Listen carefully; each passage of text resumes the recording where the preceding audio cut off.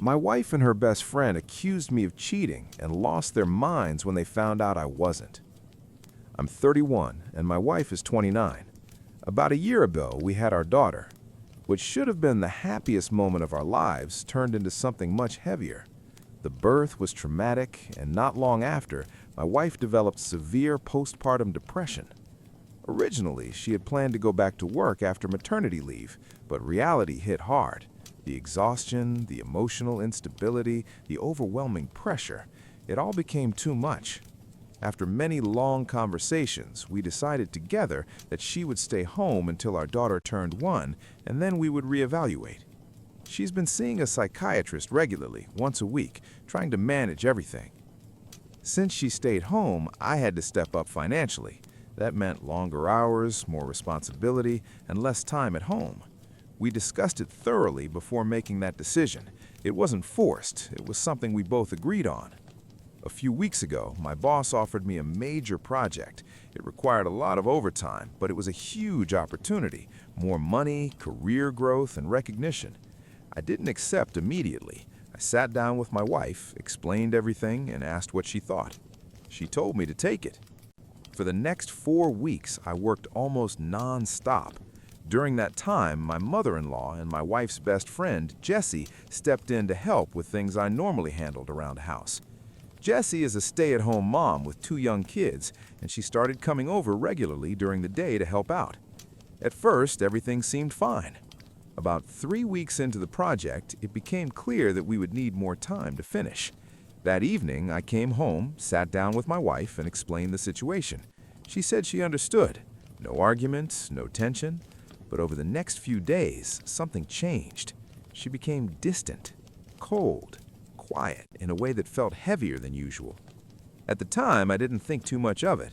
Her mood had been unstable for months because of the depression, so I told myself not to take it personally. Then, during the final week of the project, everything fell apart. I came home one evening and saw Jessie still there. That wasn't unusual, so I greeted both of them and went to check on our daughter. But before I reached her room, I heard Jessie say something. "He doesn't even stop to talk to you properly anymore. That's a sign." I froze for a second. Then I turned around and asked what she meant. That's when everything exploded. My wife immediately started crying. Jessie didn't hesitate. She straight up accused me of cheating. She said I must resent my wife because of her postpartum depression, that I probably wasn't attracted to her anymore after she gained weight, that I was pulling away. None of it was true. I've been doing everything I can to support my wife. I never pressured her, never made her feel unwanted. If anything, I was trying to be patient, to give her space while she recovered. Then Jessie demanded to see my phone. I refused, not because I had anything to hide, but because of how insane the situation was. It wasn't her place. She immediately said, "That proves it." So I looked at my wife and said calmly, "You can check my phone if you want." She nodded. And honestly, that moment broke something inside me. After everything we'd been through together, after everything I was doing for our family, she believed it was possible that I was cheating. She went through my phone.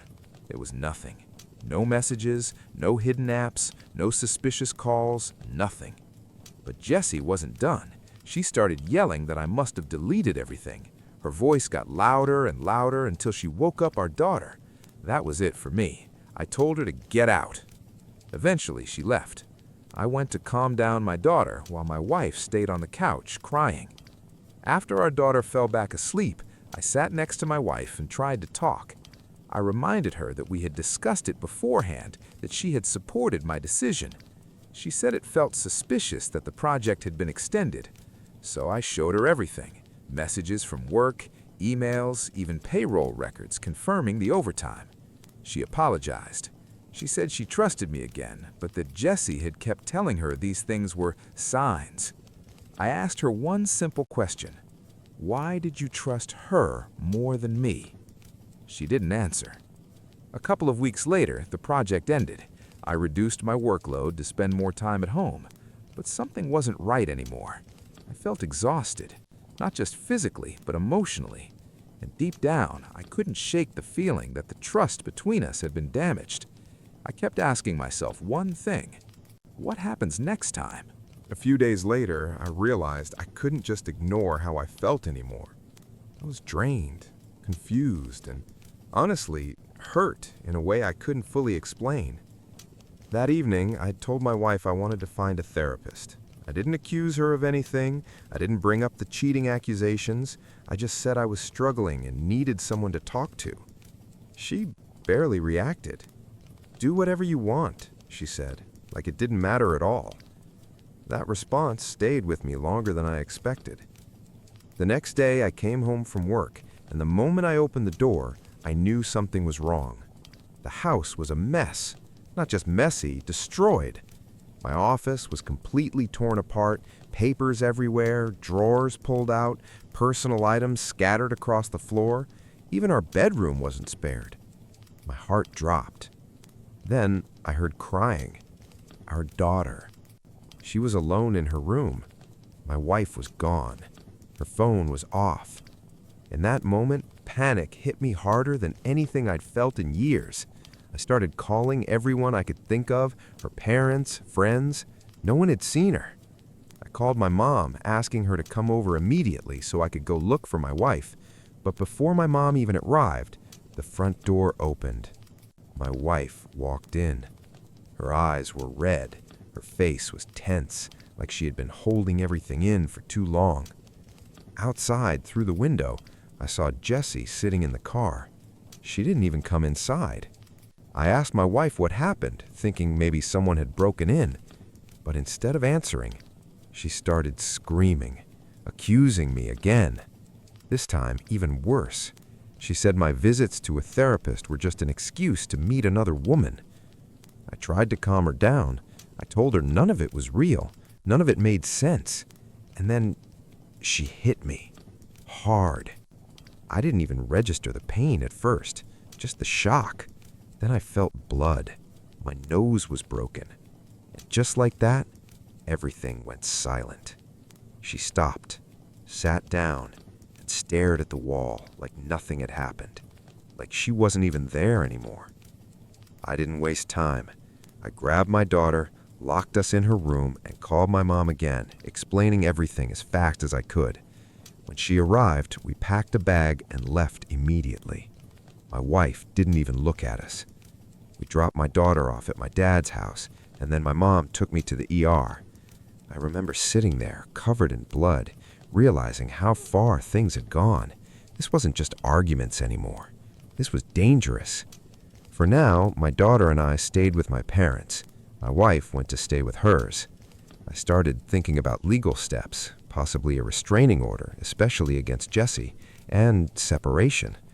I still loved my wife, but I couldn't ignore what happened. I couldn't risk my child's safety. I told myself I would wait, give her time to get help, to stabilize. Maybe there was still a chance to fix things. But life didn't give us that chance. 3 days later, everything ended. My wife died. She crashed her parents' car into a tree. Just like that, gone. And the worst part?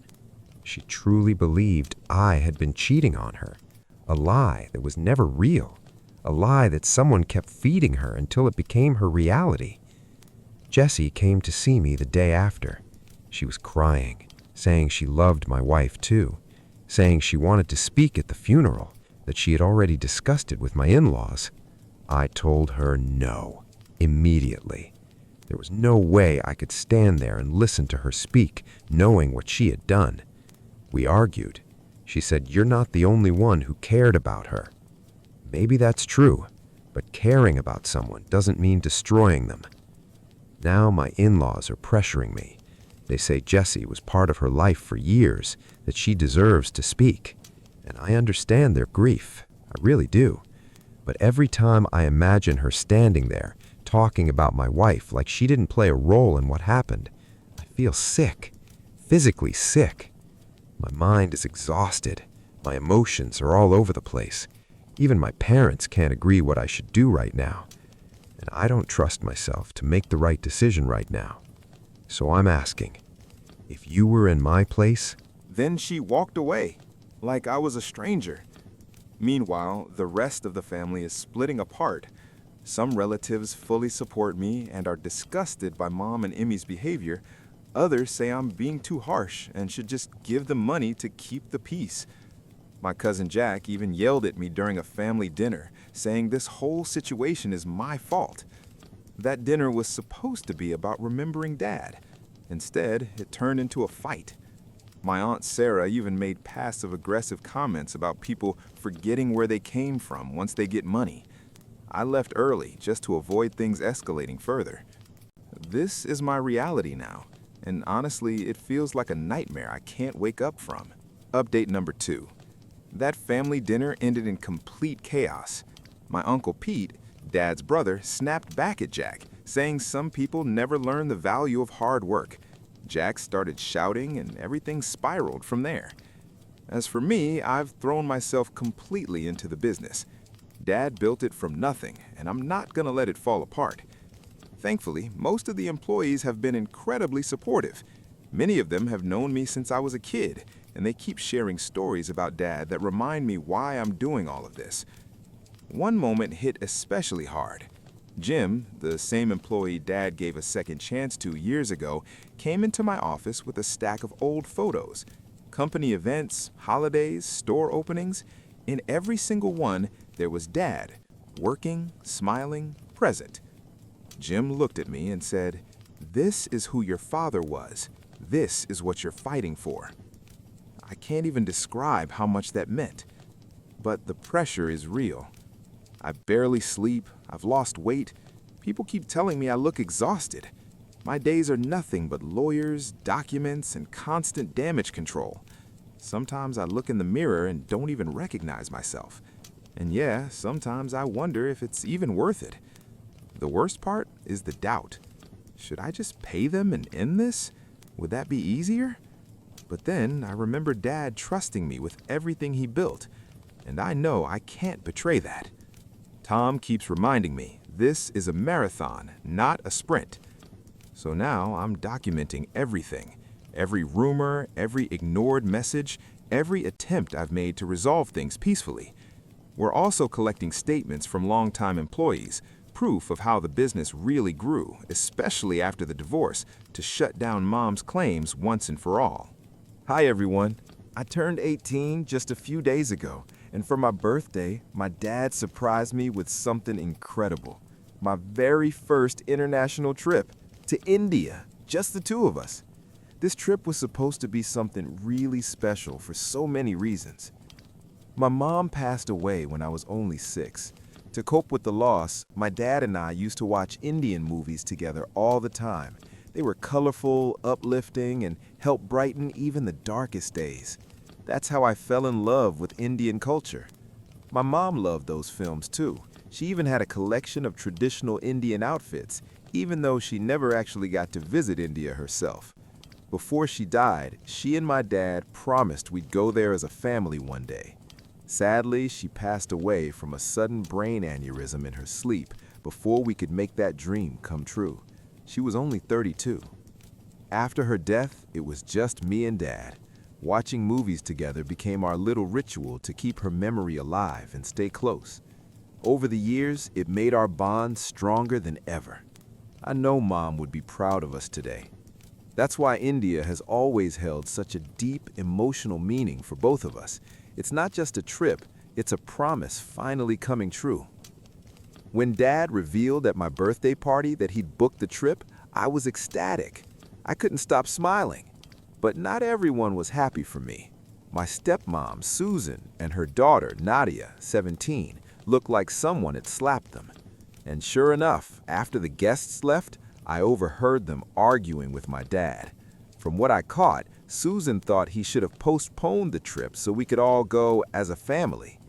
Honestly, I was relieved that it would just be the two of us. I don't get along with Susan or Nadia at all, and past family vacations with them were a nightmare. I couldn't imagine them ruining this one too, especially since it meant so much to me emotionally. Luckily, they had their own reasons not to join anyway. Nadia had her final exams and upcoming graduation, and Susan was tied up with an important project at work.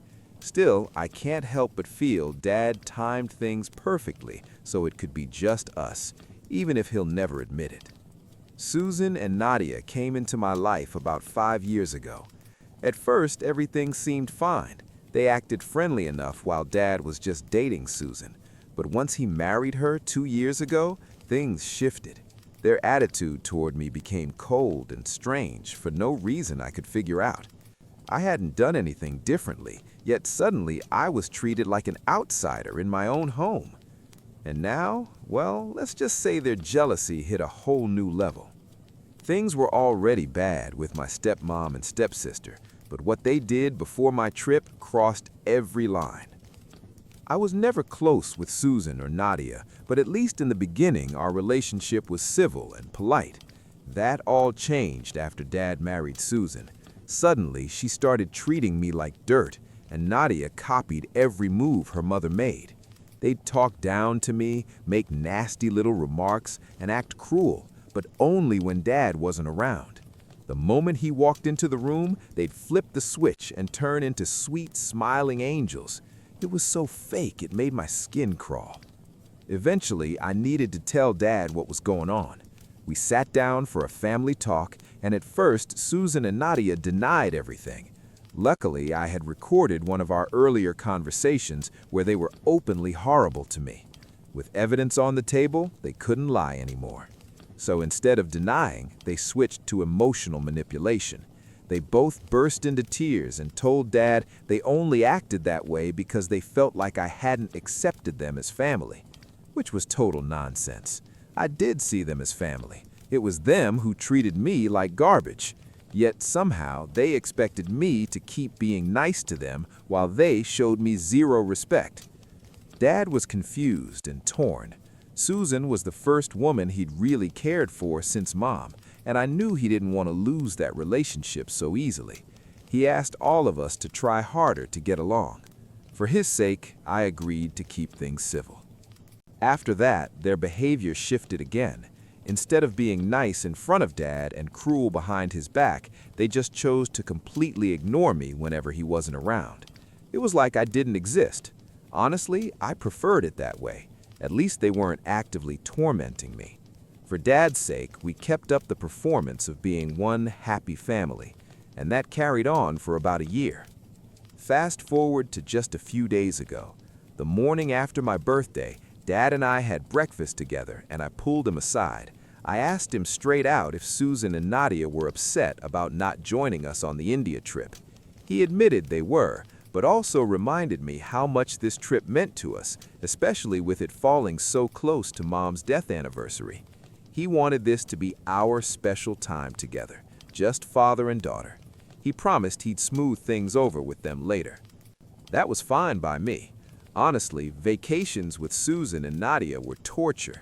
Dad and I are explorers. We love walking around, sightseeing, soaking up every bit of culture. They, on the other hand, prefer to sit in the hotel and complain if we're even a little late for dinner. To me, that's not a vacation. That's being trapped. India was supposed to be different. India was supposed to be ours. I didn't think there was anything wrong with that, especially since Susan and Nadia had taken their own little trips together in the past. The only real difference was that ours was longer and farther away, 10 days overseas instead of just a weekend somewhere nearby. But still, it felt completely fair. Dad told me not to stress, to focus on packing and getting ready. He promised he'd deal with Susan and Nadia after we got back. So I did exactly that. For the past 2 days, I was walking on air, too excited to care about their drama. Yesterday, I finished packing everything, double-checked my documents, and tucked my passport into my bag so it would be ready. Our flight was scheduled for today. But now, I don't even know if we're going anymore, because Susan and Nadia crossed a line so insane I still can't believe it. They burned my passport. Yes, burned it. Not lost, not misplaced, they literally destroyed it. I found out just a few hours ago. It was around 6 p.m. yesterday when I was organizing paperwork and noticed it was missing from my bag. By 2 a.m., the truth came out. They had actually set it on fire. They burned my passport before my trip. My dad's revenge was brutal. When I went through my bag to double-check everything before our flight, I realized my passport wasn't there. At first, I thought maybe I misplaced it, so I tore the entire house apart, drawers, shelves, even the laundry baskets. 45 minutes later, I was sweating, panicking, and close to tears. It was just gone. That's when Susan and Nadia waltzed into my room with these fake sweet voices and asked, "Lose something?" I immediately felt something was off, but in desperation, I admitted I couldn't find my passport anywhere. That's when Susan tossed something on my bed. It was my passport, or at least what was left of it. Half burned, charred along the edges, completely ruined. She smirked and asked, "Was this what you were looking for?" I froze. My brain couldn't even process it at first. When the shock finally wore off, I decided I wasn't going to give them the satisfaction of watching me break down. I calmly set the ruined passport aside, stood up, shut the door in their faces, locked it, and then I collapsed into tears. Dad wasn't home. He was out picking up clothes for the trip. I texted him everything that happened, even attached a photo of the burned passport. Within 20 minutes, I heard him storming into the house. His voice shook the walls as he screamed at Susan and Nadia, calling them psychos and ordering them out. He said he'd already made one mistake when he ignored the first time they mistreated me, and he wasn't about to repeat it just because he once loved Susan. Of course, they immediately tried to fake cry and blame me. Their story? That I'd supposedly left a lit cigarette on my dresser, and that's how my passport caught fire. Which is insane. I don't even smoke. At that point, I came downstairs because I couldn't let them spin lies like that. Dad looked at me and said I was just in time because he had something planned. I assumed he was about to call the police, but no. He went into his office and came back with a stack of papers. Nadia's face went pale the second she saw them. Then, without saying a word, Dad ripped the documents in half right in front of Susan. Turns out those papers were for Nadia's student loan. She needed Dad to co-sign so she could pay for college since Susan hadn't saved a dime for her. Dad had been ready to help, not anymore. That was his revenge. My passport for her college dream. Fair trade, honestly. Within an hour, Susan and Nadia were gone. They begged, pleaded, even got on their knees, but Dad didn't budge. Now, since the moment they left, they've been spamming me with texts, Nadia especially. She keeps begging me to convince Dad to reconsider, promising she'll do anything to make up for it. She claims they never knew Dad was going to co-sign her loan, and that they just lashed out because they felt excluded. I finally replied once. I reminded them that they've gone on plenty of mother-daughter trips without us, so why is it unfair when Dad and I wanted one international trip with Dad, without my stepmother and stepsister? Their getaways usually last only 2 to 3 days, somewhere nearby, while ours was supposed to be 10 full days in India. That's a big difference. So here I am asking, am I really the bad guy for wanting one international trip with my dad without my stepmother and stepsister? Well, before I continue, I'll just say what I think the answer is. No, not at all. This situation seems clear. I wasn't wrong. I wanted time with my dad, especially on my 18th birthday, and especially since it was in honor of my late mom. What Susan and Nadia did was cruel and manipulative, and it says more about them than about me. My dad, he's the one I feel bad for. He fell for a woman who clearly didn't respect me, and by extension, didn't really love him the way she should have. Update 2. A lot of people asked why we didn't call the cops after they destroyed my passport. The truth? It didn't even cross my mind at first. I was in shock, panicking, crying, and honestly, what would it have done? They would have just claimed it was an accident, dragged it out forever, and nothing would change. We didn't want that mess. Others also asked why I wasn't in college yet.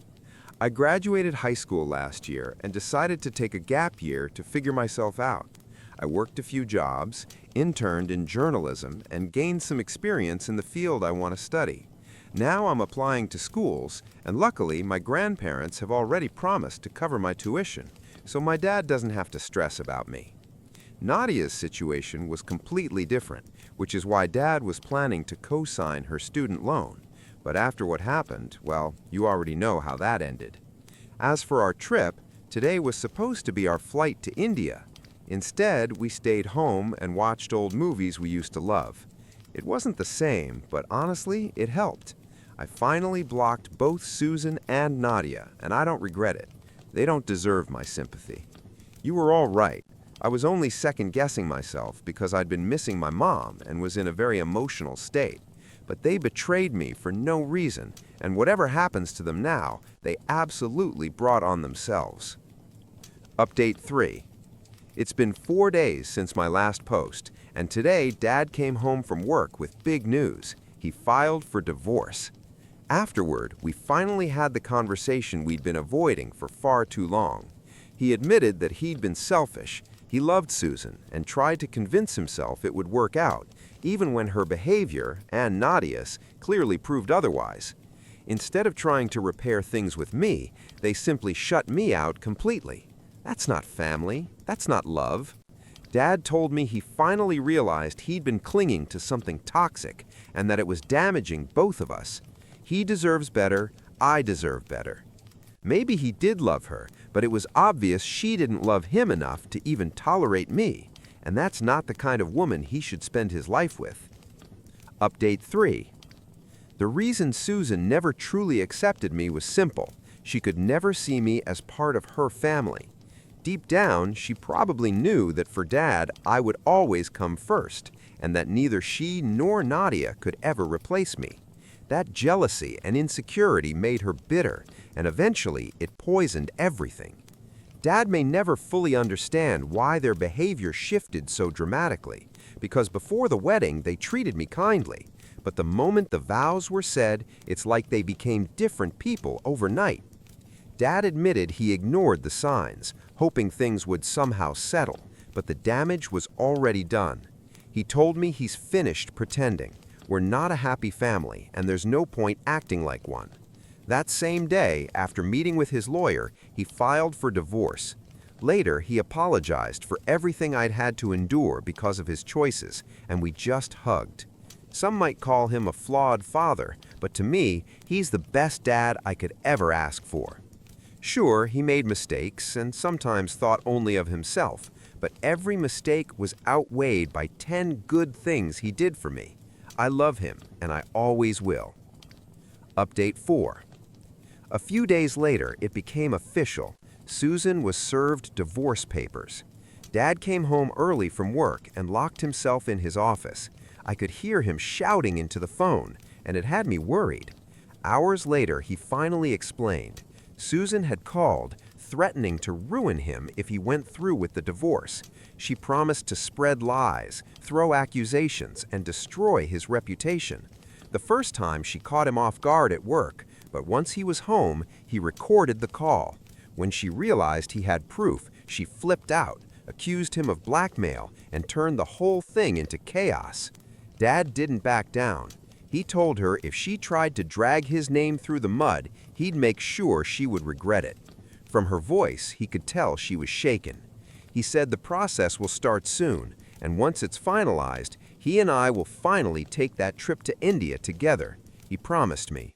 For now, we just hope she doesn't create more problems. But honestly, with the evidence I have, including the destroyed passport, she knows she's fighting a losing battle.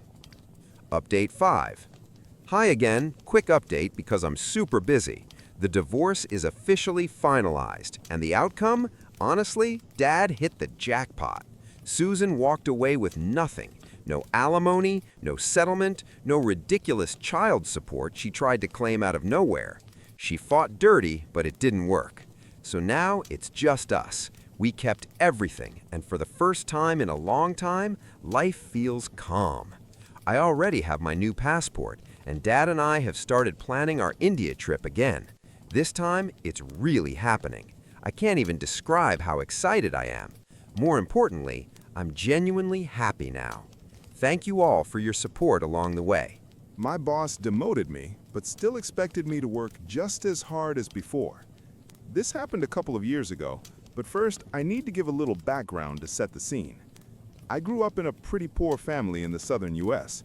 Despite that, I studied like crazy and earned a full scholarship to one of the top universities in the country, maybe even the world. I'm not trying to brag, it's just the truth.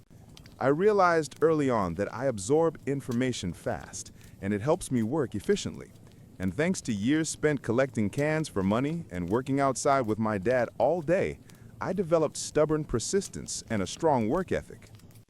Being the oldest of 6 children, growing up in poverty also taught me to read people, their intentions, small cues, everything between the lines. In short, I was practically built for malicious compliance. After graduating from a great university, I moved back home to be close to my family and start my career. I also didn't care much for the Northeast, where my university was. It felt too gray and cold to me. I started with a crappy job just to get my foot in the door, then briefly worked at a startup. Eventually, I landed a position at a local government agency, earning almost double what I made before. The agency, well, specifically our county office, was notorious for insane turnover, awful coworkers, and an overall toxic and exhausting environment. Add to that the clients, who were often some of the most difficult people in the community, and the job drained every ounce of energy a person could have. But for a young guy, the salary felt good enough to deal with the pain. So when they offered me the job, I accepted, as cheerfully as someone can when walking straight into hell. I started in May. I worked my butt off from day one. I read the entire 350-page manual in my free time. I took on unpaid side tasks. I helped coworkers, even if it meant working more hours than I could handle. Sometimes I'd show up at 8 a.m. and wouldn't leave until 2 or 3 in the morning. I once had to cancel a long-planned date with my serious girlfriend because they called me in unexpectedly, and I stayed until late at night. I consistently worked far more than I wanted, but they just kept piling on work because I was performing well. My supervisor would always say things like, "That's just how things are here. It's for the good of the agency. The best employees are the ones who sacrifice themselves for everyone else." Outside of work, she seemed like a perfectly pleasant woman, but a small part of me grew more irritated every time I heard those lines. By June, only 1 month in, I was already looking for escape routes, just like all the talented people who quit before me. I reached out to an MBA program that had always interested me, and they told me I should apply. Within a couple of days, the program director contacted me personally and scheduled an interview. The interview lasted 15 minutes. He thanked me for my time and ended the Skype call. Before the week was over, I received an email offering me a full-ride scholarship plus a small but very useful monthly stipend as long as I agreed to work as a graduate assistant for 20 hours a week during semesters. I was thrilled and signed the acceptance document immediately. Just like that, in under a week, I went from drowning under a growing mountain of stress to becoming a future graduate student. The program began in January, which gave me about 5 months. I decided I'd stick it out at the agency, save as much money as possible, and then leave in December. Since I'm an honest person, I told my supervisor about my plans and explained that I'd be resigning at the end of December because I'd been given an incredible MBA opportunity. She congratulated me, said she was glad for my success, and told me she'd think about the next steps and get back to me soon. A couple of weeks passed, each day draining me a little more, like a river slowly eroding its banks. Finally, she called me into her office for a meeting. She told me I could stay with the agency, but only if I agreed to move into what she called a contract position. She said they needed me to vacate my current role so they could open it as an official vacancy and prepare it for a new hire. She insisted that all of this was for the good of the agency, and that someone as principled, hardworking, and ethical as me would agree to such terms, and should agree to them. Remember those words, because they'll matter later. I asked what exactly would change, and she gave me a vague summary. That wasn't enough for me. She wasn't a terrible manager, but life taught me one rule: never sign anything unless you've personally read every line. So I requested a week to decide and asked for all documents detailing every change, benefits, duties, restrictions, everything. She promised to bring the paperwork the next day. And that's where the malicious compliance began. The following afternoon, she handed me 12 double-sided pages packed with text. Every page was filled with size 10 times New Roman, the kind of formatting that makes sentences blend into each other like wet ink. Even the most dedicated reader would fall asleep halfway through it. I read the packet that night, and with each page, my mood sank lower and lower. I was losing nearly every benefit except my accumulated overtime. My title was being reduced. Several privileges I had earned were simply gone. But halfway through, something changed. I suddenly sat up.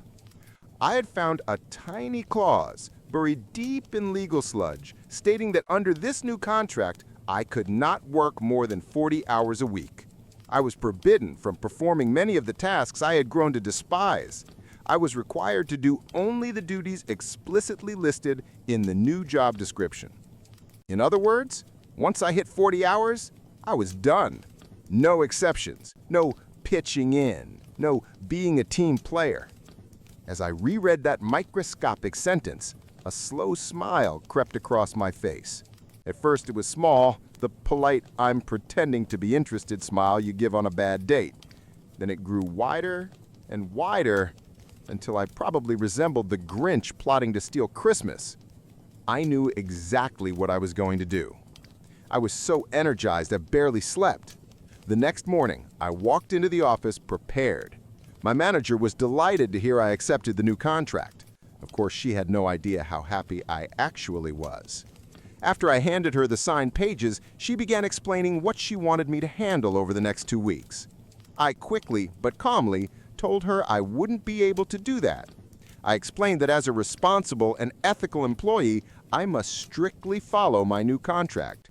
She stared at me, confusion mixing with anger, as I laid it all out.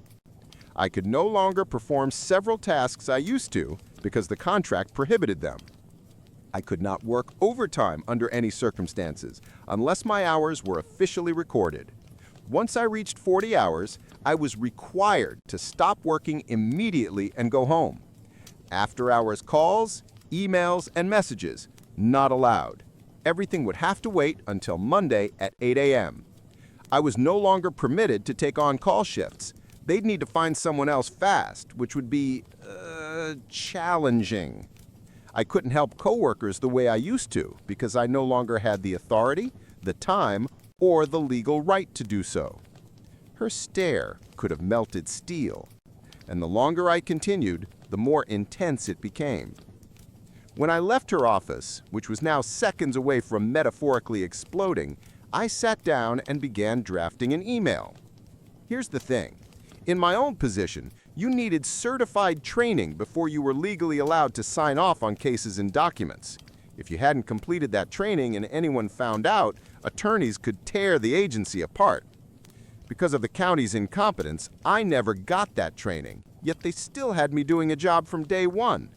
Every request I made about it had been ignored. So I wrote the email. I addressed it to my former supervisor, the office manager, and the regional director, the usual trio who had ignored me before. But this time, I added 2 more recipients in the blind copy, the big boss from the central office and her even bigger boss. Networking and politeness, I practice them religiously. They pay off when it counts.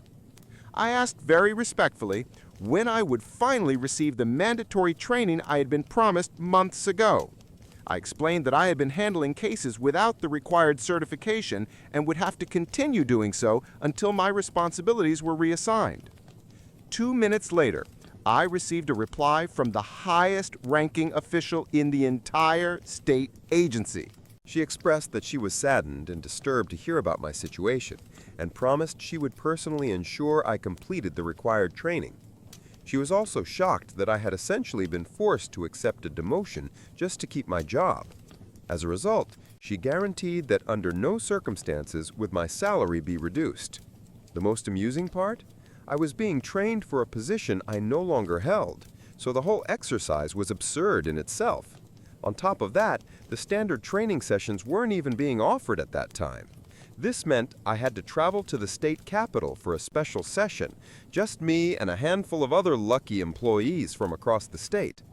Since the capital was far from home, company policy required that they provide a hotel room and a reasonable per diem. Thanks to some late-night research, I discovered that the city was hosting major events at the same time. I reported this to the big boss from the central office, explaining that no reasonably priced rooms were available near the training site. That would have been a contract violation on their part. Now it was their responsibility to find accommodation for me. In the end, the big boss exercised her authority and booked me a luxury suite in a stunning hotel, a pinnacle of cosmopolitan glamour, at least by local standards. The following week, I went to the week-long training. Let me remind you, this was for a job I no longer held and had no intention of ever doing again. My motivation, naturally, was minimal.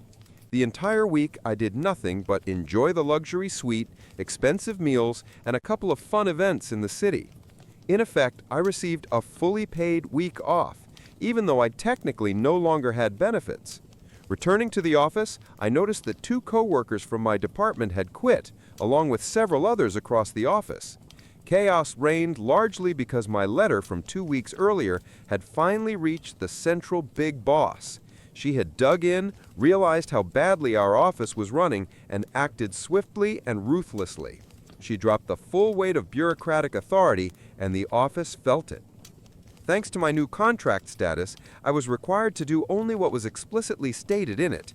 Due to office incompetence, I could complete all my assigned tasks in about 20 hours a week.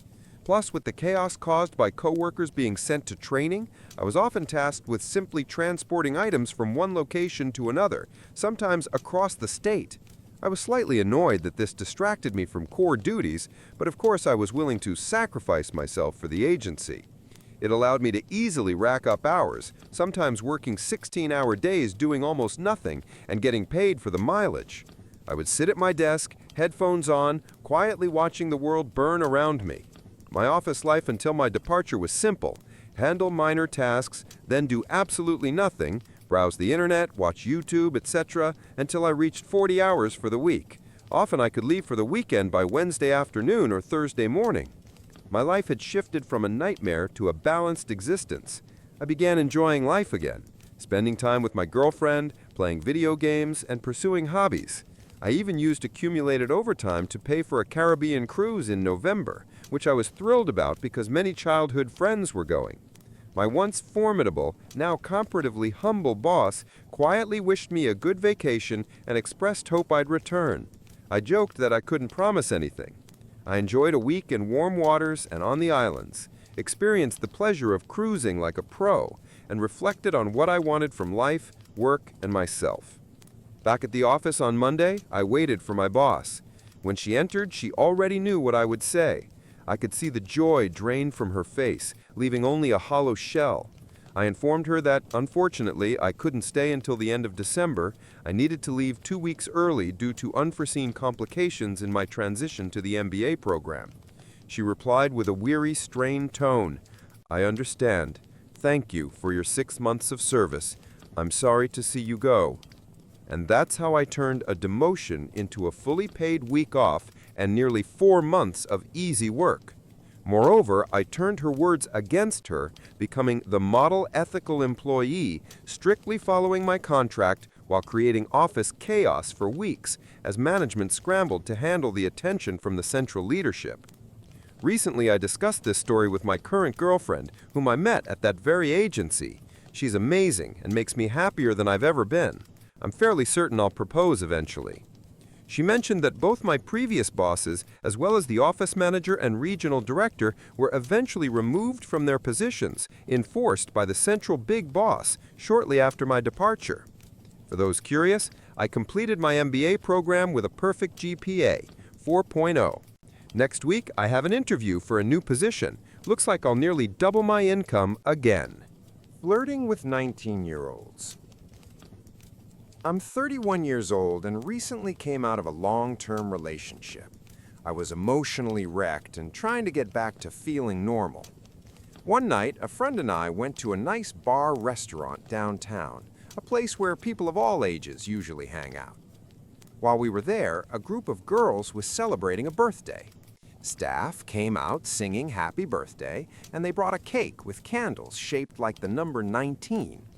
The birthday girl was attractive, so I decided to go over and say hello. Her friends were also pretty. My friend immediately told me it was a bad idea and said they looked way too young. At first, he didn't even want to come with me, but eventually followed along just to make sure nothing went wrong. We congratulated the birthday girl, and at first, everything seemed fine. The girls laughed, and I thought the conversation was going okay. Then, suddenly, one of them snapped and told me to take the hint and leave. I was caught off guard and apologized, but she said I was making them uncomfortable and needed to read the room. Another girl asked us to go. I was about to leave, but then someone compared me to R. Kelly. That hit a nerve. Being associated with predatory behavior made me furious. I told them that comparison was unfair and ridiculous. We were all adults. My friend tried to pull me away, but I stood my ground. The birthday girl said it was weird for someone my age to flirt with them, especially when it was obvious they were uncomfortable. She made another R. Kelly joke, asking if she reminded me of a certain singer. That pushed me over the edge. I apologized again for making them uncomfortable, but said that didn't give them the right to label me a predator. One of them said that was my problem, not theirs. I argued that adults are allowed to flirt with other adults. It's not illegal. Eventually, one of them yelled at me to leave. I walked away furious and humiliated. As I did, their entire table started singing Ignition Remix and laughing hysterically. Back at our table, I was shaking with anger. My friend told me the whole situation was my fault and that it had been obvious from the start that they were uncomfortable. I pointed out that they had been laughing, but he said it was nervous laughter, not genuine. I said I had every right to be upset about being called a creep when they were all 18 or 19. That's a serious accusation. My ex was 6 years older than me. My friend said they weren't calling me a predator, just a creepy older guy hitting on teenagers. He agreed the singing was immature, but I should have left much earlier. I felt like he should have defended me. In the end, I wondered if I was wrong for defending myself or for approaching them at all. Later, I accepted that my pride had gotten in the way. I can't undo what happened, but next time, I'll do better.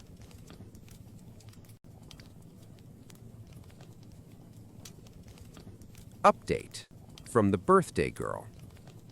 I never had an account on this forum before, but our journalism professor showed it to us, and sometimes I browse the front page. A few weeks ago, I came across a post that was clearly about my birthday dinner. At first, I didn't care, but after reading it, I felt the need to clarify a few things. This wasn't a club, it was a restaurant that happened to serve alcohol. Families were sitting nearby. We were just eating dinner and talking. He came over and wished me a happy birthday. I said thank you, and we went back to our conversation. The problem was that he didn't leave. We awkwardly laughed and kept talking amongst ourselves. He stayed. Every time he spoke, we nodded politely and turned away. We said thanks, have a good night, multiple times. He still stood there. His friend kept trying to leave. I was awkward and irritated, but I stayed polite. I even offered him a piece of cake to take with him and said goodbye again. He took the cake, sat down at our table, and said the night wasn't over yet. That's when my friend snapped. If she hadn't, I would have. When she called him R. Kelly, she wasn't accusing him of committing crimes. She was calling him creepy. Grown men in their 30s hitting on us feel creepy, period. We were polite the entire time. I gave him countless hints. His own friend was trying to escape, and then he had the nerve to argue with us instead of leaving. When he finally walked away, we started singing Ignition amongst ourselves and toward him. It's an old song our parents used to play. We turned a gross situation into a funny moment instead of letting it ruin my birthday. One more thing. When he asked our ages and announced his, it made everything worse. A 30-year-old man trying to flirt with 18 and 19-year-olds at a birthday dinner is uncomfortable. It always is. For those saying he wasn't ugly, that's irrelevant. If I'd met him under different circumstances, I could have introduced him to my aunt. but he was too old for us and the situation was inappropriate. Being told you're legal is degrading. The entire interaction felt nauseating. When he asked our ages, it felt like he was checking IDs at a family restaurant. I'm done being polite to men who act entitled to our time and attention. The lawnmower theft. A guy from a lawn care service stole my lawnmower and disappeared. I occasionally hire local workers through a third-party app to mow my lawn. I've never had any issues, until recently, when I decided to mow it myself and realized the mower was gone. I usually keep it on the back porch. After checking my security footage, I was shocked to see the last guy I'd hired stealing my brand new mower, the one I'd only used twice, and trying to sneak it out through my neighbor's yard. The idiot must have thought my camera had a narrow angle. I reported it to the service, and they confirmed it was theft. They told me I needed to file a police report so they could help track the guy down and recover the mower. Update 1. The company gave me the thief's direct contact. His excuse? He claimed he thought the mower was broken and decided to help me out by removing it as junk, assuming that's why I hired them. Now he says someone stole his trailer with my mower inside it. I'm currently on the phone with the sheriff, filing a report. The sheriff said the amount qualifies as grand theft since it's over $500. He contacted the guy and gave him 24 hours to either return the mower or pay the full cost. Otherwise, it becomes a criminal case and a warrant will be issued for his arrest. Small-town sheriffs don't mess around. I also posted the theft video on the neighborhood app next door. Someone messaged me saying they knew his mom and sister and would reach out to them. A few others even found his Instagram. Update 2. Things are getting wild. Someone shared the next door video on Facebook, and now people who know the guy personally are clowning on him. Apparently, he'd been pretending online to be a successful entrepreneur and self-made influencer, and now everyone's tagging him under the stolen mower post. I honestly didn't want to ruin his life. I just wanted my mower back. But then his mother contacted me, begging me to remove the video because it was hurting his business and reputation. I couldn't help but laugh. I told her exactly what my next steps were and explained that fixing her son's mess wasn't her responsibility. I sent her the invoice so she could forward it to him. He still had 23 hours left. After that, arrest warrant. Then he deleted all his social media accounts. Every tag turned gray. It's 9:47 p.m. now. I'll call him at 7 a.m. to see what he plans to do. Honestly, I doubt this ends well. Update 3. Woke up to 36 missed calls between 1 and 4 a.m. Thank God for Do Not Disturb mode and spam blocking. When I tried calling back, the call went straight to voicemail. Then I tried from my Google Voice number and it went through. So yeah, he blocked my main number. I also spoke to his mom again. She's changed her tune now. Said she's tried reaching him too, but he's ignoring her calls. She finally told me, do what you have to do. He's really about to run from the law over a damned lawnmower. Update 4. Finally reached him through his sister. He said he doesn't have the $579 to replace the mower and asked if I could convince the sheriff to give him 2 weeks to get the money together, which is, by the way, an admission of guilt. I told him to borrow from someone or ask his family because I wasn't dropping the charges. He's got 9 hours left. Tick-tock. Update 5. The sheriff sent a deputy over to inspect the property, take my statement, and collect documents from the app that hired him. Guess what? The deputy ran a background check, and it turns out the guy already has a criminal record in another county for theft. They're done waiting. The warrant's being issued. I don't feel bad for him at all. He dug his own hole, now he can sit in it. Then out of nowhere, I get a message from him using a new number. I took screenshots and forwarded them to the sheriff. Here's what he wrote. Hey man, it's Dushan. You posted that video of me taking your mower. I didn't mean any harm. I thought it didn't work and tried to help myself. Lots of my clients asked me to take old gear off their hands. Yours didn't even start when I tried it. I'm not paying for something you just left in your yard. This is your fault, not mine. And about that sheriff thing, I've got a great lawyer. God's on my side. You act like it's the end of the world, but I'll rise again. Good luck, bro. Yeah, the dude has completely lost it. I stopped responding altogether and forwarded the messages to his mother and sister. He seriously needs help. Then he sent another text. You think this is a joke, man? I don't care about you or the cops. It's all a game to me. People like you always try to bring down guys like me when we're rising up.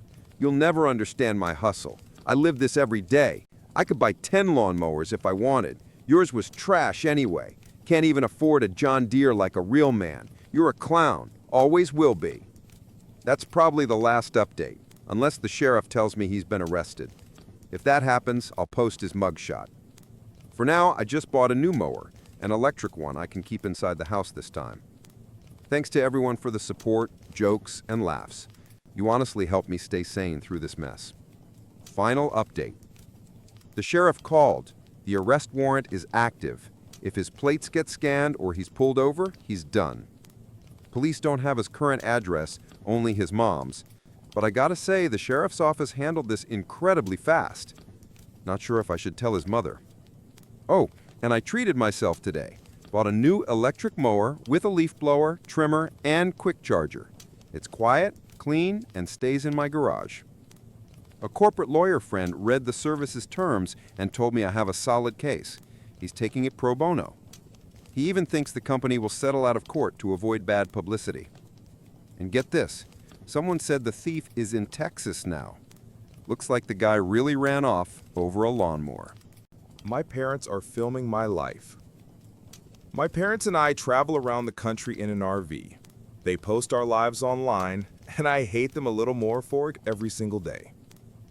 When I was around 7, my parents decided to live in a camper and travel across the US. My dad works remotely, and my mom is a lifestyle blogger. She's not super famous, but popular enough that sometimes people recognize us in public. So, a camera has been pointed at me for as long as I can remember. For privacy reasons, I'm writing this from a throwaway account.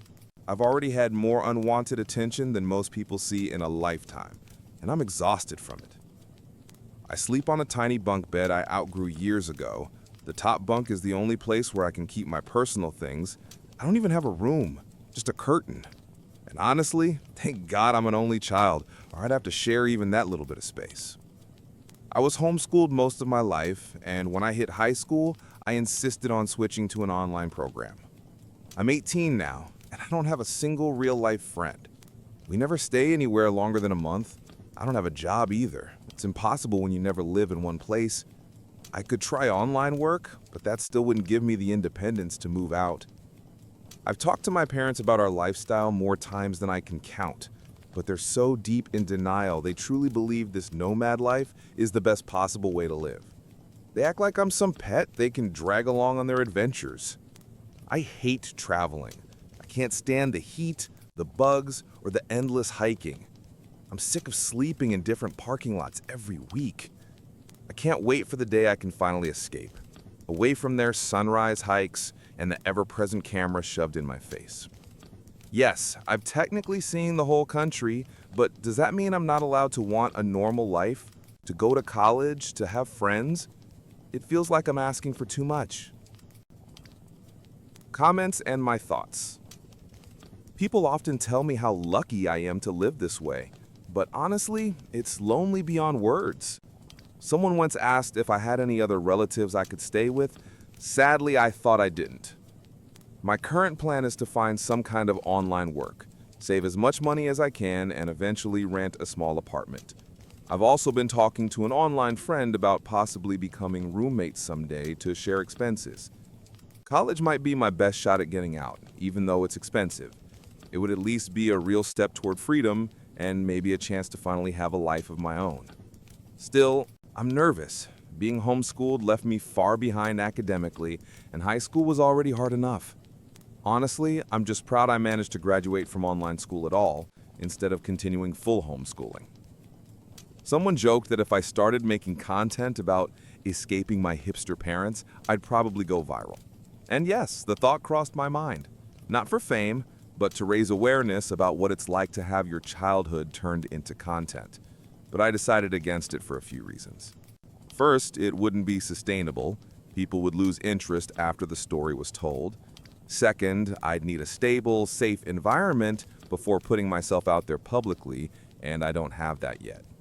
But most importantly, my life has already been on display without my consent. The only thing that's ever been truly mine is my privacy, and I don't want to give that up too. First update. Hi again. About a week ago, I posted about my awful experience living in an RV with my parents for nearly 10 years. It hasn't been long since then, but so much has changed. After the post blew up, I received hundreds of messages, people offering advice, sharing resources, and some even offering help in person, a few of which were questionable, to be honest. But most were kind, genuine people who just wanted to help, and I truly appreciate it. To be honest, it was overwhelming and I couldn't respond to everyone. But even if I didn't reply, I read everything. One question that kept coming up was, do you have any relatives you could stay with? I used to think the answer was no. My dad's side is non-existent, and my mom completely cut ties with her family years ago. She never talked about them. I didn't even know if they were alive. All I had was my mom's rare maiden name and her birthplace. Turns out that was enough to start with. It's ironic. I've always kind of hated the internet because I never had a choice in being online. My life was public without my consent.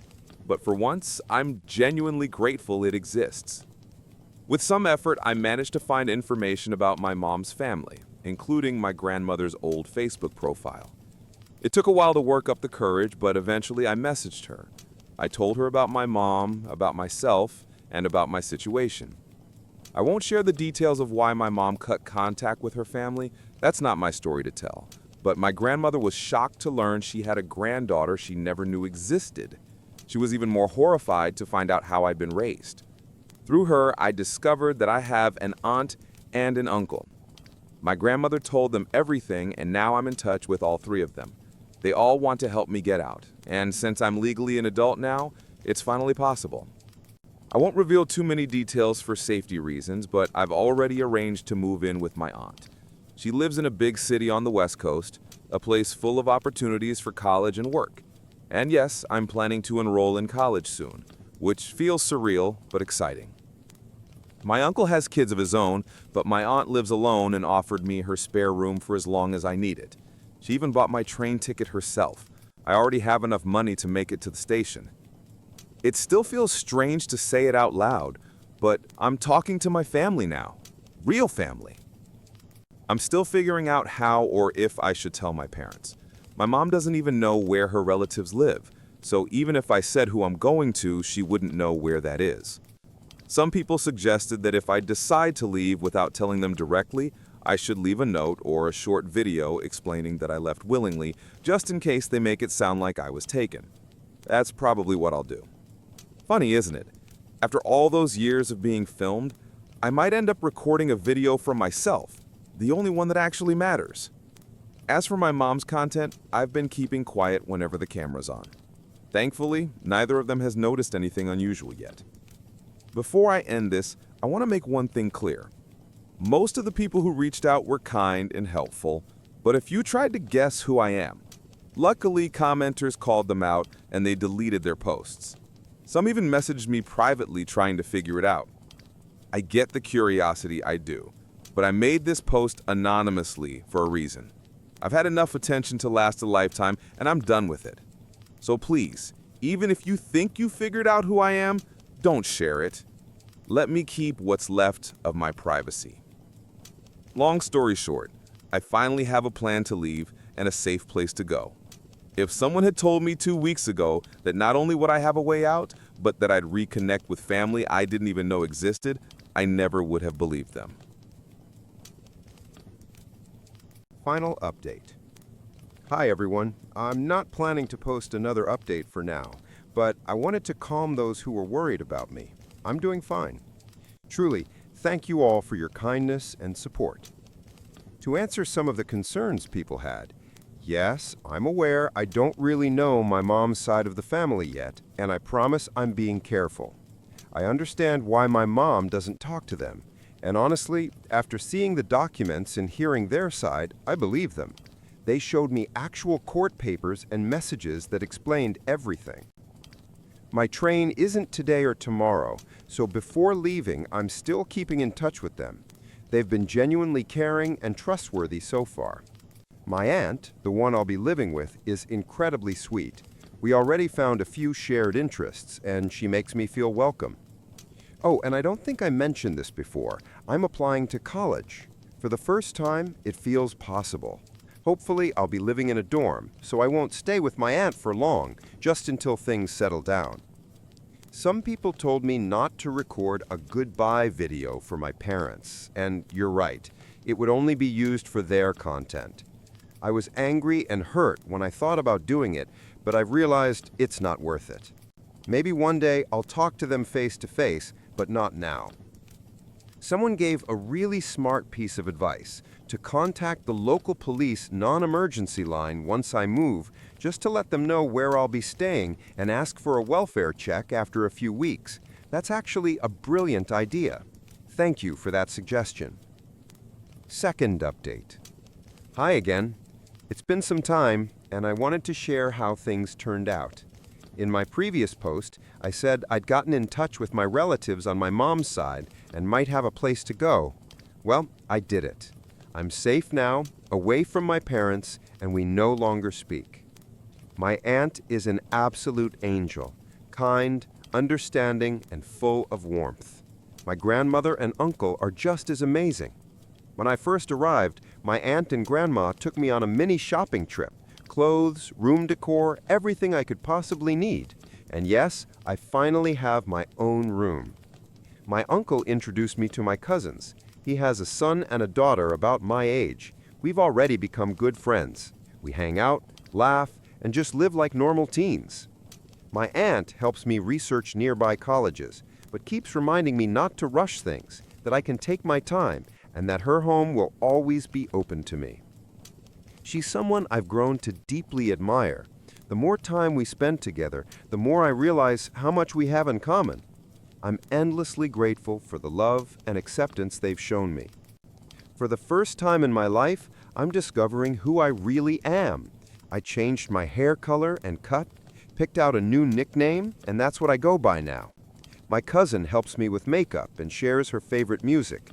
She calls herself a cringe-free pop fan, but honestly, she's awesome. I even made a private Instagram, only 5 followers, and I plan to keep it that way.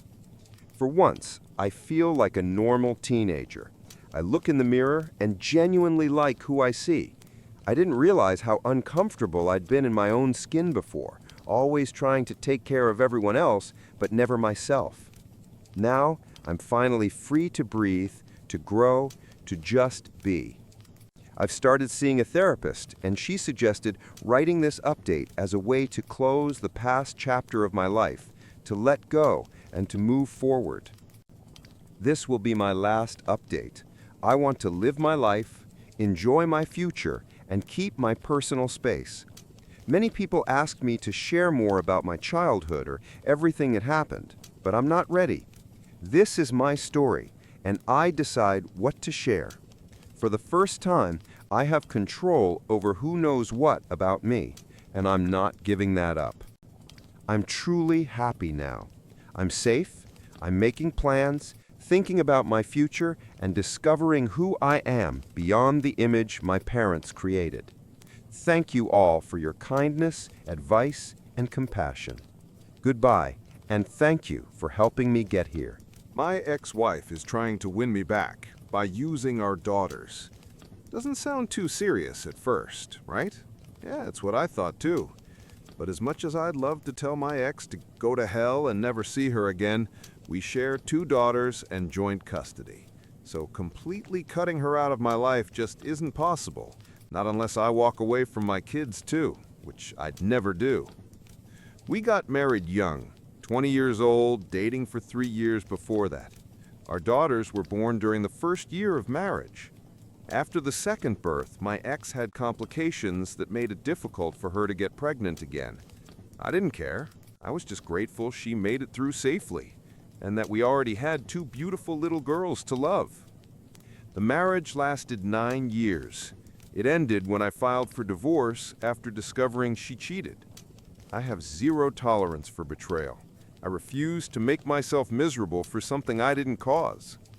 Maybe it sounds strange, but my love for her died the exact moment I learned about her affair in detail.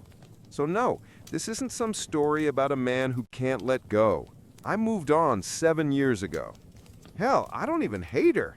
I just don't care. Whatever happens in her life means nothing to me, unless it directly affects our kids. The problem is, I seem to be the only one who's actually moved on. My ex, her family, and even our daughters keep trying to push us back together, even though I've made it crystal clear that I have absolutely no desire to ever be with her again. Maybe the fact that I stayed single for years after the divorce gave them false hope. But honestly, I just wasn't ready to jump into anything new. My daughters were my top priority. Plus, I had my own emotional mess to sort through after her betrayal, which, thankfully, I managed with help from friends, family, and therapy. My relationship with my daughters is great. We don't fight, we don't yell, and they're not rebellious or dramatic. Everything's been peaceful, except for one issue. They know their mother cheated. She told them herself about 3 years ago. Since then, I think she's been feeding them her version of events. I've asked her countless times to stop. It doesn't help anyone, least of all the girls. But instead of stopping, she just got sneakier about it. Since the divorce, she hasn't dated anyone, or even tried. I guess she thinks that makes her look noble. But honestly, I find it insulting. She could cheat on me while we were married, but now she's suddenly living like a saint?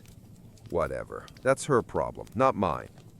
For years, I could ignore the little comments my daughters made about their mom. How good she looks now, how happy she seems, the photos she just happened to show them where she's clearly dressed up to impress.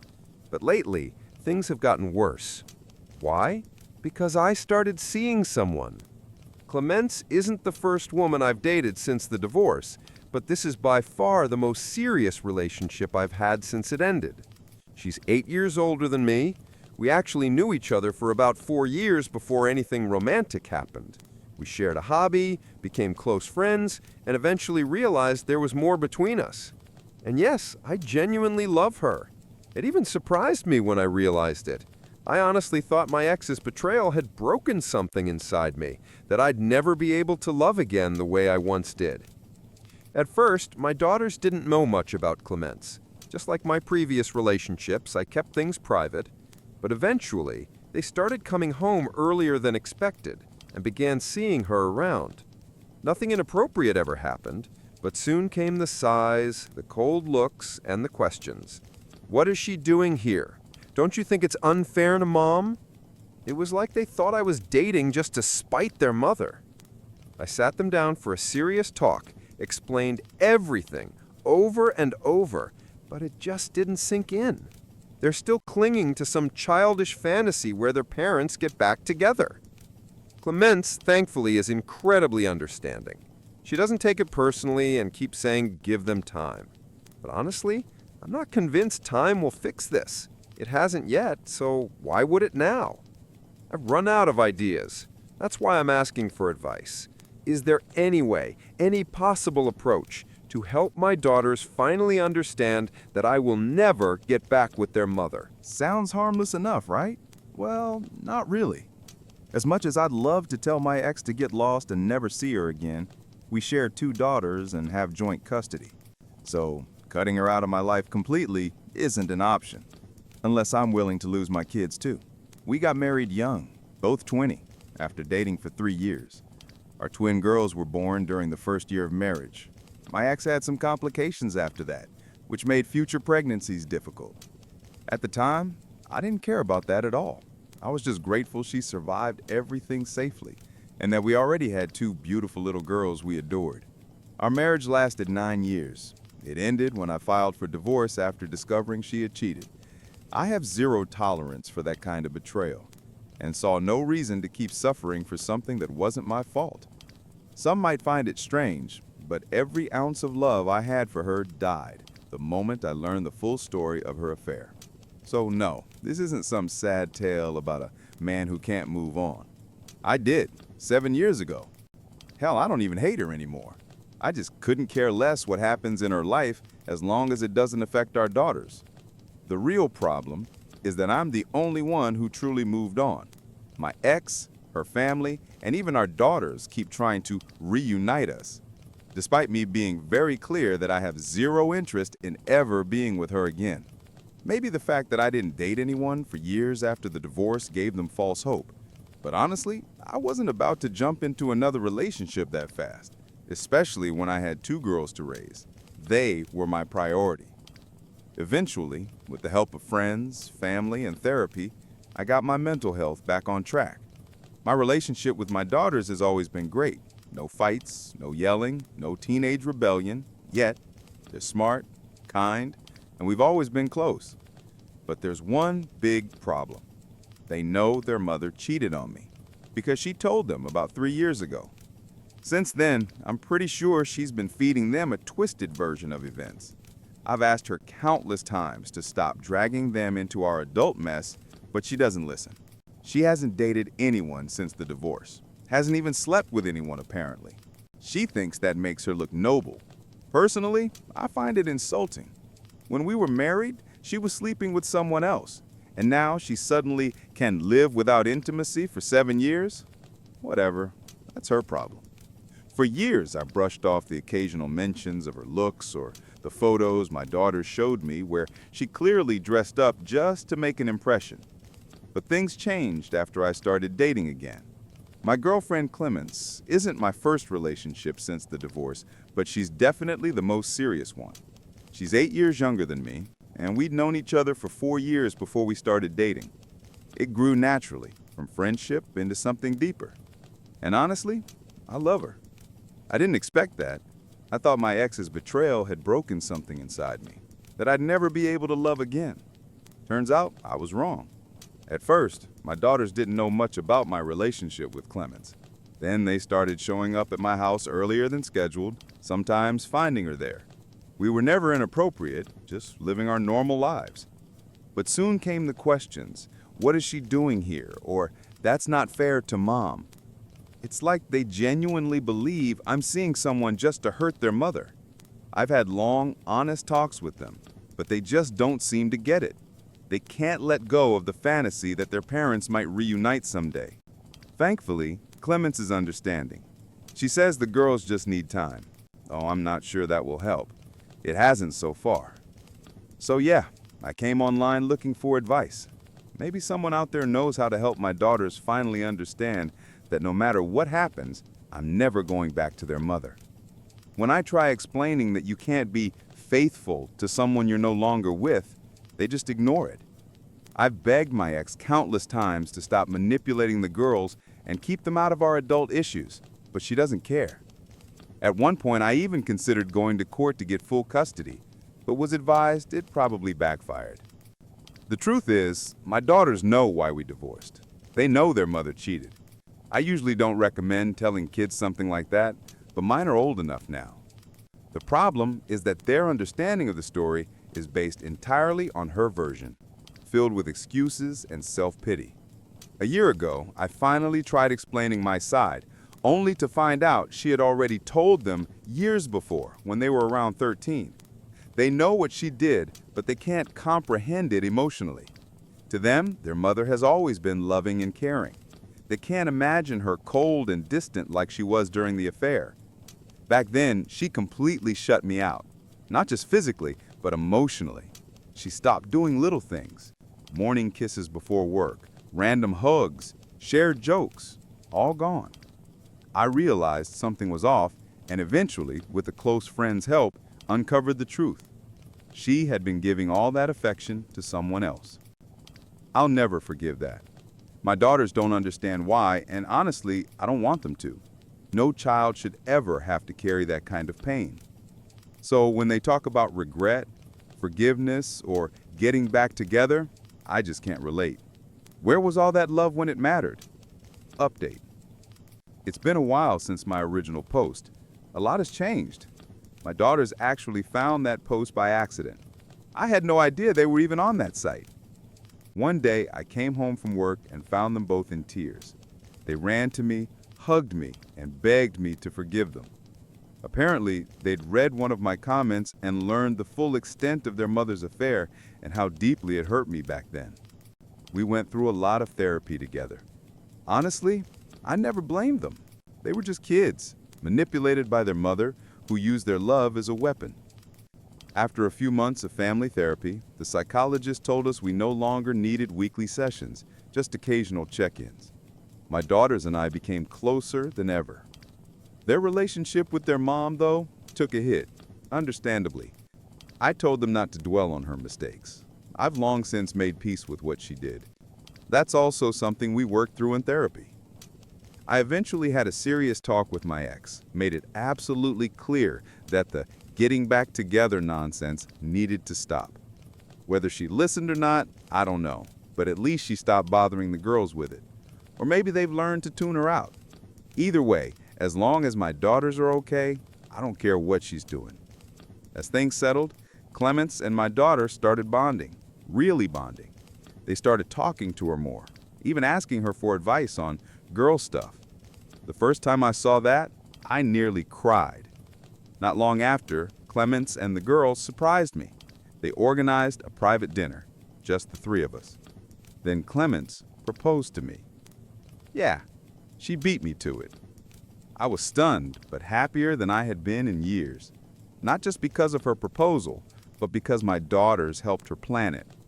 We had a small, intimate ceremony with close friends and family, and now we're expecting a baby. My daughters can't wait to become big sisters, and I honestly can't wait to watch them spoil their new sibling rotten. I stopped a kidnapping while delivering pizza.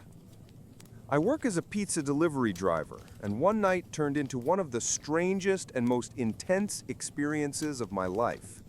It was a crazy shift, non-stop orders driving all over the city without a single real break.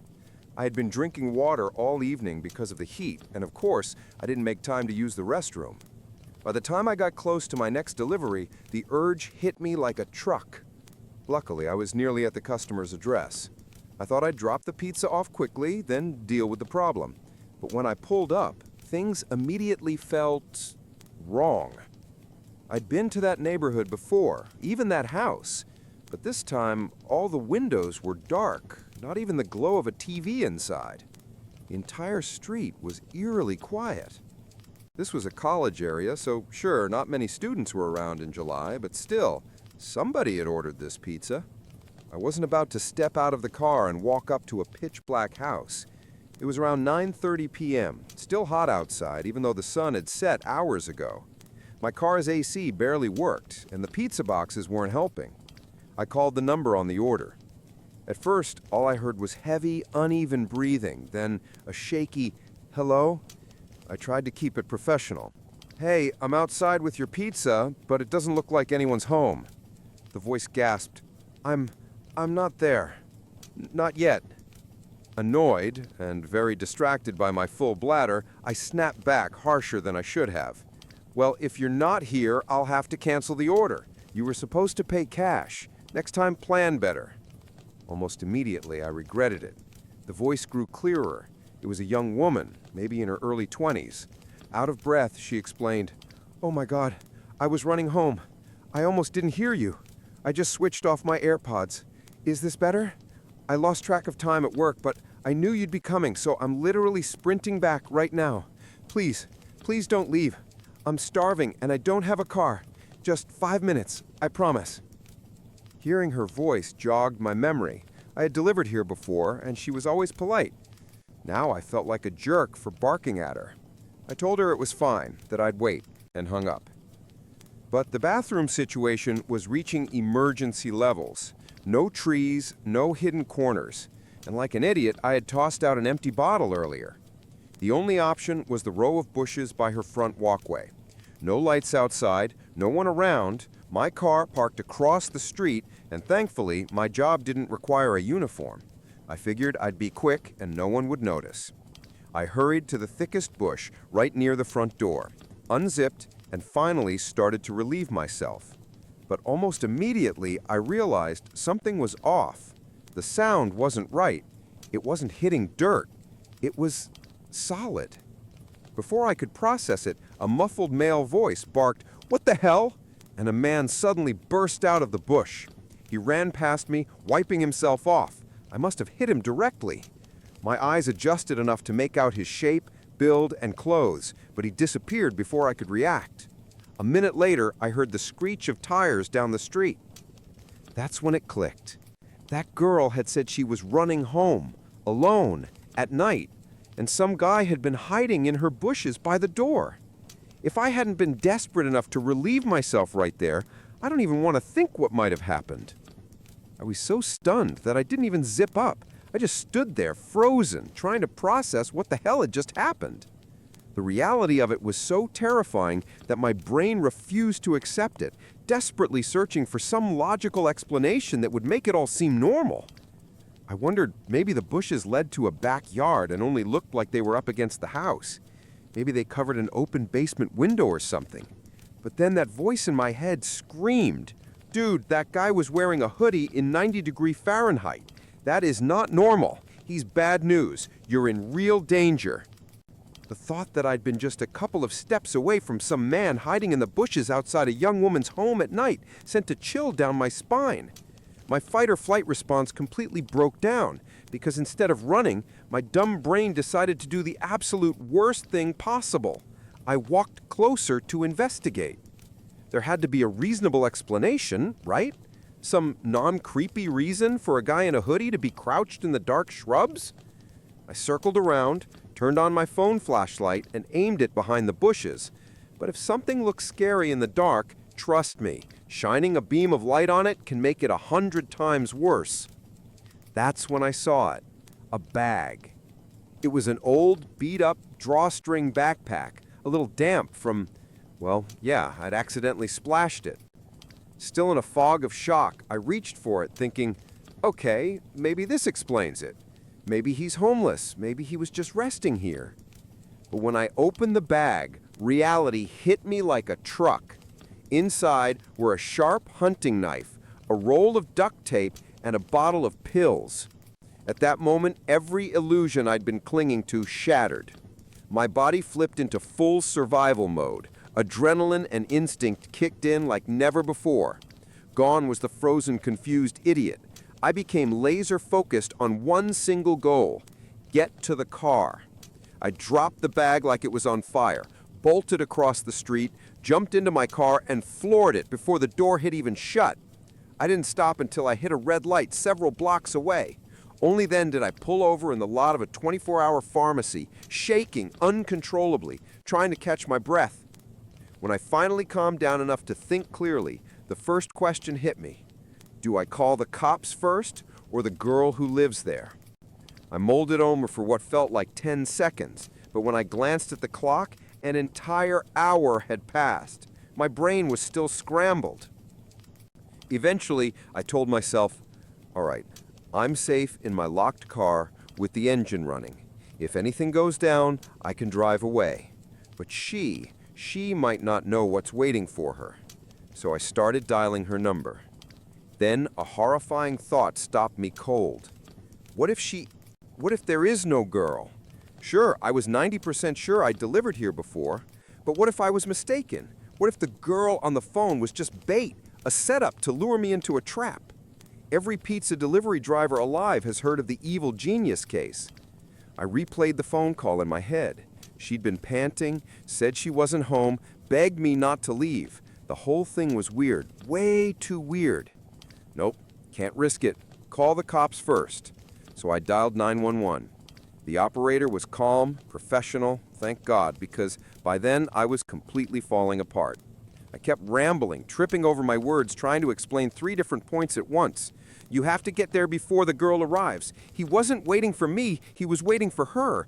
But then again, maybe she doesn't even exist. but I did talk to someone on the phone, so if she is real, you need to find her because she has no idea what's happening. And listen, I only checked part of the bushes. There could be more than one of them. Oh, and you'll know the guy when you see him because, I peed all over him. Not on purpose, just... Long story. Finally, the dispatcher told me to stop talking and just stay on the line. And then, her number popped up on my phone. Incoming call. I couldn't answer without disconnecting 911, so I ignored it. Seconds later, a text came through. "Hey, I'm here, but I don't see you." I blurted it out to the operator, and they said the officers were just a couple of minutes away from the address. But my stomach twisted with guilt. Rationally, I knew the odds of her being some kind of scammer were tiny. Much more likely, she was a real girl walking straight into a nightmare. I unmuted the line and said, "I'm going back. I can't just sit here." They definitely didn't like that answer, but I had already turned the car around. My heart was pounding out of my chest, and the whole way I was muttering under my breath, "Shh, fuck, fuck, fuck." And then I saw her. Almost 7 years ago, my family cut me off completely and threw me out of the house. At the time, I was only 22, still working my first job, not financially stable enough to rent on my own. It all happened so suddenly that I had no time to prepare, emotionally or financially. And the reason for all of it was my sister, Hannah. Hannah and I were never especially close. She was quite a bit older than me. By the time she was 27, she married her boyfriend, Pete. They stayed married for about 3 years before she filed for divorce, claiming Pete had been cheating on her with one of my friends. Back then, I was still living with my parents after college, saving money before moving out. Everything at home was fine until Hannah came back one night in tears, declaring she'd discovered Pete's betrayal. According to her, he had been having an affair for 6 months, and somehow it was my fault. The reason? I had introduced Pete to my friend Emily. She had been struggling to gain weight, and since Pete was a certified nutritionist, he offered to help her out. That was it. Hannah twisted that into a story that Emily was the woman Pete cheated with. I was stunned. Emily and I weren't super close, but I knew her well enough to believe she would never get involved with a married man. And Pete, if anything, he always seemed hopelessly devoted to Hannah. He talked about her constantly, and not once in those 3 years did I see anything suspicious. But none of my doubts mattered. My parents instantly sided with Hannah. They didn't ask for evidence, didn't question anything. They just took her word for it. I can't blame them for choosing their daughter over their son-in-law, but what broke me was how quickly they turned on me. Hannah stormed into the house one day, hysterical, and convinced them that I was to blame for ruining her marriage, simply because I had introduced Pete to Emily. Within minutes, they told me to pack my things and leave. When I begged them to listen, they said if I didn't go on my own, they'd throw me out. And just like that, I lost my home and my family in the same day. I still remember sitting on the curb outside with my bags, crying for an hour before finally calling a friend to let me crash at his place. I tried reaching out to my parents in the days that followed. Calls, texts, visits, nothing worked. They blocked my number. The one time I went to the house, my mom threatened to call the police if I didn't leave. That's when it hit me. They truly believed I was responsible. Looking back, maybe I shouldn't have been surprised. Hannah was always the favorite. I was the unexpected second child, the one who got leftovers while she got the spotlight. As kids, it didn't matter much to me, but I never thought that favoritism would destroy my place in the family entirely. Pete blocked me too. No explanation, no chance to defend myself. And Hannah moved back in with my parents, making it impossible for me to even try talking things out. The only person left who might know the truth was Emily.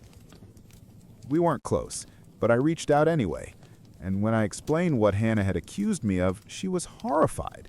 She swore nothing ever happened between her and Pete, that their interactions had been strictly professional. To prove it, she even told me about her long-term boyfriend. They were already talking about marriage. She showed me photos of the two of them together. Her explanation made infinitely more sense than anything Hannah had said. Deep down, I already knew Hannah had lied, probably to cover the real reason for the divorce. But without any proof, I was powerless. My family had made up their minds, and I was left alone. Back then, all I wanted was to reconnect with my family. Despite everything they had done to me, I still missed them terribly. But as time passed, I had no choice but to adapt. I found an apartment, poured myself into work, and tried to build a life.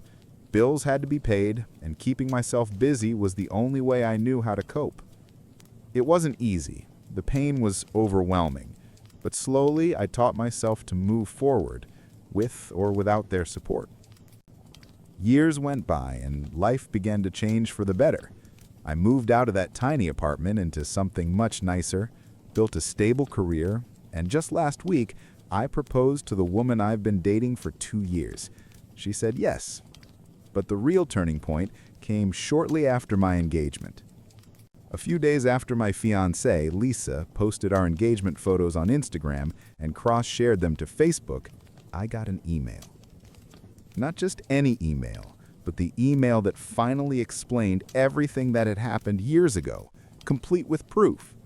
It turned out that Lisa, who works as a doctor, had once met Pete, my former brother-in-law, at a medical seminar.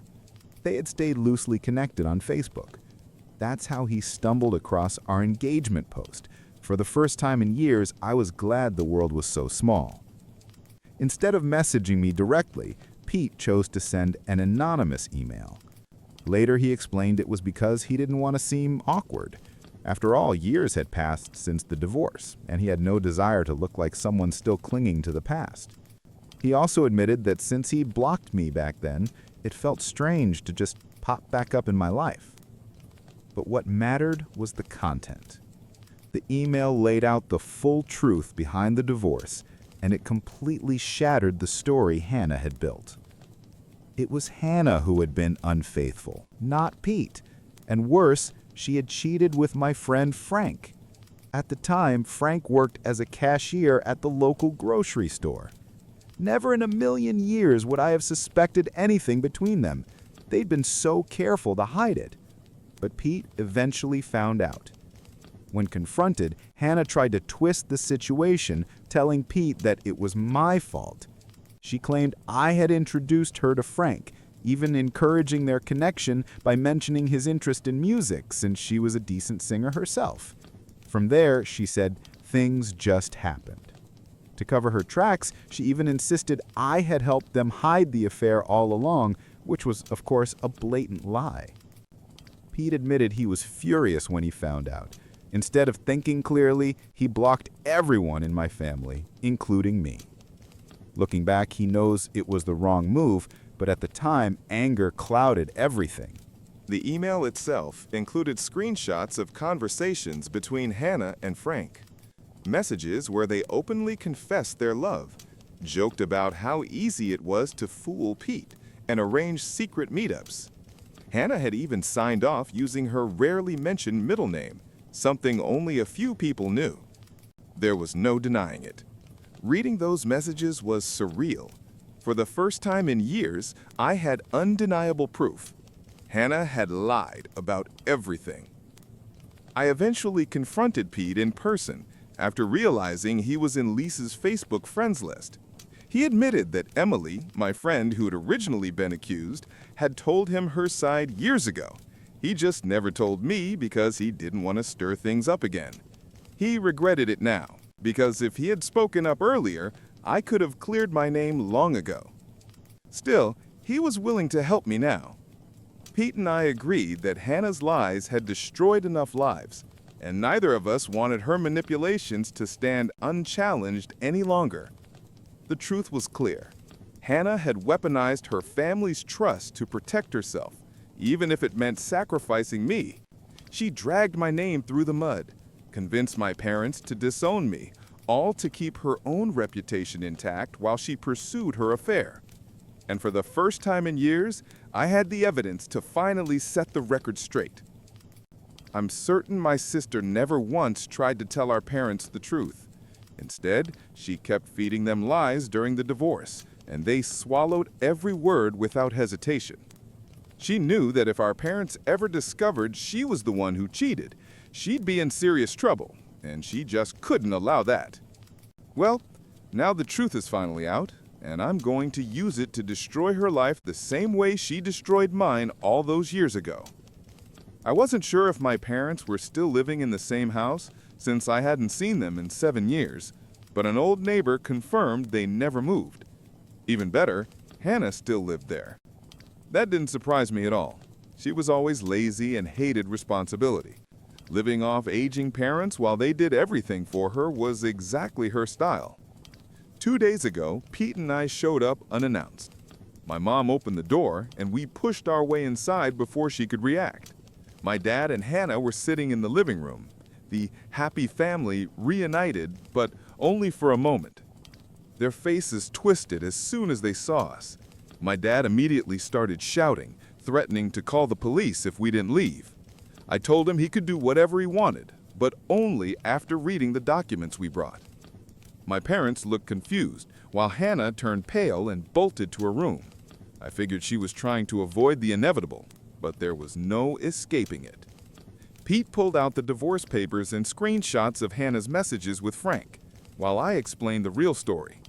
Pete also revealed how Hannah had been forced to give up our grandmother's diamond heirloom ring to settle the divorce, since her teacher salary couldn't cover the payout. My parents were stunned. We sat there watching as the drama unfolded. My dad demanded answers from Hannah, but when she tried lying yet again, even with the evidence right in front of her, he'd had enough. He packed her belongings, shoved them into a bag, and kicked her out of the house on the spot. I didn't need to be told twice. Pete and I walked out together, leaving Hannah begging our parents to let her back in, exactly the way I had once begged them years ago. It was the sweetest revenge. I felt nothing but satisfaction.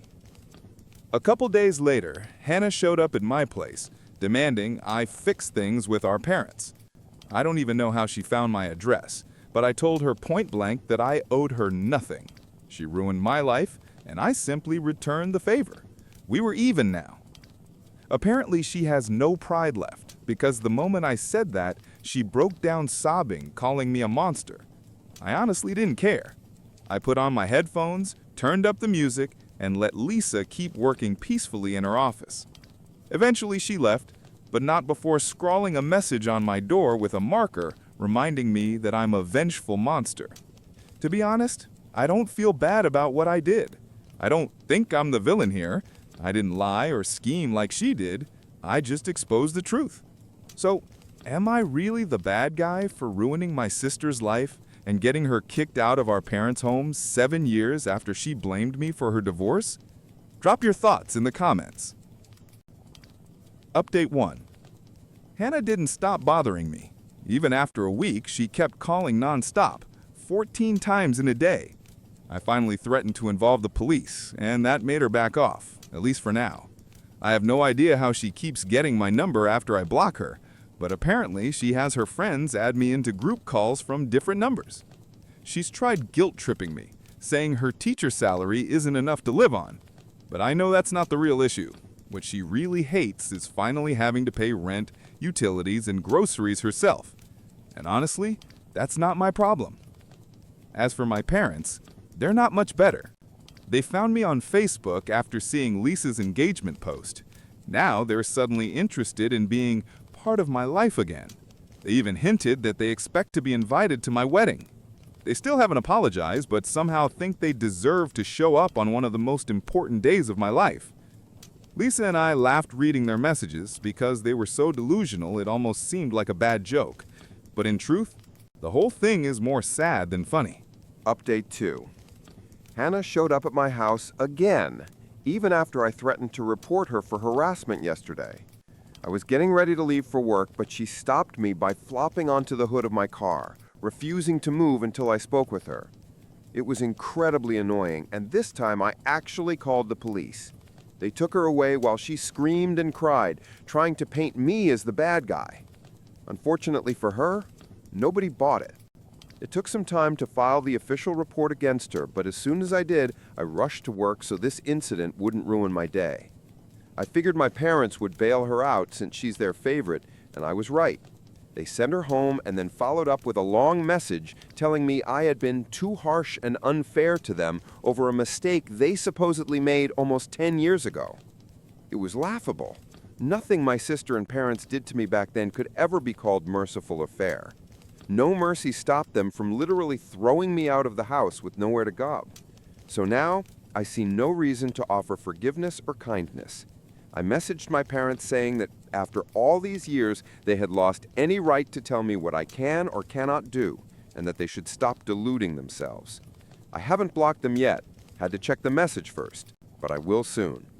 Hopefully then, I can finally cut that whole family out of my life for good. Update 3. I just got home from work, checked my socials, and saw that my parents sent me another long message. Lisa and I read it together, and I swear it was the funniest thing I've ever seen.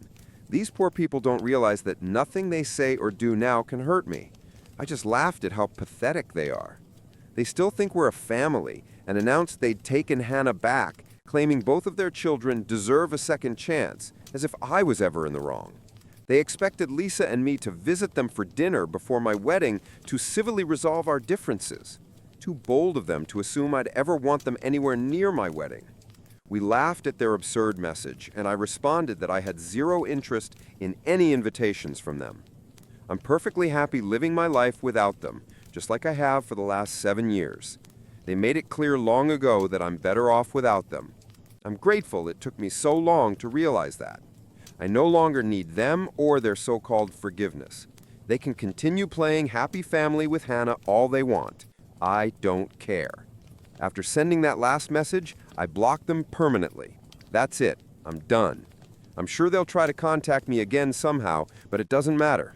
Lisa is the only family I need, and I'm happier than I've ever been with just her. My parents and sister never could see past their own noses, and I doubt they ever will. Next time they try to reach out, they'll be talking to my lawyer. My husband secretly booked business class tickets for himself and his mother for our honeymoon, leaving me with a seat in economy class. So I exposed him right there in the airport lobby, in front of everyone. I'm 32 and my husband Van is 36. We got married recently. We had been together for 4 years and engaged for 8 months. I met him when I was 29. At the time, I worked as a bar manager, and he used to come in regularly as a customer. We started talking, and eventually he asked me out. I turned him down at first, but he kept coming back to the bar, always finding excuses to chat with me. My coworkers joked that it was kind of sweet. Eventually, I decided to give him a chance, and from there, everything took off. Van is, in many ways, wonderful. He's affectionate, kind, emotionally mature, financially independent, and always plans our dates. The only issue I ever had was his mother, Naomi. Before anyone judges me, I want to explain. When I first met her, I actually liked her. Van was 13 when his parents divorced. His father, Matt, cheated on Naomi with a coworker. Naomi was completely devastated. They had been together since college, and she believed they would grow old together. Matt begged for forgiveness, saying he had never been with anyone else and that this was a stupid mistake caused by losing his head. But Naomi refused to forgive him and filed for divorce. What Matt did was awful, but Van was too young to fully understand what was happening. He was just heartbroken watching his family fall apart. He lived with his mother during the week to stay close to school and spent weekends with his father. Despite his mistake, Matt was a good father to Van. He supported him, attended every school event and sports game, showed up for parent-teacher meetings, and most importantly, allowed Van to be himself. Naomi, on the other hand, became extremely strict after the divorce. Van believes her behavior changed because of the betrayal.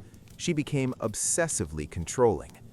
According to Van, he wasn't allowed to stay out late with friends, date girls, go on school trips or picnics, be near lakes or pools, sleep over at friends' houses. When he told me about these rules, they sounded ridiculous. Van explained that his mother justified everything by saying she was lonely without him and just wanted to protect him from the world. Unsurprisingly, Van quickly realized he felt much more comfortable living with his father. Matt's rules were simple. Don't stay out too late, and always share your location when going out with friends in case of emergencies. When school trips came up, Naomi would forbid Van from going, but Matt would sign the permission forms and encourage him to participate. This caused massive fights between Naomi and Matt, with Naomi threatening legal action. If Van wanted to hang out with friends, Naomi would say no, so he waited for weekends at his dad's place to finally have some freedom. As a teenager, he grew to hate living with his mother. They argued constantly. She criticized his clothes, his hair, and his friends. He spent most weekdays locked in his room, counting down the days until Friday, when he could escape to his dad's house. When Van was 17, Matt introduced him to his new partner, Heather. Heather is a kind woman who treated Van like her own son. She struggled with infertility and had accepted that she would never have children. Meeting Matt and learning he had a son was something she genuinely welcomed. Van adored her. She became a second mother to him. For Naomi, this was unacceptable. She couldn't tolerate another woman in her son's life. She caused endless scandals and tried to poison Van against Heather, claiming that Matt must have cheated with her during the marriage, which wasn't true. Heather entered Matt's life long after the divorce. Naomi refused to accept this reality and began making Matt's life difficult, even preventing him from seeing his son. When weekends came, Naomi would say Van couldn't go to his father because Heather was some unknown woman and she wouldn't allow her son to stay with strangers. The conflicts became uglier and uglier. When Van turned 18, he was accepted into 2 universities. Naomi pressured him to choose the one closest to her home so she could visit him every week. Van didn't like that university. It lacked proper programs in his field. He discussed it honestly with his father.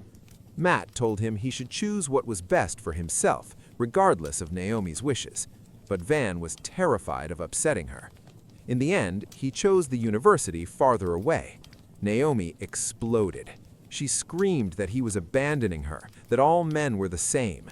She threatened to kick him out and said she wouldn't pay for his education unless he did what she wanted. Van called his father, and Matt immediately came to help him pack and move out. That was the last day Van lived with his mother. Just to clarify, being someone's +1 meant that Van was expected to take his mother as his guest to various events, for example, company parties or work functions. From what I later understood, even when we traveled, she demanded that he constantly share his location, claiming it helped her sleep peacefully at night. All of this made me deeply uncomfortable. I could clearly see Van being torn apart between wanting a normal adult life and feeling obligated to take care of his emotionally unstable mother. He didn't want to meet all her demands, but he was terrified that she might do something extreme again. Unlike his mother, his father Matt was calm, grounded, and emotionally healthy. I had met Matt and his wife Heather many times, and they were always warm and welcoming. They never asked intrusive questions. Matt showed genuine interest in my life without ever trying to belittle me. I saw many of Matt's best qualities reflected in Van. That's probably why I stayed. I knew Van was more than the damage his mother had caused him. I understood that he needed therapy, and I gently encouraged him to seek it, but he always insisted that he was fine. When Van proposed to me, completely out of the blue, it became one of the happiest days of my life. He surprised me by bringing my parents and my best friend into town so they could be part of the moment. Matt and Heather were there too, congratulating us wholeheartedly. The only person missing was Naomi. Van said she wasn't feeling well. Honestly, I was relieved. I didn't want her saying something inappropriate in front of my parents. I knew they would instantly dislike her if she did. We were having a wonderful time when Van suddenly received a call from the hospital. His mother had fallen down the stairs. We all rushed there, but Naomi refused to see me or anyone else. She demanded that only Van be allowed into her room. so we waited outside. I found that strange. We were all there out of concern, but it didn't feel appropriate to say anything at the time. When Van came out, he said she would be fine. According to the doctor, she had a fracture and needed to stay overnight. Naomi wanted Van to stay with her. Matt immediately offered to stay instead, pointing out that she would be sleeping anyway and that Van should take me home. But Van refused. He said his mother wouldn't like that and he didn't want to upset her further. So we all went home. My parents and my friend helped me clean up afterward. Van booked them hotel rooms for the night, but they chose to stay with me instead. I think they could see how sad I was, that I wouldn't be spending the night with my fiancé on the very day he proposed. That should have been my first warning sign that things were only going to get worse. Wedding planning quickly turned into what Naomi wants. She interfered with my wedding dress, chose the flower girl, commented on Van's suit, controlled the guest list, the venue, almost every single detail. Van and I have long planned our honeymoon in Hawaii, but Naomi insisted that flying that far was unacceptable and that somewhere closer would be much better. That was when I finally tried to set a boundary. I told her calmly but firmly, no. Naomi was shocked and said it was disrespectful to speak to her that way. I replied honestly that the honeymoon was for Van and me, and the decision was ours. She immediately burst into tears, telling Van that I was excluding her, ignoring her, and pushing her out of his life. She accused me of trying to steal her son, which was absurd. I reminded her that I had already accepted her choice of officiant, venue, cake, and even the dresses for my bridesmaids. I had tried to accommodate her wishes wherever possible, but I would not allow her to dictate where we went on our honeymoon. Van was caught in the middle. He tried to talk to her, but she framed herself as a martyr, a mother sacrificing everything for her son. Later, I even sent her an apologetic message, knowing how much she meant to Van. Her reply chilled me. She said no woman would ever take her son away from her, and that I should know my place. I immediately showed the message to Van. He called his mother to confront her, but she accused me of trying to drive a wedge between them and insisted that he should always love and believe her more than me. I was deeply hurt. After the call, I told Van exactly how it made me feel. To his credit, he agreed. He reassured me that we would stick to our plan and go to Hawaii. I was relieved. It felt like Van was finally starting to set boundaries. I believed we could enjoy our honeymoon far away from her controlling presence. The wedding itself went smoothly, without major incidents.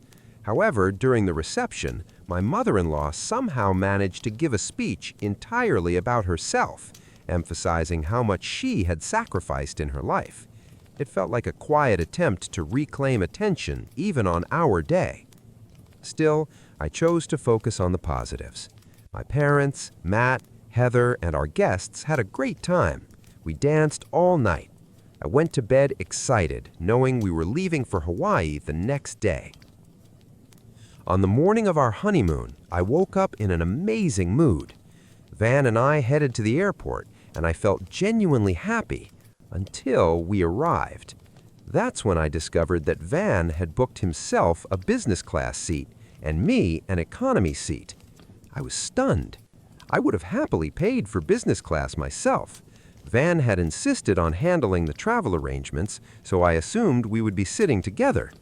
When I asked him what was going on, he said he had found a great deal and upgraded his ticket, but there were no business class seats left for me. It didn't sit right with me. He wouldn't look me in the eye.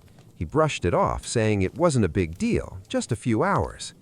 I told him that if it really didn't matter, then he could sit in economy while I took business class. He snapped. He accused me of being overly sensitive and said we'd see each other after landing. When I asked where he was going, he said he was heading to the business lounge. I was completely confused and hurt. I tried calling him, but he ignored every call. My suspicion grew stronger.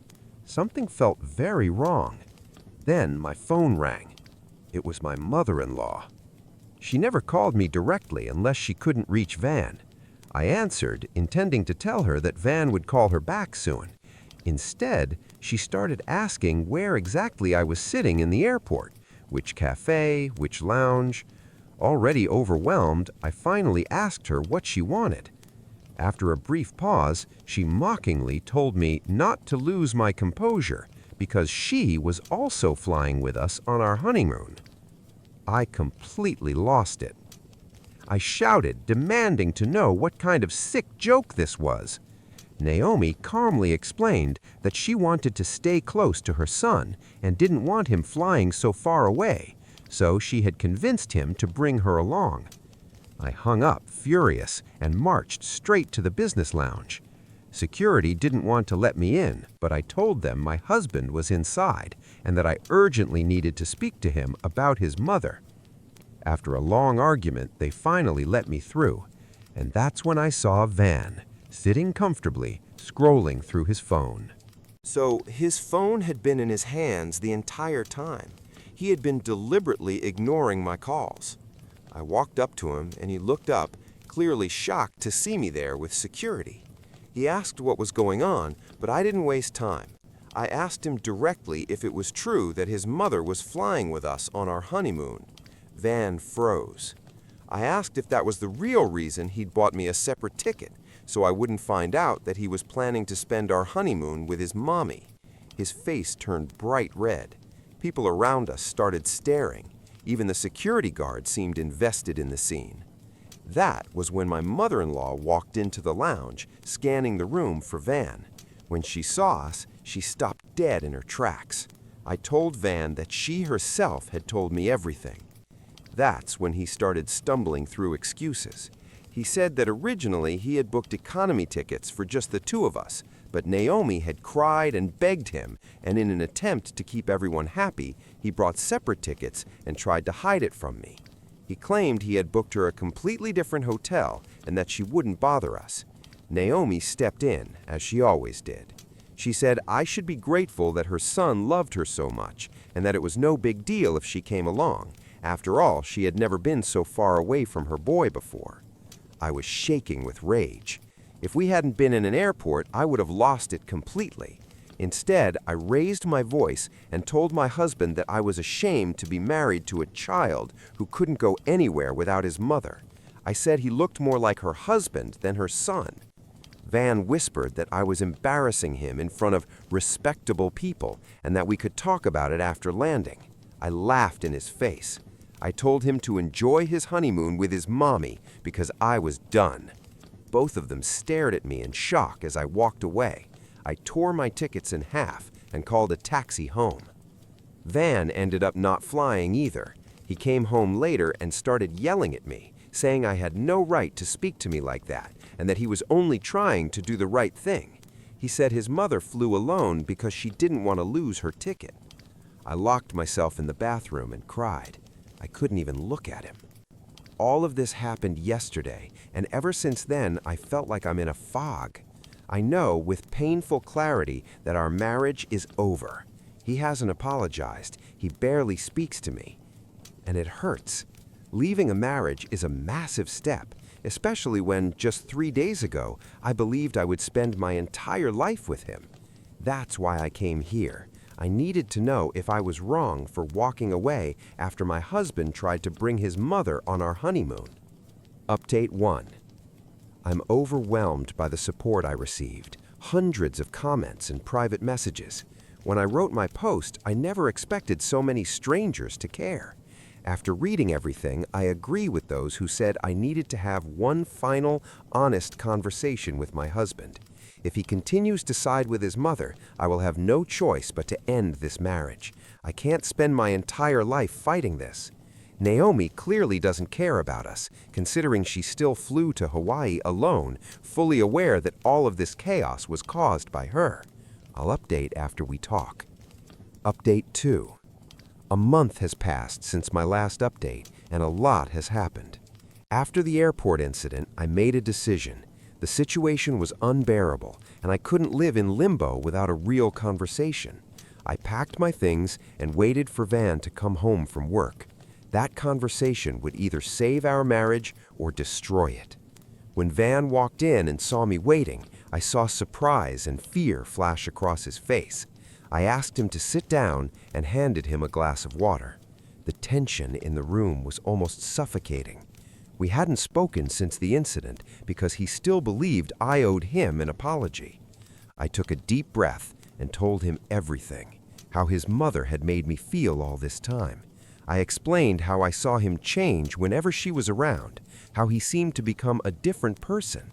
I told him I understood the crushing guilt he carried over her past, over her sacrifices, and how she constantly used that guilt to control him, but it was slowly destroying the foundation of our relationship.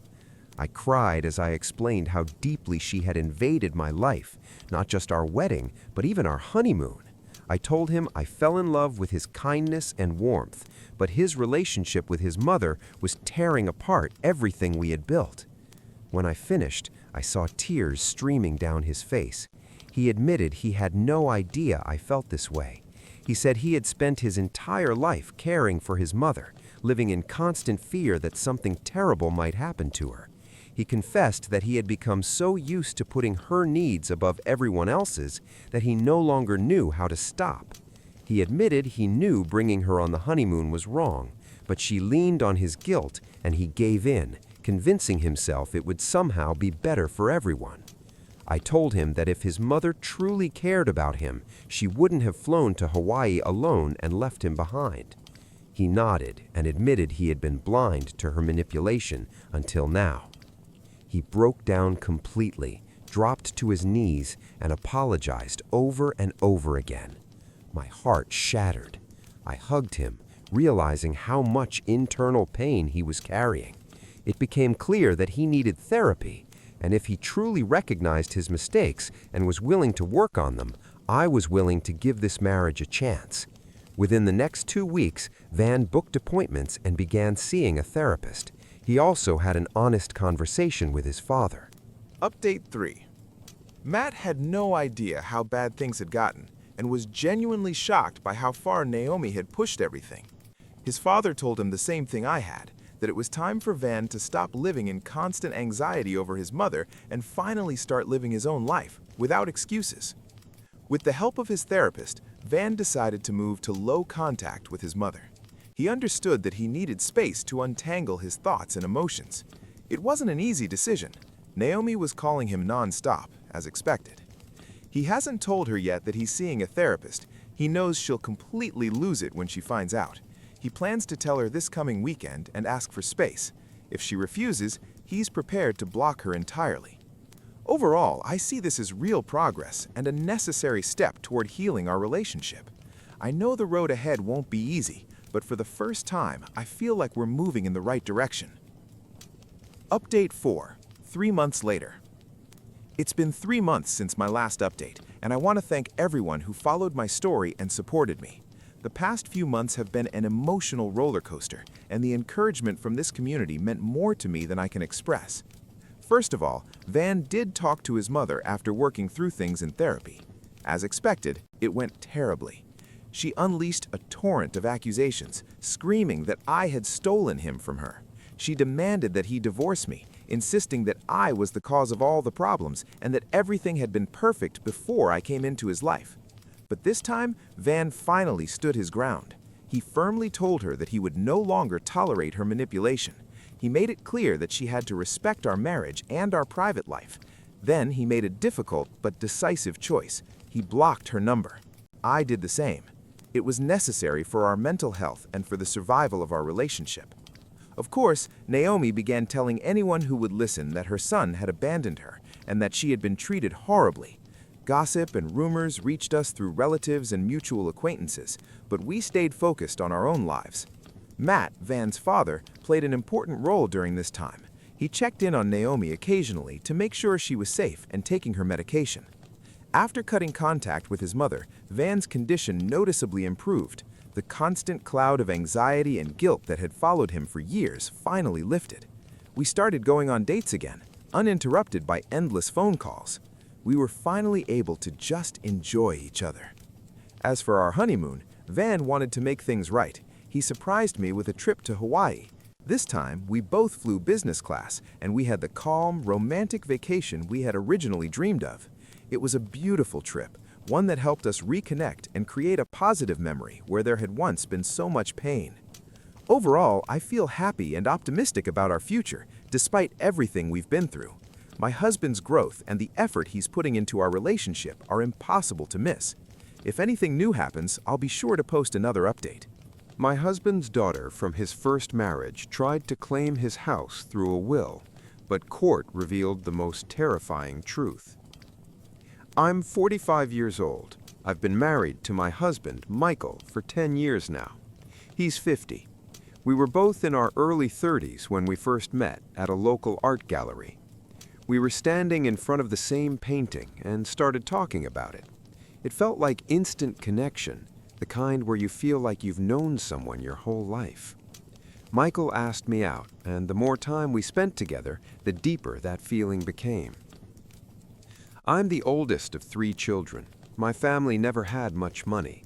We survived, but luxuries were rare. Fast food was something we only had on birthdays. Our father taught us early on that hard work was the only way forward. I studied relentlessly, worked my way into college on my own, and even modeled part-time to support myself. By graduation, I had no student debt. I kept climbing professionally and was working as a junior lawyer when Michael and I met. Michael's background was very different. His family was financially comfortable. His father had a well-paid position with strong benefits, so money was never a concern for them. His parents paid for his college, and thanks to his father's influence, Michael landed an internship at the same company. From there, he built his own career through genuine effort and dedication. Despite our different upbringings, we bonded deeply over a shared love of art and music. That's what brought us together. Michael has a daughter from his previous marriage, Candace. From the very beginning, she disliked me. She was distant, cold, and avoided conversations whenever we were in the same room. It felt like she blamed me for her parents' divorce, even though I met Michael long after it was finalized. I understood her pain and tried to give her time and space. For context, Michael and his ex-wife, Amelia, were married only 3 years. They met in college and married young. After the wedding, everything changed. Amelia stayed home while Michael worked long hours. One day, Michael returned early from a business trip and found Amelia in bed with his best friend, Tom. In a single moment, he lost both his marriage and his closest friendship. Devastated, Michael filed for divorce. The process was brutal. Amelia fought aggressively to keep the house, even though it legally belonged to Michael. The conflict escalated into a bitter custody battle over Candace. Because of Amelia's infidelity, the court ruled against her claim to the house, but granted shared custody so Candace could maintain a relationship with both parents. Amelia never forgave losing the house. Over the years, she filled Candace's head with resentment toward her father. Michael chose not to tell his daughter about her mother's affair, trying to protect her from the truth. I learned all of this early in our relationship. Michael wanted complete honesty, and I respected that deeply. At one point, Michael invited Candace to join us on a trip to Africa, hoping it would help us bond. I truly believed it might change things. Unfortunately, it was a disaster. Candace was hostile the entire trip. She snapped at me constantly, had angry outbursts, and hurled insults whenever I got close to Michael. She called me a gold digger more than once. Michael scolded her, but she only smirked, making it clear she had no intention of accepting me. Despite everything, our love was strong. After a whirlwind romance, we got married. It was a small ceremony with close friends and family. Candace and Amelia were invited. Neither showed up. The first years of our marriage were wonderful. We traveled often and focused on our careers. I loved my job and had no intention of giving it up. Amelia moved in with Tom after the divorce. Candace lived in an apartment Michael had bought for her and worked as a social media manager at a reputable company. 3 years into our marriage, we welcomed our son, Nick. My pregnancy was difficult, and Candace made it worse. Whenever Michael wasn't around, she made cruel comments about my weight and appearance. She told me Michael would leave me because I was fat and disgusting now. It shattered me. When I finally told Michael, he immediately stopped allowing Candace to visit our home. From then on, they only met in public places to protect my well-being. After Nick was born, we were overjoyed. I chose to return to work after maternity leave, and we hired a nanny to help. Financially, we were comfortable, but my independence meant deeply to me. Candace's hostility only grew after Nick's birth. At family gatherings, she would criticize him, mock him, and intentionally upset him until he ran to us in tears. I could tolerate her hatred toward me, but not toward my child.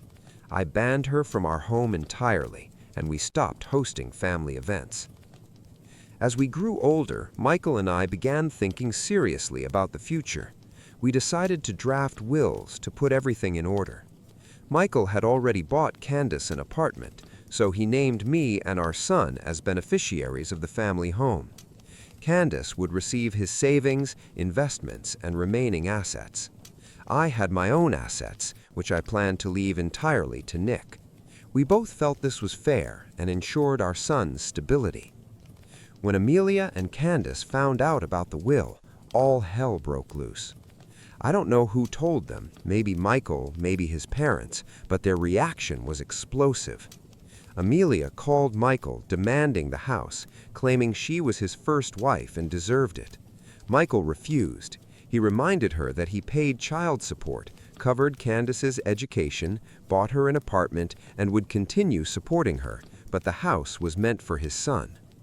Furious, Amelia sent me a long message filled with insults and threats. I showed it to Michael. He told me not to respond and to block her immediately. The next day, Candace showed up at our door, visibly upset.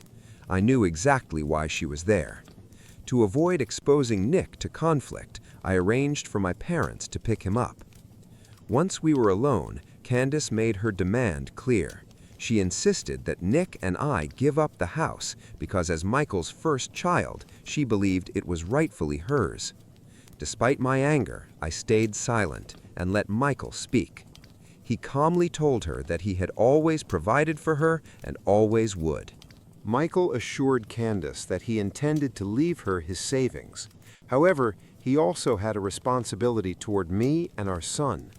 As his wife, securing the family home for us was his way of ensuring our safety and stability.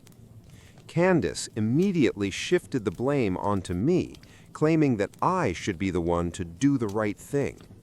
I calmly stated that I fully supported my husband's decision, which only made her angrier. She raised her voice and threatened to take me to court. At that point, I had no desire to escalate the conflict and asked her to leave us alone. As expected, a few weeks later, I received a court summons. Candace and Amelia had filed a lawsuit against me over the property. The claim stated that I had married Michael for his money and manipulated him into leaving me the family home. Michael and I consulted our lawyer, who confidently told us that neither Candace nor Amelia had any solid legal standing. Still, despite his reassurance, I couldn't shake my anxiety, especially because I didn't want our son dragged into this mess. As the court date approached, the tension in our home became unbearable. In court, Amelia's lawyer was relentless. He tried to argue that Michael was obligated to prioritize his firstborn daughter above everyone else. They pushed for a full jury trial to determine ownership of the house. Because we lived in Colorado, a jury trial was indeed required, making everything far more complicated. The looming trial kept Michael and me under constant stress. Amelia's legal team played dirty, digging into our past, searching for anything they could twist against us. Our lawyer did his best, but the pressure was overwhelming. Then something completely unexpected happened.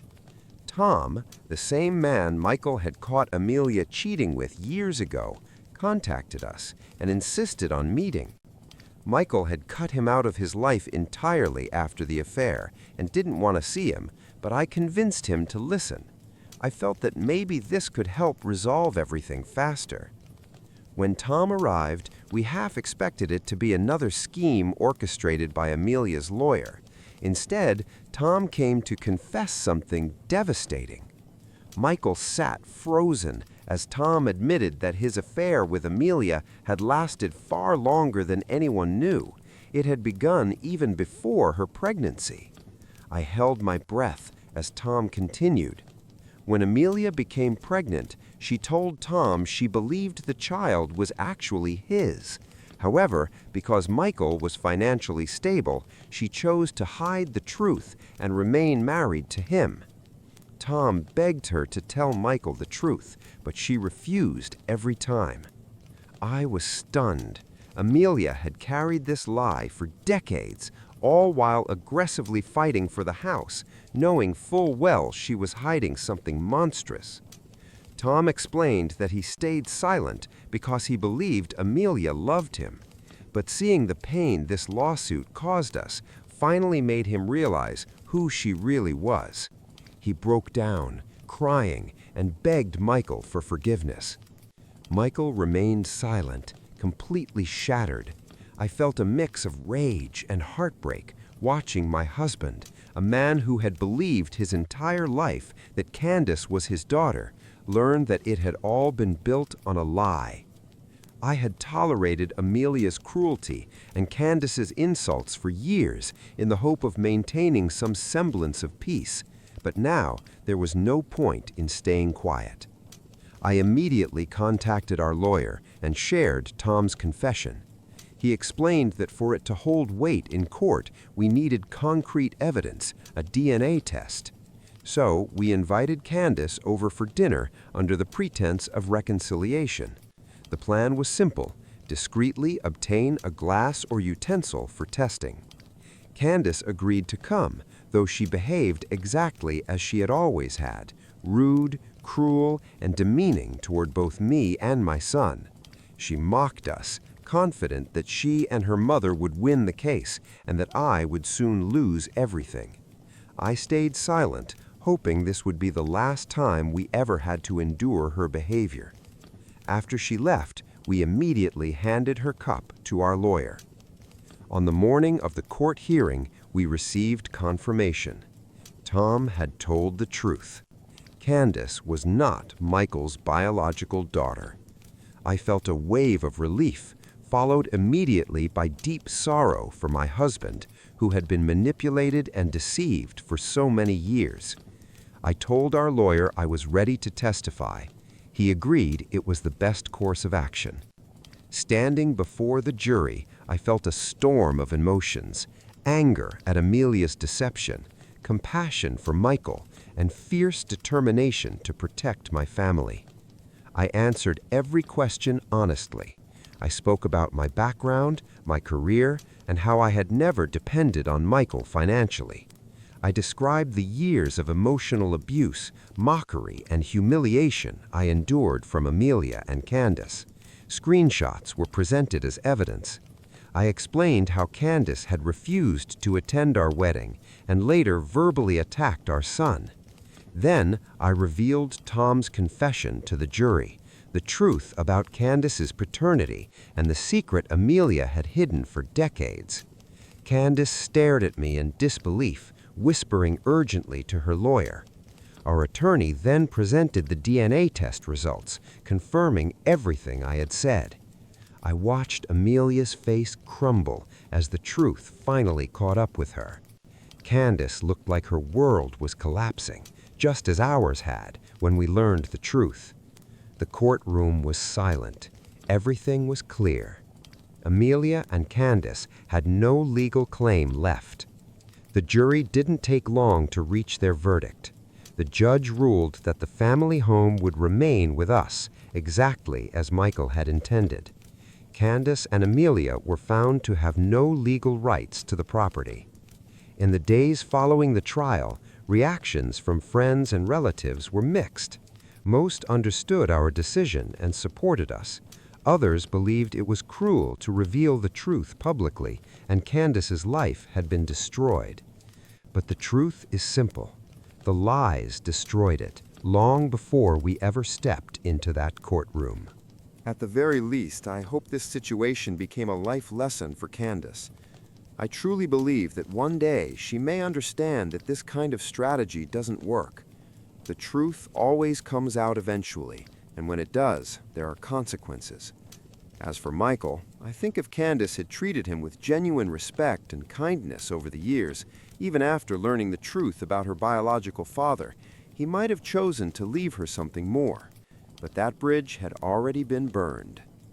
Update 1. 3 days have passed since my last update. I read every message and piece of advice. Many people suggested that Candace might have already known about her mother's lie, but I truly don't believe that's the case. I saw her face in court when the DNA results were revealed. That shock was real. Winning the case lifted an enormous weight off my shoulders.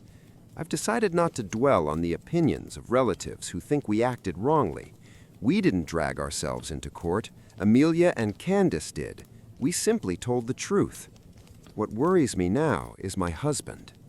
Michael is still struggling to process everything. His world has been turned upside down. Since learning that Candace isn't biologically his, he barely eats and hardly sleeps. I can't imagine the pain of realizing that the child you loved and raised was part of such a deep betrayal. Amelia already put him through hell during the divorce. Now, learning that Tom, the man who slept with his wife, was also the biological father of his first child, has shattered him completely. I suggested therapy. He needs professional help to process this level of trauma. I scheduled an appointment for him, and he starts next week. Update 2. A month has passed, and we're slowly finding our footing again. Michael has been attending therapy regularly, and while healing will take time, I can see small improvements. Unexpectedly, Candace reached out to us last week. Honestly, I assumed she would never speak to us again. She called to apologize for everything we had gone through. I wasn't sure whether it was genuine remorse or simply anger toward her mother, but I chose not to interrogate her intentions. She admitted she had always been jealous of me, believing that I had taken her father away. She confessed she hated me, something I already knew. For years, she believed her father had betrayed her mother. But during the trial, when the truth came out, and it became clear that Amelia was the one who cheated, Candace realized she had been living a lie her entire life. She begged Michael not to leave her. He told her that regardless of biology, he would always be her father. That broke her completely. She cried harder than I had ever seen. She also apologized to me for how she treated me and said she hoped I could forgive her someday. I didn't pretend everything was suddenly fine. It wasn't. I told her honestly that I needed time before I could even think about being in the same room with her. Right now, my priority is my own family, my husband and my son. During the court battle, my child didn't get the attention he deserved. I'm planning a quiet family vacation to help us heal and reconnect. If anything else happens, I'll update again. Update 3. 3 months passed with no contact from Amelia until she showed up at our door. I hesitated to let her in, but I didn't want a public scene with neighbors listening. We made it clear that any outburst would result in the police being called. She came in tears. Tom had left her. He told her to move out by the end of the month and made it clear he no longer wanted to marry her. She had nowhere to go. She wanted to move in with Candace, who had absolutely refused. We learned that after the trial, Candace completely cut off contact with her mother, blaming her for years of manipulation and lies. Amelia came to us, hoping we would convince Candace to let her stay. Before I could even respond, Michael finally snapped.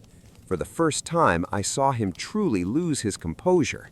He told Amelia that the apartment was bought solely for Candace, and only Candace had the right to decide who lived there. He reminded Amelia that she had never apologized for the affair and now expected help. He said he was glad Tom had finally seen her for who she really was and walked away. Amelia tried to justify herself, saying she was afraid of being thrown out while pregnant if she had told the truth back then. I couldn't listen anymore. We gave her a chance to speak, but there was nothing left to say. I asked her to leave. After she left, Michael contacted Candace to warn her if her mother moved in, getting her out later would be nearly impossible. Candace assured him that would never happen. She planned to change the locks and formally tell her mother she was done. As for me, I'm exhausted beyond words. Recently, Michael and I have been seriously discussing selling our house and moving to another state, leaving all of this behind for good. For the sake of our son and our marriage, we need peace. The decision isn't easy, but after Amelia's visit, it became clear that she would never stop trying to insert herself into our lives. Michael agreed. His job allows him to work remotely, and I'm willing to start over at a new firm if it means a healthier future for our family.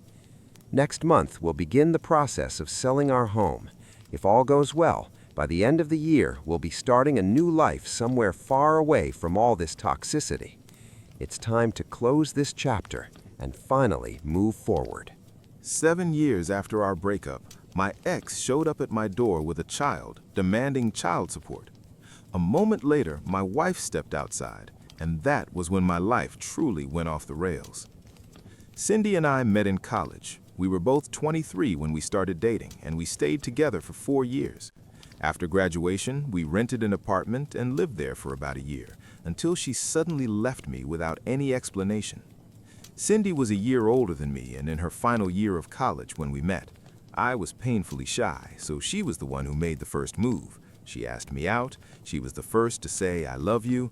6 months into the relationship, she was also the one who suggested we move in together after college. She was an amazing girlfriend in many ways, kind, affectionate, deeply emotional, but there was one serious issue: her overwhelming insecurity. I'm not sure where it came from. Maybe it was because I rarely initiated things in the relationship, or maybe it was something deeper, but she was constantly jealous and suspicious. She hated it whenever I talked to other women, no matter who they were. After a few arguments, I stopped talking to all my female friends. Cindy mattered more to me than any friendship. I cut off not only friends from college, but also girls I'd known since high school, people I'd been close to for over 5 years. Today, I'm back in touch with them. Cindy is no longer part of my life, and my wife has no problem with me having friends of any gender. But back then, I was only allowed to spend time with guys, and even that was restricted. Cindy didn't allow boys' nights, convinced they were just excuses to go drinking, get drunk, and hook up with someone. It felt unfair. She forbade me from seeing anyone without her because of her insecurity, but at the time, I couldn't fully grasp how unhealthy this was. I was deeply in love with her and believed she loved me just as much. She constantly told me she couldn't live without me, that she saw no future without me, that I was everything to her. So I stayed. I wanted to marry her. That was all I wanted back then. Over time, though, the relationship became harder and harder to survive. She grew more suspicious, more controlling, more unstable. Once we were living together, I couldn't do anything without her hovering behind me. She checked my phone regularly, tracked my movements, and if I didn't tell her exactly where I was, she threatened not to let me back into the apartment. By this point, it's probably clear how toxic things had become. What still amazes me is that despite everything, she was the one who ended things. The breakup happened over something incredibly small. One afternoon, my sister Lauren dropped by unannounced, something she occasionally did. Normally, she would message both of us beforehand so Cindy wouldn't get suspicious or think I had another woman over. But that day, Cindy wasn't home. She was visiting a friend. She was allowed to see her friends. I was not allowed to question it. Lauren and I talked for about 2 hours. Then her boss called and she had to rush back to work. Before leaving, she pulled out a lipstick to touch up her makeup, and in her hurry, she accidentally left it on the couch. I didn't even notice. Cindy came home minutes later, cheerful and relaxed, until she sat down on the couch. She jumped up instantly, holding the lipstick she had just sat on. I knew immediately that I was doomed. I told her the truth right away. I explained that Lauren had stopped by during her lunch break, that she used the lipstick before heading back to work, and that she must have forgotten it in her rush. Cindy didn't believe a word. She said Lauren usually texted both of us before visiting. This time she hadn't. Cindy also claimed it made no sense for Lauren to use lipstick at our place, since my sister rarely wore makeup. She was convinced I had brought another woman into our home. She completely lost control. She started screaming, swearing, throwing things, first pillows, then books, then she crossed a line. She grabbed the TV remote and threw it straight at me. I'd barely managed to dodge it. That was the moment I had to get out. I ran into the bedroom and locked the door. I didn't have my phone with me, so I couldn't call anyone for help. I sat alone in that room for nearly an hour while she screamed outside, accusing me of betraying her. She sounded unhinged. I was genuinely afraid. Eventually, the screaming stopped. I gathered the courage to step outside. The apartment was empty. The front door was open. I didn't text or call her for the next couple of hours, assuming she went out to cool off, but when she still hadn't returned by midnight, I tried calling her. The call wouldn't go through. After a few attempts, I realized she had blocked me. I tried messaging her, blocked there too. She had also removed me from all her social media. I panicked and tried contacting her friends, but none of them answered. I later realized I was likely blocked by them as well. For weeks, I tried everything to reach her. She ignored me completely. After nearly a month, I finally gave up. I understood she didn't want to be found. I was devastated. The months that followed were the darkest period of my life. I don't even know how I survived it. I went to work, came home, missed her endlessly, and pretended everything was fine. People told me I was better off without her. I didn't feel that way. I stayed in that apartment for a full year, hoping she might come back. I thought if I stayed, she would know where to find me. When I finally moved out, I buried the last hope of ever seeing her again. We never got closure. That unresolved ending remains one of the deepest pains I carry. I fell into a severe depression and avoided women entirely, afraid that moving on would make me a traitor to Cindy. That changed when I met my current wife, Emmy. She was a coworker, warm, kind, welcoming, not just to me, but to everyone in the office. She was beautiful, intelligent, and had an incredible personality. Despite all my efforts to keep my distance, I fell in love with her within a few months. I'd promised myself I'd never enter another relationship after Cindy, but Emmy changed everything. We've been together for almost 4 years now, married for 2. I'm genuinely happy with her. And until recently, I'd almost completely forgotten about Cindy, until the day she suddenly reappeared in my life. 7 years had passed since our breakup, or more accurately, since the moment she erased me from her life as if I had never mattered, all because of a ridiculous argument. Last weekend, my wife and I were simply relaxing at home when someone suddenly rang the doorbell. I went to answer it. Before I even had time to fully process who was standing there, she shoved a small boy into my arms. He looked about 7 years old. Cindy immediately demanded that I pay child support for the past 7 years. She didn't give me a chance to say a single word. She started screaming, claiming that for 7 years she had been trying to find me so her son could finally have a father. She accused me of running away from responsibility and insisted that I owed her years of unpaid support. I stood there in silence while she yelled. I didn't even know how to react. I was completely stunned. I just stood there like an idiot while she kept shouting. The accusations made no sense. I had waited an entire year after she vanished, hoping she would come back. She was the one who left me, not the other way around, and I was absolutely certain that the child wasn't mine. I stayed silent only because I was in shock. I couldn't even speak. When Emmy realized I had disappeared for a while, she came outside to see what was going on, and that was when everything flipped upside down. The moment Cindy saw my wife, all the color drained from her face. It was instantly clear that she was in serious trouble. At the time, I didn't yet understand why, but it was obvious that seeing Emmy completely rattled her. Emmy looked just as shocked to see Cindy standing at our door. Before I could say anything, the two of them started screaming at each other. I couldn't even follow what they were arguing about, but it was obvious they knew each other. This wasn't a first encounter. They went straight for each other, hurling insults, throwing the most vile words imaginable back and forth. Meanwhile, I stood there silently next to the boy, trying to understand what the hell was happening. Then, Emmy finally brought out the heavy artillery. She told Cindy that if she didn't leave immediately, she was calling the police. That clearly wasn't an option Cindy wanted. She looked absolutely furious, but after one last round of insults and hateful looks thrown at both of us, she backed down. The moment Emmy repeated that she was calling the cops, Cindy grabbed her son and bolted as fast as she could. I had no idea what I had just witnessed. I assumed Emmy would explain everything once Cindy was gone. Instead, things somehow got even stranger. As soon as the door closed, Emmy turned to me and started yelling, asking how I could do this to her, how I could hide something like this from her. I still said nothing. I just stared at her in complete confusion. Her accusations made no sense to me.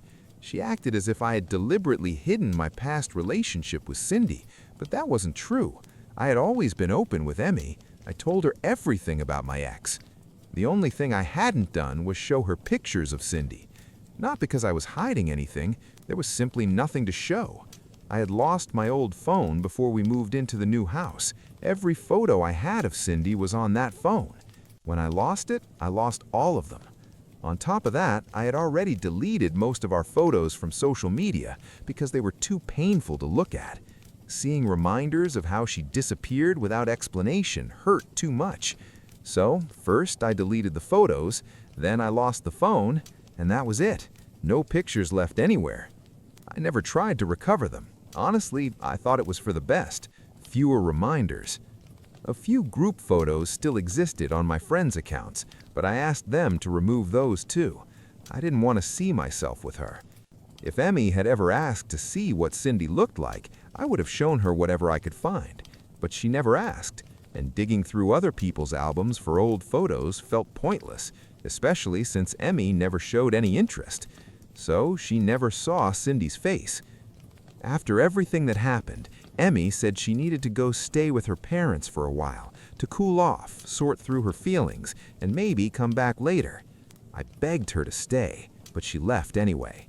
She said she couldn't be in the same space with me right now and needed time alone to process everything. I didn't even fully understand what she meant. She didn't explain. The whole situation felt like déjà vu, like history repeating itself, just like with Cindy. I was completely crushed. The next day, I finally forced myself to start making calls, trying to understand what was really going on. I called her parents first.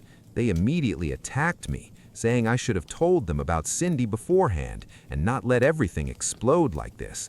They tore into me and then hung up without giving me any real answers. Desperate, I called Emmy's older sister. She was the only person left who might explain something. I was lost, and she was my last hope. When she answered, I told her everything that had happened. That was when I finally learned the truth. Cindy and Emmy were cousins. Cindy's real name was Cynthia.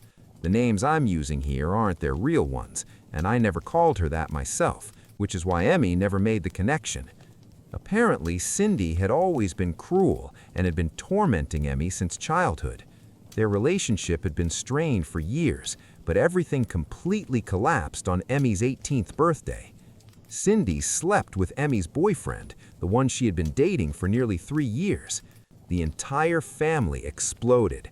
Emmy's mother, who was Cindy's mother's sister, caused a massive scandal over Cindy's behavior. Naturally, each side defended their own child, and the families completely cut contact after that. But it didn't end there. Cindy continued to harass Emmy by spreading disgusting rumors about her online. Things escalated so badly that the parents had to intervene again. Only then did Cindy finally leave Emmy alone, and only because her parents forced her to. The cousins never spoke again. until they met again because of me. After that conversation, everything finally made sense. I understood why Emmy lost control when she saw Cindy on our doorstep. Seeing her, or Cynthia as Emmy knew her, dragged painful memories back to the surface for both of us. I spoke to Emmy after that call. Her sister had clearly spoken to her as well, because for the first time, Emmy finally answered my call. Until then, she had been rejecting everyone. I told her I understood why she reacted the way she did, but I also told her the truth, that she never asked, never shown any interest in Cindy, and that I never meant to hide anything from her. That made complete sense to me. All of that was in the past, and she was my future. If she had asked me even once about Cindy, I would have shown her a photo immediately, and all of this would have been resolved long ago. I tried to calmly explain my point of view, but for some reason she still believed I was at fault, that I should have talked more about my past relationship. According to her, if I had done that, she might have asked questions herself, and we would have discovered everything earlier. I honestly didn't understand what exactly I had done wrong, and I told her that. That only made things worse. She became even angrier and stopped talking to me, calling me stupid and self-absorbed before hanging up. She said she had gone through hell because of Cindy and expected me to understand that. I replied that I had gone through hell with her too, but I didn't see Emmy trying to understand me. That seemed to hit a nerve. She snapped, "Fine, you win the contest for having the worst ex," and ended the call. Since then, she hasn't answered my calls or messages. I feel like I completely screwed everything up. My wife doesn't lose her temper easily, so it was obvious this was a deeply painful and sensitive subject for her. But damn it, it was painful for me too. Putting all the blame on me alone felt unfair, especially when I genuinely didn't understand what I was supposed to have done differently. The only thing I was grateful for was that Cindy hadn't shown up again. If she kept inserting herself into my life, this mess would only get worse. Update 1. First of all, thank you to everyone who shared advice and thoughts. I truly appreciated every response. For those who asked whether my wife had ever mentioned being bullied in the past, no, she hadn't. She never talked about her childhood. I only learned about it after speaking with her sister. Even though I knew this wasn't technically my fault, I decided to take initiative and go to my wife's parents' house. I wanted to save our relationship. I understood that if I wanted to be with Emmy, I had to try to fix things, even if I wasn't the one who caused them. Because we're supposed to fight the problem together, not each other. Yesterday, after almost a week of silence, I finally went to see her. Both Emmy and her parents were surprised to see me at the door. I didn't wait for their reaction. The moment the door opened, I hugged her tightly. She froze for a second, then hugged me back. We stood there like that for several minutes without saying a word. The past week had been brutal for both of us, and we both realized that more than anything, we just wanted to be together. Who was right and who was wrong no longer mattered. As soon as I let go, she apologized and broke down crying. She admitted she had genuinely thought she'd lost me forever because of her outburst after Cindy's visit and the way she behaved afterwards. She admitted she acted irrationally and unfairly, apologizing over and over. Her parents and I comforted her while she cried. It meant a lot to see that she recognized she hadn't been fair to me. At the same time, I felt guilty for not coming to see her sooner, because that delay was what finally pushed her over the edge. After we talked everything through, she packed her things and came home with me. We're back together now. I can't say everything is completely back to normal, but we're working on it. We're slowly unpacking everything that happened over the past week, including Cindy's visit. And we still needed to figure out why she showed up in the first place. Update 2. We finally learned why Cindy came to our house. No surprises. She wanted money. She made that clear immediately by demanding child support for a child I had absolutely no connection to, emotionally or biologically. Emmy and her sister made several calls to figure out what was really going on, since the families hadn't spoken in years. They confirmed what I already knew. The child is not mine. Apparently, she had been seeing another man for years. I strongly suspect she was cheating on me during the final months of our relationship. I don't have proof, but everything lines up. She dumped me on the most ridiculous excuse and erased me from my life like I never existed. It makes perfect sense that she already had someone else lined up. Most likely, she was already pregnant when she left me and just needed a reason to disappear. The incident of my sister was the perfect excuse. Many of her relatives knew about the other man, but I was forbidden from communicating with her family unless Cindy herself was present, so I knew nothing and never would have if she hadn't made the massive mistake of showing up at my house trying to pressure me into giving me money. It turned out the man she was with left her a few months ago. She had quit her job when she got involved with him and had no savings after giving birth. When he disappeared, she was left with nothing. He did exactly what she had done to me, vanished without explanation. Now she's barely scraping by. Her parents refused to support her financially, saying they needed to save for retirement. If they supported her and the child, they wouldn't be able to retire at all. Harsh, maybe, but now her desperation made sense. After the incident at my house, none of Cindy's relatives have seen her. I'm sure someone will eventually track her down or report her, because rumors say she's already scammed a few people out of money. They're just rumors for now, but after what she tried to pull with me, I wouldn't be surprised if they were true. Update 3. We decided to start couples therapy, along with individual sessions. It turns out we hadn't dealt with our past as well as we thought. Cindy's mere appearance was enough to throw our lives into chaos. We couldn't allow that to happen again. As for Cindy, according to some relatives, she's now living with a new man she met online just days ago. He's already madly in love with her and invited her to move in. Her parents are devastated, not just by her behavior, but by the fact that she told them they're no longer allowed to see their grandchild. I'm not taking her side, but honestly, what did they expect? They turned away when she needed them most, and now they're shocked things aren't fine. They've always enabled her behavior, towards me and towards Emmy. Her parents were never particularly pleasant people, and she's no different. The apple didn't fall far from the tree. What truly breaks my heart is that a child is the one paying the price for all her terrible decisions. That's where this story ends. Many years ago, my wife's grandfather found an unusual bag of seeds in the Ozark Mountains of Missouri. The discovery was made near Roaring River Park in the southwestern part of the state. The bag was lying on top of a hill and looked remarkably well preserved. Although it had likely been exposed to the elements for a long time, there were no visible signs of damage or stains. The material proved to be strong and flexible. When at rest, the bag looked slightly wrinkled, but it could still be opened and closed. Out of caution, the find was barely touched, limited to just a few photographs. Inside, there were several hundred seeds of at least 2 different species.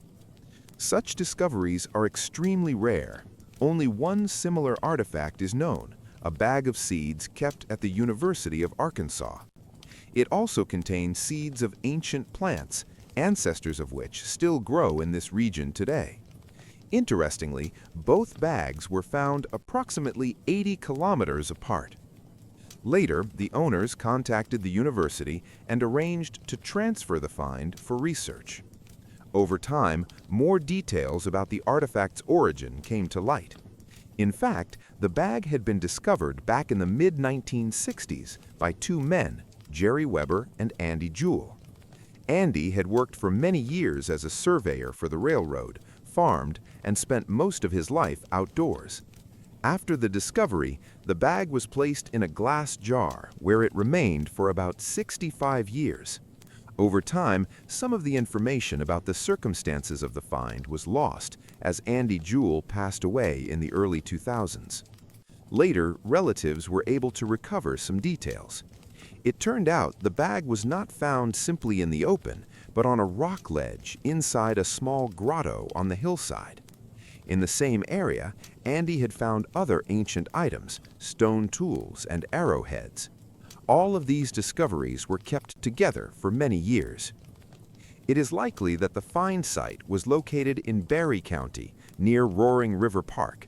Andy lived in the Dry Hollow area between the towns of Cassville and Seligman, and the bag may have been found near the Washburn Prairie.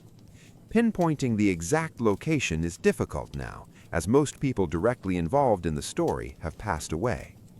Gathering all the available information and the old artifacts, the family decided to show the find to experts and brought it to the University of Arkansas Museum. The bag was placed in a special storage room in the museum collection, a controlled environment where archaeological artifacts are preserved. The museum curator, Dr. Mary Suter, carefully laid out the bag, seeds, and stone tools for inspection. After the initial examination, she retrieved a scientific book about woven artifacts found in rock shelters of the Ozark Mountains. As she flipped through the pages, she came across an illustration of a bag that matched almost perfectly in weave, color, and construction with the new find. The news quickly spread among museum staff, and other specialists began arriving in the room. Many noted that such artifacts are extremely rare. Archaeologists explained that rock grottos and natural shelters were often used by the region's ancient inhabitants to store items and supplies. These are precisely the kinds of locations where organic materials, which normally decompose quickly, might sometimes survive. According to preliminary assessments, the bag belongs to the pre-contact period, the time before Europeans arrived in North America. Its exact age is still unknown, but it can be confidently stated that it is at least 500 years old and likely much older. To determine a more precise age, radiocarbon dating will be needed. Since the artifact is linked to the cultural heritage of native peoples, the museum must coordinate with the Osage tribe before conducting research. Afterward, samples can be sent to another university for laboratory analysis. For now, the bag, seeds, and other items remain at the University of Arkansas Museum, where they are being preserved under appropriate conditions and studied by archaeologists. Seed bags like this are considered exceptionally rare finds. Before this discovery, archaeologists knew of only 2 similar bags, from Eden Bluff and another heavily damaged one that contained acorns. Organic materials, such as plant fibers and seeds, usually decompose quickly, so their preservation over hundreds or even thousands of years is highly unusual. Museum specialists immediately began photographing the seeds and stone items to share with other researchers. One of the small black seeds initially puzzled the scientists, but after discussion, they concluded that all of the seeds are very old and no longer viable for germination. Along with the bag, the family also donated several stone tools and arrowheads that Andy Jewell had found. Archaeologist Jared Piard, who specializes in ancient stone implements, quickly determined that these items belong to 2 different archaeological periods. Some date back to the Middle Archaic period, roughly 2000 to 5000 BCE, and others are from the Woodland Culture period, spanning approximately the 1st millennium BCE to the 1st millennium AD. However, these finds can only indirectly help in dating the bag, since it's unclear which of these items were originally found with it. After the preliminary inspection, Dr. Mary Suter decided to show another similar artifact from the museum collection. She led the guests deeper into the storage area, which houses thousands of archaeological artifacts. Among the many shelves with cataloged boxes, she found a collection from excavations conducted in 1932. The box contained various ancient items, shells, bones, fragments of cords, and other objects. Among them was a bag that proved to be almost identical in weave, color, and construction with the new find. It was a little larger, but far more deteriorated. The material was heavily damaged and bound with a piece of leather. Inside, the excavation had uncovered only half of an old carved pipe. Interestingly, this bag was also found in Barry County, Missouri, just a few kilometers from the location where Andy Jewell found his find. Unfortunately, the 1932 artifact has never been radiocarbon dated, so its precise age remains unknown. Next, the researcher showed another famous specimen, the renowned Eden Bluff seed bag. It is approximately 2,000 years old, but is so well preserved that it appears almost new. Examining the museum collection, you could see a vast number of archaeological finds associated with the ancient inhabitants of the Ozarks. The storage houses ceramics, tools, jewelry, and other items that help researchers reconstruct the history of the region.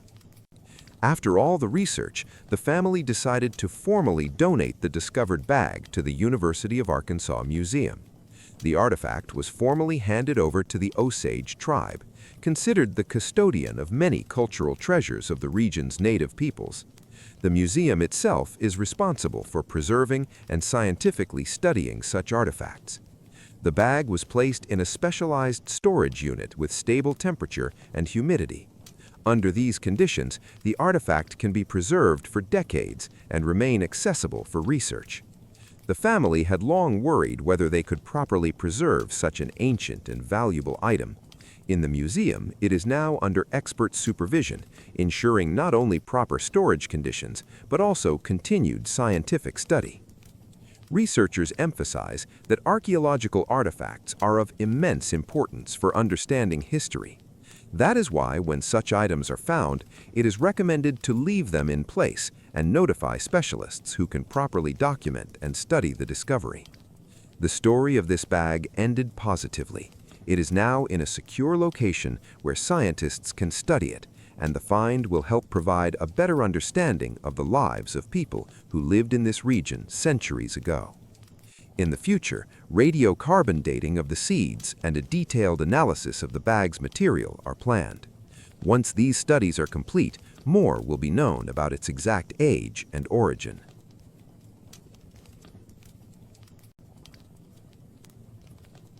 The dog sitter accidentally fed the dogs wood pellets. During our trip, we left our 2 dogs in the care of a dog sitter we found through a specialized pet sitting service. The guy seemed very nice and responsible. Before leaving, we carefully explained all the rules to him. We showed him where the dog food was stored, how exactly to feed the dogs, the proportions for mixing their food, and where all the necessary supplies were kept. In addition, we left a written instruction sheet with all the details so he wouldn't run into any difficulties. On the morning before our departure, we even fed the dogs together with him so he could see with his own eyes exactly how everything was done. It seemed to us that after such an explanation, it would be almost impossible to make a mistake. Throughout the trip, he stayed in touch with us and occasionally sent messages about how our pets were doing. Because of that, we were confident that everything was going smoothly. But one morning, he texted us saying the dogs were refusing to eat their breakfast. We didn't think much of it, since that sometimes happens when the owners are away from home. When we returned home, the first thing I noticed was the strange appearance of the food in their bowls. Normally, we don't just give them dry kibble. We pour hot water over it, add a bit of goat's milk, and mix in a digestive prebiotic. The result is a mixture that looks like a dark porridge. But this time, something looked completely wrong. It was much darker than usual and had an unusual texture. I asked my husband what that strange mass in the bowls was. Soon it became clear that the problem was much serious. When we went upstairs, we saw that the dogs had vomited on our bed. The sight was very unpleasant, but even worse was realizing that there were strange pieces mixed in with the vomit. That's when we understood what had happened. The dog sitter had accidentally fed the dogs wood pellets meant for a grill, mistaking them for dog food. These pellets were stored in a large bag on the floor in the pantry. The package clearly said grill pellets in large letters. Right next to it was the container with the dog food, which was also clearly labeled. Apparently, on the first night after we left, the dogs ate those pellets. After that, they started feeling unwell, which is why they refused food afterward. Judging by everything, they had gone almost 2 days without eating. We immediately called our veterinarian. Since it was Sunday, the doctor promised to call us back a bit later. In the meantime, we were advised to closely monitor the dog's condition and watch for any new symptoms. At the same time, we contacted a pet poison control hotline. They explained that wood pellets themselves are usually not highly toxic. However, they can cause serious stomach discomfort, digestive problems, or even an intestinal blockage. The situation was complicated by the fact that pellets can be made from different types of wood. Some types of wood can be dangerous for dogs. Among the potentially toxic ones are oak, cherry, plum, prune, horse chestnut, and yew. We checked the composition of our pellets. They contained hickory and maple. In addition, similar blends sometimes include flavorings or even leftover wood from whiskey barrels, which means the composition can be quite varied. That's why we decided not to take any risks and drove to a 24-hour veterinary clinic. Meanwhile, my husband called the dog sitter and told him what had happened. The guy was shocked and began sincerely apologizing. He explained that he hadn't understood exactly where the dog food was and mistakenly used the wrong bag. We also reported the incident to the service through which we had hired him. They opened an official case and said they would conduct an investigation. It also turned out that the platform provides insurance coverage of up to $25,000 for veterinary expenses. At the clinic, the dogs were examined and given x-rays. Fortunately, the veterinarians found no signs of an intestinal blockage. That was a huge relief for us. However, the vets warned us to monitor the dogs carefully over the next few days. It was especially important to watch for any symptoms related to kidney problems, since certain types of wood can cause toxic reactions. Luckily, the next morning things already looked much better. Both dogs ate normally and were able to go to the bathroom. The food stayed down and there were no new episodes of vomiting. It seemed that their bodies had handled the problem. Despite that, the stress we experienced was enormous. What surprised me most was that we specifically showed the dog sitter where the food was and had even fed the dogs together with him before leaving. That's why it's very hard to understand how he could confuse the dog food container with a large bag of wood pellets. After this incident, we decided to move the pellet bag to a different place so that something like this would never happen again. Fortunately, everything turned out well this time, but the story shows just how important it is to be extremely careful when it comes to the health of our pets.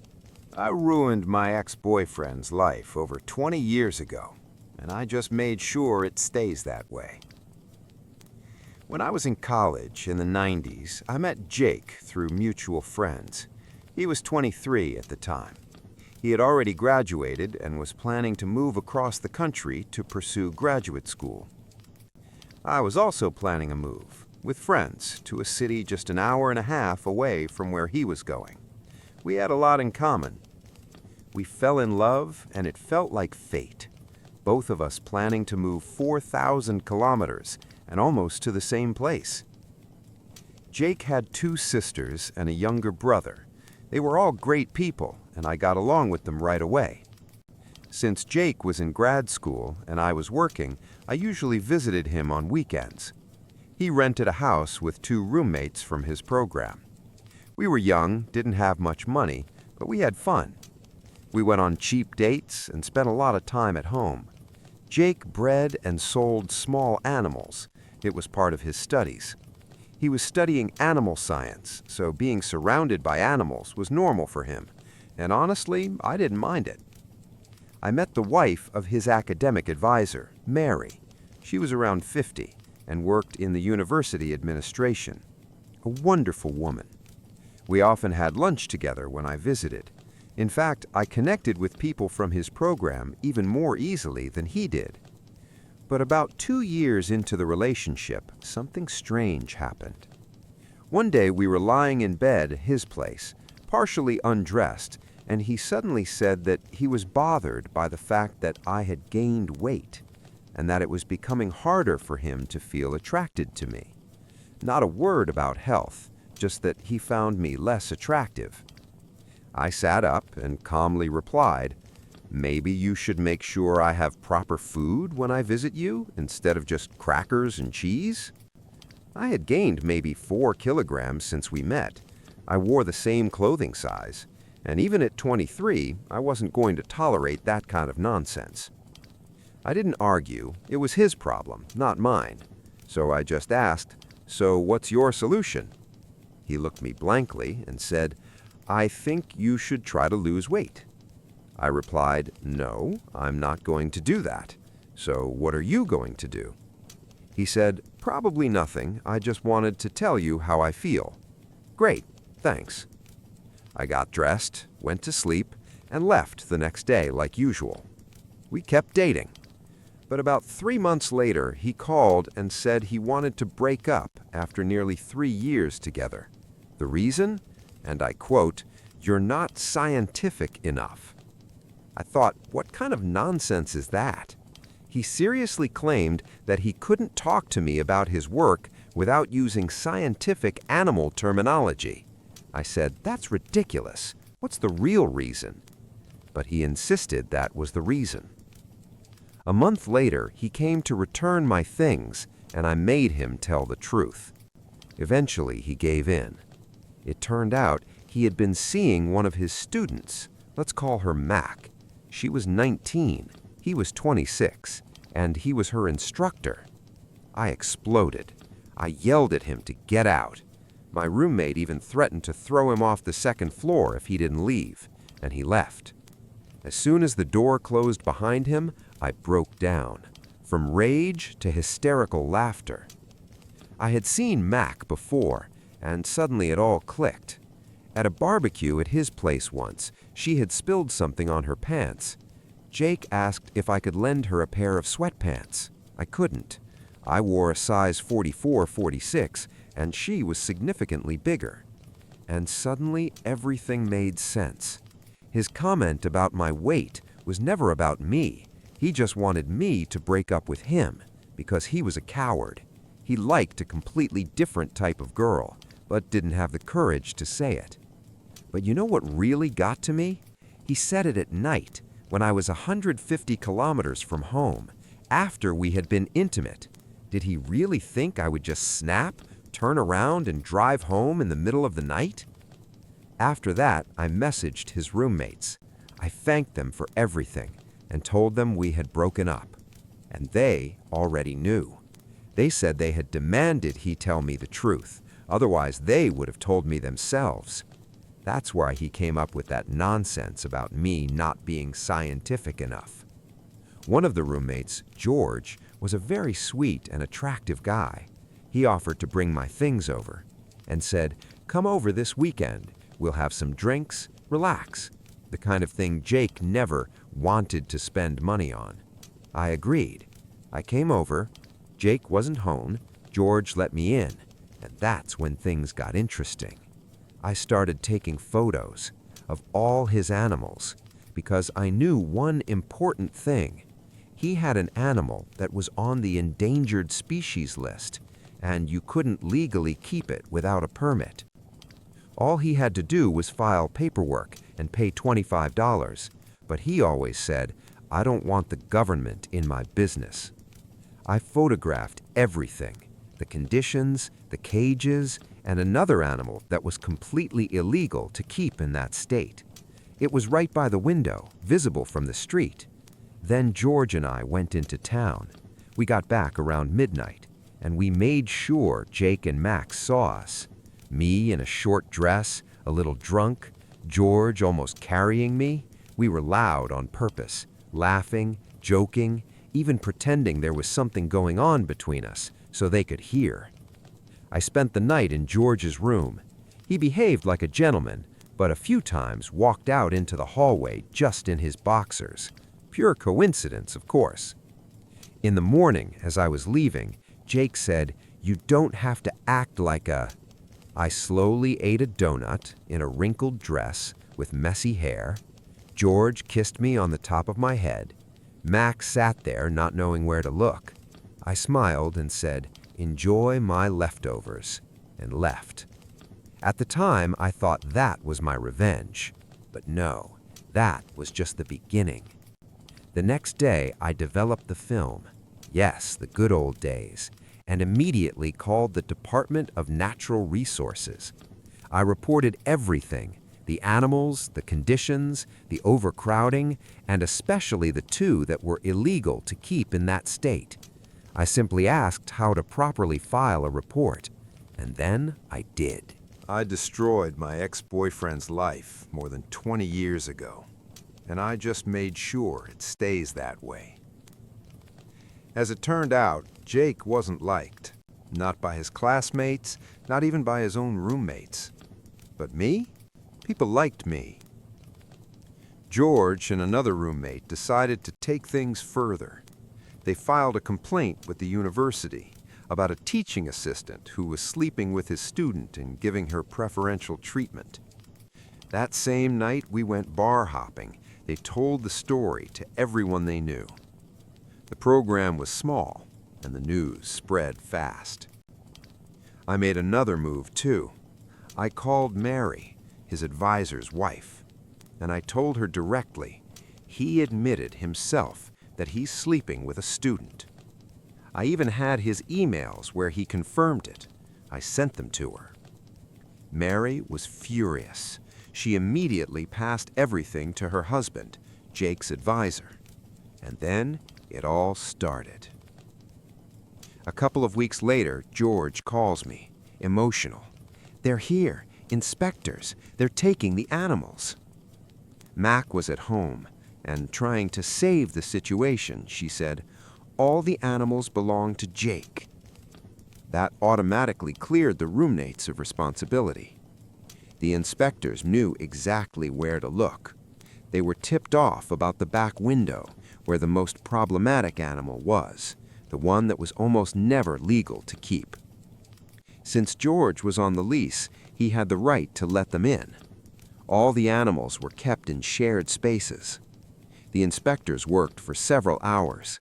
Then they came back with a warrant.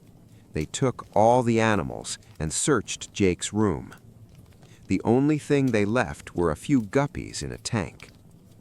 Now, the most painful part for him. Graduate students live off grants, and he had just received a federal grant around the time we broke up. I called them and simply asked, how do I report that someone with a federal grant is under investigation for illegal animal possession? The result? He lost the grant and had to pay back nearly $30,000. He will never be able to get federal funding again. He wasn't jailed. The animals were in decent condition, but he lost all his animals, paid about $15,000 in fines. 2 animals were transferred to a wildlife center. The university didn't stay out of it either. He lost his stipend, was fired from teaching, essentially had his academic career destroyed, and all because of one thing. He was sleeping with a student. He couldn't even wait 4 weeks until the end of the course when it would have been technically allowed. His arrogance destroyed him. A few months later, I wrote to his sisters, told them I missed them. They replied and told me he had lied to the family, said I broke up with him because of distance. I just forwarded him his own email where he said he had fallen in love with Mac. And that settled everything. I moved on, finished my studies, built a career. And you know what I do now? I help scientists and doctors explain complex things in simple terms. Ironic, right? And him? He married Mac, 2 kids, went back to breeding animals. 20 years passed, and one day I'm giving a lecture at a university, 250 people in the room. And suddenly I hear, "Hey, long time no see." I turn around. It's him, Jake. I pretended I didn't recognize him. "Sorry, do I know you?" He said, "It's me, Jake." I paused and said, I guess my memory just erased you," and walked away. Later, I found out he was there for a job interview for a teaching position. They were seriously considering hiring him. And then I said just one sentence. It's strange he's still teaching after what happened at University X. That was enough. They checked and found everything. The scandal with the student, the lost grant, the investigation, the old complaints. And you know what? He didn't get the job. Karma. Sometimes it works perfectly. And my conclusion? If the person who's supposed to love you humiliates you because of your appearance, the problem isn't you. The problem is them.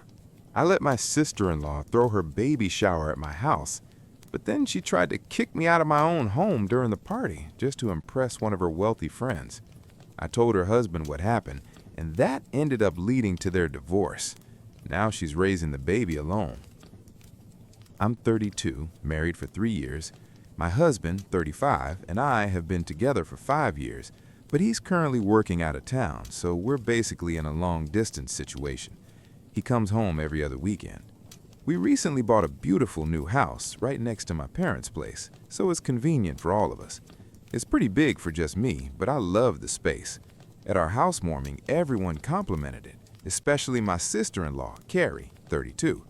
She couldn't stop gushing about it. Carrie and I aren't super close, but we've always gotten along. A couple weeks ago, she asked if she could have her baby shower at my house. I agreed without hesitation. She was pregnant, I didn't want to be rude, and honestly, I thought it might be nice to socialize a bit, since I spend a lot of time alone. She said she didn't want to waste money renting a venue when I had such a perfect home for it. Her own house is fine, but smaller and not as impressive. I took her compliments at face value and agreed. For 2 weeks, she came over almost every day to plan things. I even took a day off work to help her.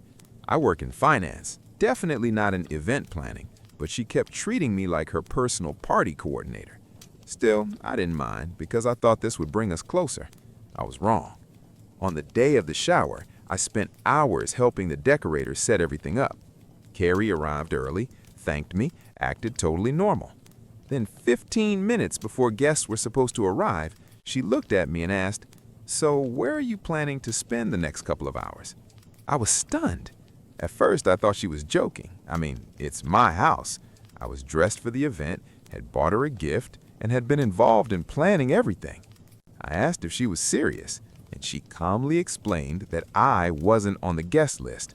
Apparently, she'd never intended for me to be there. She claimed she thought I was just helping out, like some kind of hired planner. She told me the shower was for close family and friends only, and that unfortunately, I didn't make the cut. She even asked me to leave before her guests arrived so I wouldn't cause a scene. I was furious, humiliated, and honestly heartbroken. I stormed outside to call my husband, but he was busy at work and couldn't pick up. I couldn't hold it in anymore. I decided to call Carrie's husband, Jim, 33. I don't know him well. He's quiet and reserved, but I told him everything. How I'd let her use my house, help plan the whole thing, and then how she tried to kick me out of my own home for her little exclusive party. He was silent for a long time after listening. I apologized for dumping all this on him, but I couldn't keep it in. I was so hurt. Jim finally said, very calmly, that I had nothing to apologize for, and that under no circumstances should I be leaving my own house. It would have been ridiculous for me to leave, and Jim told me he was on his way over. He didn't want things to escalate between me and Carrie, and he didn't want her getting worked up while pregnant. That sounded reasonable, so I waited. 15 minutes later, before any of her guests arrived, Jim showed up. Carrie looked like she'd seen a ghost when he walked in. As soon as I heard the doorbell, I went back inside. We all stood in the living room, and Jim calmly but firmly told me I was absolutely welcome to stay for the shower. This was my house after all. Carrie tried to argue, but he gave her a sharp look, and she went silent. She spent the whole evening glaring at me like she wanted me to vanish. I kept my cool and carried myself with dignity, but I quietly decided right then I was done with her. I even thought about canceling the whole event out of spite, but I had put too much time and effort into helping set it up. So I endured the evening and promised myself I'd never deal with Carrie again. After the shower ended, Jim apologized again for her behavior. Carrie didn't even look at me. He actually apologized for that too, saying she had no right to treat me that way. She was clearly bitter and thought I had forced myself into her special day, which was honestly insulting given it was happening under my own roof. Later that night, I told my husband everything. He was furious and wanted to call his sister immediately, but I asked him not to, at least not that night. I just wanted peace. But peace didn't last. The very next morning, my in-laws called me fuming. Apparently, when Carrie and Jim got home, they had a huge blowout fight because Jim knew what she'd done to me. Now, Jim had packed up and said he was done. He stopped speaking to Carrie entirely and even cut off communication with my in-laws. That shocked everyone, since Jim had always been close to her family. Their parents had even been old family friends. But suddenly, his side of the family blocked Carrie's parents everywhere. Social media, phone, everything. And yet, somehow, this was all my fault. According to Carrie and my in-laws, if I just kept quiet and gone along with her plan, none of this would have happened. They actually blamed me for ruining her marriage. I couldn't believe what I was hearing. Carrie humiliated me in my house, and I was the one being painted as the villain? I lost it. I told them straight up, I am not taking the blame for any of this. Carrie behaved horribly. I generously allowed her to host an event at my home for free, and in return, she tried to humiliate me by kicking me out of my own house, all because she didn't think I was close enough family. Excuse me, I'm literally her brother's wife. I reminded them that if my husband had been home, Carrie never would have dared to treat me that way. And I don't regret telling Jim the truth. He was the only reasonable adult in this mess. If he decided enough was enough and chose to walk away from his marriage, I trust his judgment. That's his choice, and it's not on me. But my in-laws won't stop harassing me. They keep saying I've ruined a family, and Carrie's baby will grow up without a father because of me. Honestly, that's just emotional blackmail. I'm close to blocking them completely, but the only reason I haven't is because sometimes their words do get in my head. They make me doubt myself, even though I know deep down I didn't do anything wrong. My husband, thankfully, is fully on my side. He told me I did nothing wrong, and he'll be the one to explain to his parents that Carrie caused this, not me. He says they should be supporting her instead of attacking me. But I'm just exhausted. I don't feel guilty at all, but they won't leave me alone, and all I want is for this drama to finally be over. Honestly, I still don't even understand why it mattered so much to Carrie that I wasn't at her baby shower. It never made sense to me. So, was I really wrong for telling her husband the truth about how badly she treated me? You can make up your own minds, but personally, I think I did the right thing. I don't see any reason why I should be the scapegoat here. Yes, it's tragic if their baby ends up growing up without a father, but if they couldn't fix their marriage anyway, that outcome was inevitable sooner or later. And let's be real, Carrie had zero interest in resolving things. If she had been willing to apologize, maybe there would have been a chance to work things out. Instead, she doubled down and pushed all the blame on me. That's just insane. Update 1. Hi again. It's been almost a week since the baby shower, and Carrie and Jim are officially getting divorced. This isn't speculation. Jim already announced it on his socials. I didn't think things would unravel this quickly, but apparently he's already filed and the process has started. He moved back in with his parents, and they've been living apart ever since. I wasn't sure if I should even reach out because I honestly felt guilty, but after talking with my husband, we agreed that someone from the family should at least check in, especially since Jim hadn't blocked us. Clearly, he left that door open for a reason, so I sent him a message, just saying I was sorry that things had turned out this way. Not an apology for causing it, more like expressing sympathy. He actually reassured me, told me not to blame myself because their marriage had been hanging by a thread for a long time. After that, I asked him directly, why did Carrie hate the idea of me being there so much? Because the only close relatives excuse never added up. She'd invited plenty of people who weren't even family, people I knew she wasn't close with. So what was the real reason? Well, he told me, and wow. The truth was, Carrie had been desperate to impress one particular guest, an old school friend of hers who'd married into a very wealthy family. Carrie's been planning to start a business after the baby, and she was hoping this woman's wealthy husband might invest in it. Her entire baby shower plan was basically a performance for this one guest. And here's the kicker.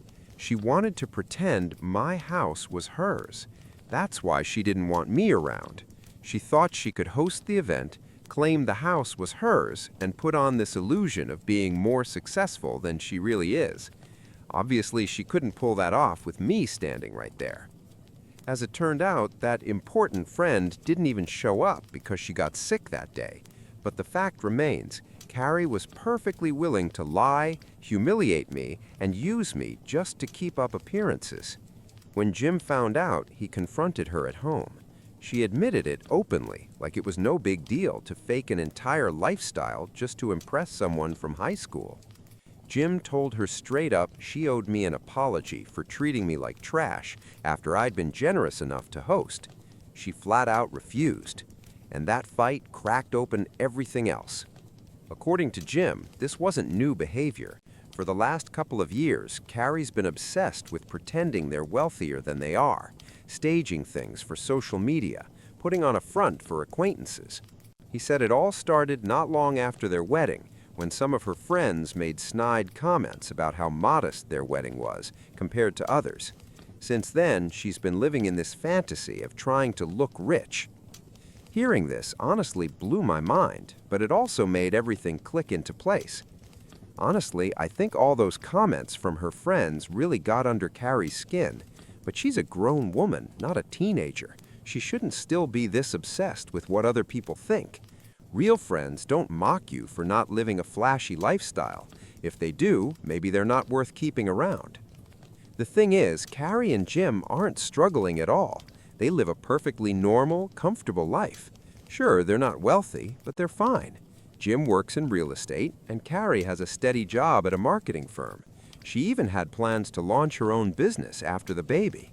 If anything, she should have been saving up instead of spending recklessly. But Carrie's been fixated on projecting this glamorous image they simply can't afford. Jim said he tried countless times to explain to her that their life is good enough as it is, that they don't need to impress anyone. But she just brushed him off. Instead, she kept buying things without talking to him first, kept putting up a front. That put a constant strain on their marriage. He admitted he used to ignore it because he loved her so much, but with a baby on the way, he couldn't look past it anymore. It wasn't just about money anymore. It was about the kind of future they'd be able to give their child. After the baby shower fight, Jim snapped. He told me even if I hadn't called him that day, he would have left sooner or later. The baby shower incident just sped things up. He doesn't blame me for anything. And honestly, I feel lighter knowing that. My husband and I talked it over too. He feels sorry for Carrie, of course, but he also thinks Jim wouldn't have walked away unless he'd thought it through. Jim was a good husband, and if he reached his breaking point, that says a lot. I do feel bad for Carrie, especially since she's pregnant, but at the end of the day, she dug herself into this. She's in her 30s, still acting like she's in high school. Still letting shallow people dictate how she feels about her own life. She needs therapy more than she needs new designer bags. I honestly hope they figure something out, if only for their baby's sake, because growing up in a broken home is tough. For now, though, I'm stepping back. I've decided to block Carrie and my in-laws for the time being, not out of spite, but because I don't see anything good from staying involved. My husband agrees. We'll give them space and focus on our own lives. Update 2. So my husband just got back a couple of hours ago and he filled me in. He's been in touch with Jim these past few days, and apparently Jim is open to giving their marriage another shot, but only if Carrie is willing to apologize and agree to go to therapy. My husband's been trying to get that message across to her, but so far she hasn't responded. His parents said she's avoiding everyone right now, just isolating because she's so upset, which honestly is understandable, but the ball's in her court now. As for some of the comments on my last post, A lot of people called me selfish, saying my husband and I were greedy and should have been financially supporting Carrie and Jim. I honestly don't know how people came to that conclusion, but let me clear the air. We bought this house fair and square because we could afford it. If it hadn't been within our budget, we wouldn't have bought it. And for the record, Jim and Carrie are not broke. They have stable incomes. Acting like they need our charity is just insulting to them. Also, my husband and I are in a very similar financial situation to Jim and Carrie, so I don't understand why they'd need our help, or why anyone would think they do.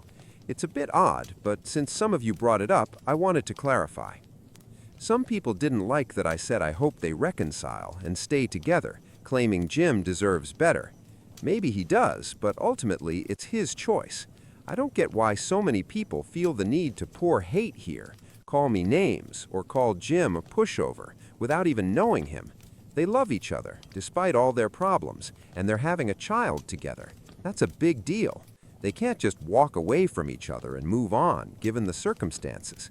So yes, I wanted and still want things to work out for them. That's all I wanted to say for now. Update 3. Hi everyone, it's been almost 3 weeks since my last post. I just wanted to share that Jim and Carrie have decided to reconcile and try to work things out. I'm really happy for them, even though Carrie and I still aren't talking. I found out from my husband that they've agreed to attend family therapy for a couple of months to see how things go.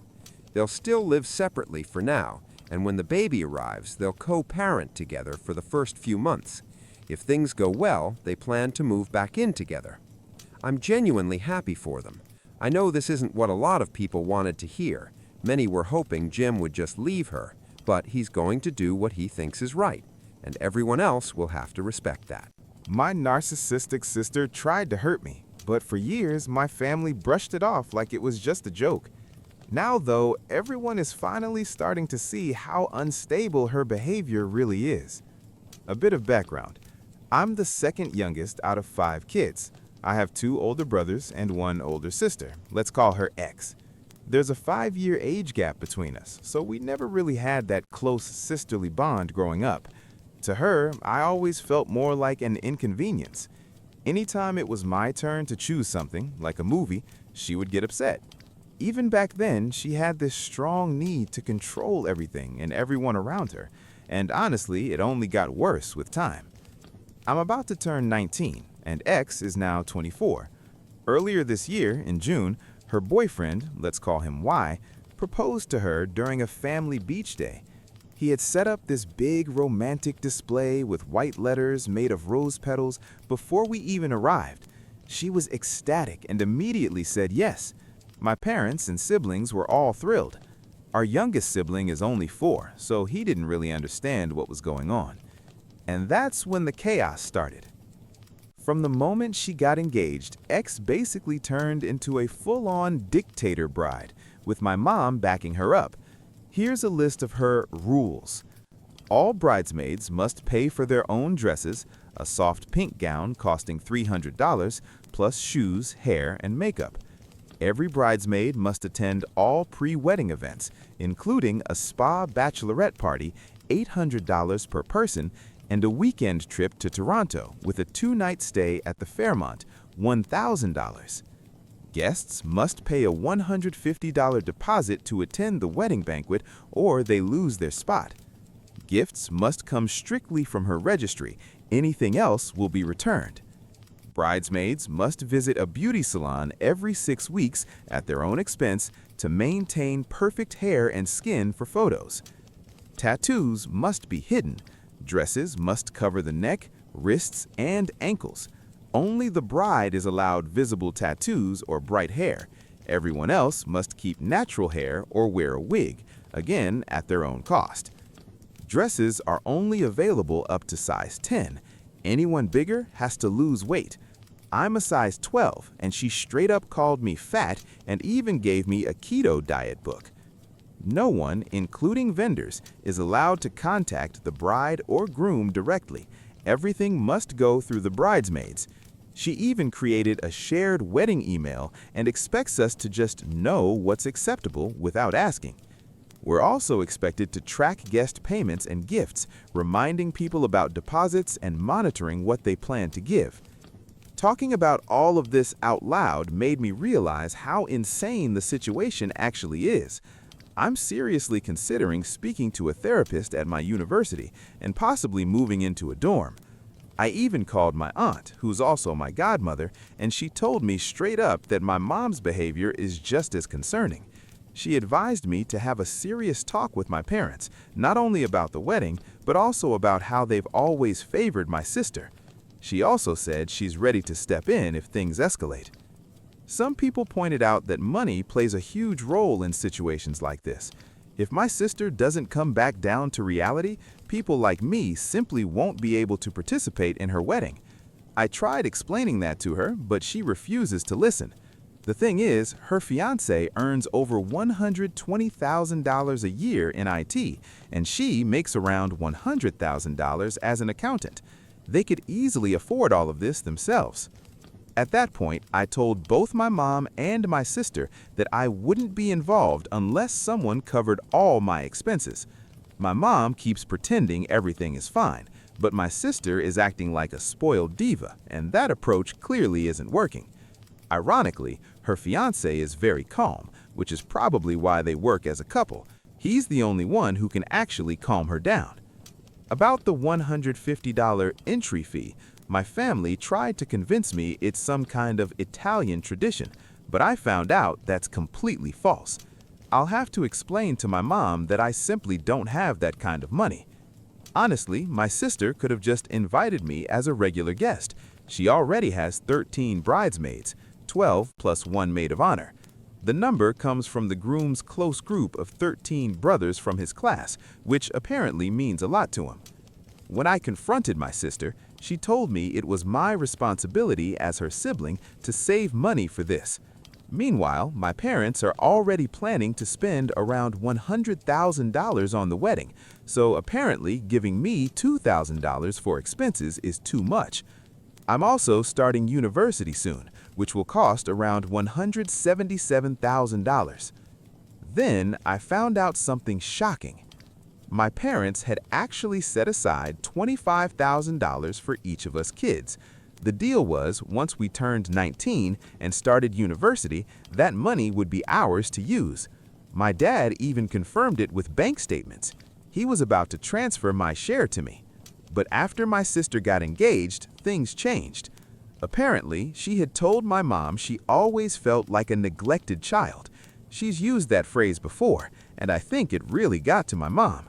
Feeling guilty, my mom decided she could redirect money from all the kids' accounts to fund the wedding. My two older brothers never used their money because the military covers their expenses, so that's $50,000. Add my sister's $25,000 and my $25,000, and suddenly there's $100,000 for her wedding. My mom decided since my education would cost $177,000 anyway, she could just take my $25,000. And of course, my sister pushed this idea. She knows exactly how to manipulate situations like this. There's also deeper history behind all of this. After I was born, my mom suffered severe postpartum depression and was hospitalized for 4 months. During that time, my dad had to take care of all of us, and a nanny looked after me. My sister, who was about 5 years old at the time, ended up getting the least attention, and she never forgot it. She didn't blame my mom, she blamed me. At one point, she even tried to suffocate me with a pillow. My mom stopped her in time, but the family later turned it into a funny story, probably as a coping mechanism. Growing up, she constantly used manipulation to get her way. At first, it was small things, toys, attention, but as she got older, it turned into bigger demands, like expensive trips, and now this wedding. This is also why I've always been closer to my dad than my mom. We actually had a somewhat normal relationship when I was around 12, but everything changed again when my mom got pregnant with our youngest sibling.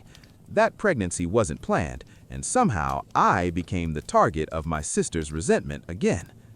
Update 2. Now for what actually happened. We finally had a serious conversation. I explained everything, how unfair it was, the financial pressure, and how it affected me. My dad completely lost it when he realized what was going on. He had no idea about the $100,000 plan. I showed him screenshots, especially where my mom kept saying, "Your father and I agreed," which wasn't true at all. We resolved the wedding issue. I'm not required to attend. Then my parents asked me to leave the room so they could talk privately. Later, my dad asked me why I never came to him earlier. Instead of answering directly, I showed him everything I had written. He was furious. He immediately called my sister and demanded she come home, but she refused, saying she was with her fiance's family. When he insisted, she hung up and blocked him. After that, my mom came to talk to me privately. She opened up about her postpartum depression and things I had never known before. We managed to reconnect a bit. I asked her if my sister would agree to therapy, since she clearly believes those early childhood events affected her so deeply. My mom said she would try, but she can't force her. I told her that if my sister refuses therapy, I will cut contact with her completely. My dad reassured me that I would get my $25,000 and I don't have to attend the wedding. He even joked that since she's charging guests $150, she can fund her wedding that way. We also confirmed that the $150 tradition is completely fake. Even the groom's mother was shocked when she heard about it. The only somewhat similar tradition is a money dance at some weddings, but nothing like mandatory payments. So, my sister showed up about 5 hours later. While the groom's mother was still there, she acted sweet and polite, like nothing was wrong. But the moment the woman left, everything exploded. It was like a switch flipped. My sister immediately started demanding to know why my dad had interrupted their evening and forced her to come home. Dad didn't even try to be polite. He said he didn't care about their plans and told her to sit down. She refused at first, and they began arguing. Eventually, she sat down, but only after Dad used a mix of pressure, financial threats, and even saying he would tell the groom's mother what she's really like, something her fiancé apparently hasn't fully seen yet. I was asked to leave the room again. From outside, I could hear shouting, accusations, and manipulation. My sister started threatening to cut off contact with the family or even prevent my parents from seeing their future grandchildren. She tried pushing my mom back into agreeing to the original $100,000 wedding plan, but this time, both my parents stood firm. At one point, my dad snapped and yelled that my mom was not her emotional punching bag and that she wasn't to blame for what happened with her postpartum depression. He told my sister that if she had issues because of it, she needed therapy. Then I was called back into the room. We started going through everything, beginning with the keto diet book.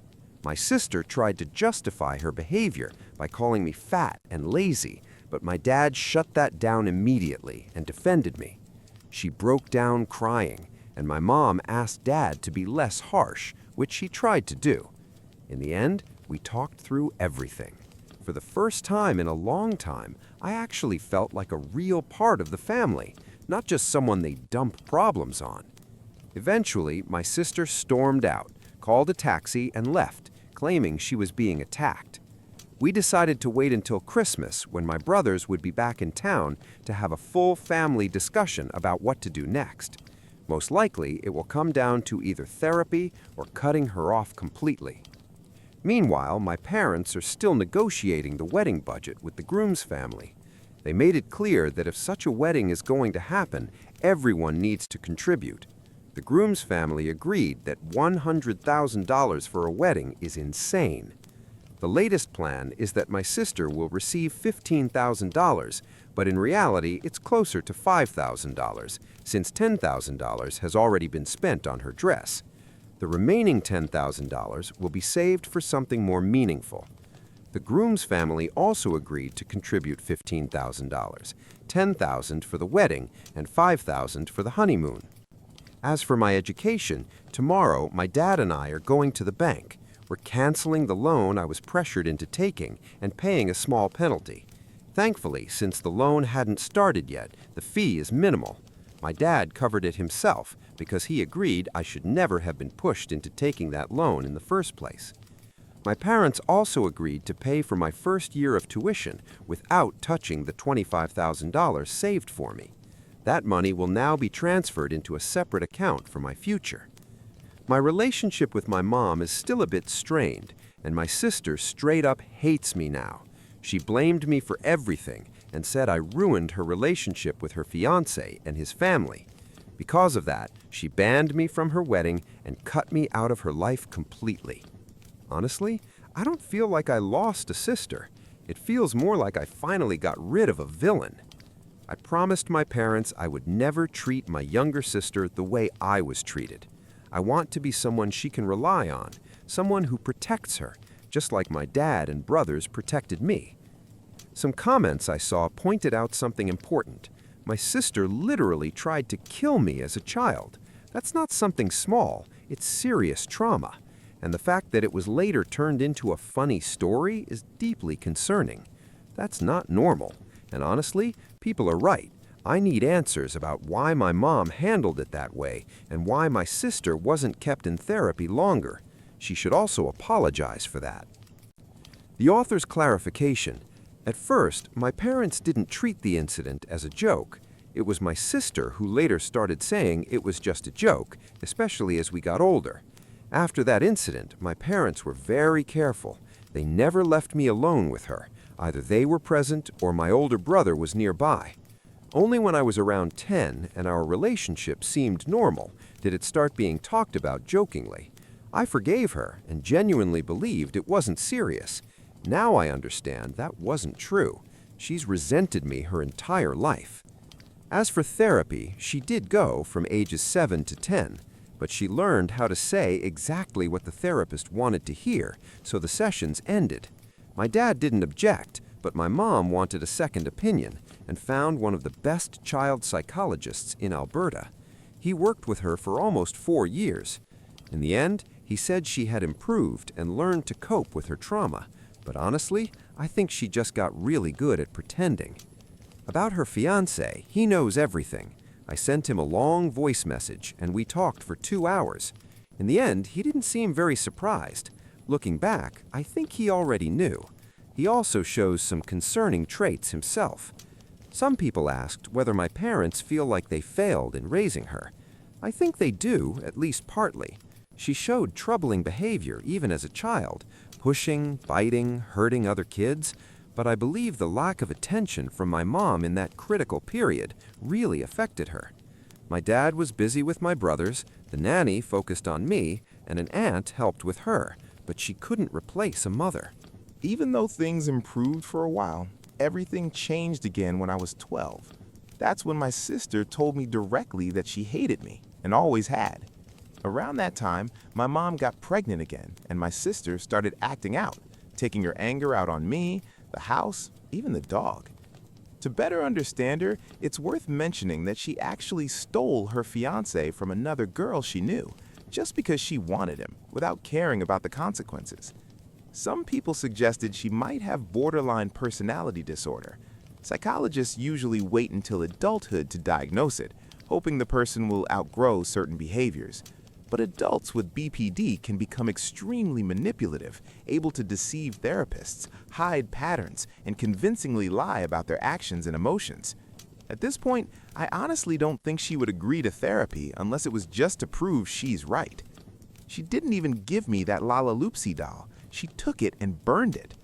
Cutting contact really seems like the best option when dealing with someone like this. Life becomes much calmer without constant drama and accusations. Therapy only works if the person actually wants to change, and people like her often don't. That's why I've decided to go to therapy myself. It's already helping. Growing up in this kind of environment distorts your sense of what's normal, and only later do you realize how unhealthy it really was. So yes, my mom, dad, and I are all now in therapy. Update 3. 3 months later. Family therapy is actually going really well. My brothers were given leave and returned to Canada after being stationed abroad. Things are slowly improving, and my relationship with my mom is stronger than ever. It honestly feels like I have my best friend back. As for my sister, I have no real contact with her. A friend still follows her on social media, and she seems fine. The wedding was moved from December to November. She and her fiance bought a house, and there are rumors she's pregnant.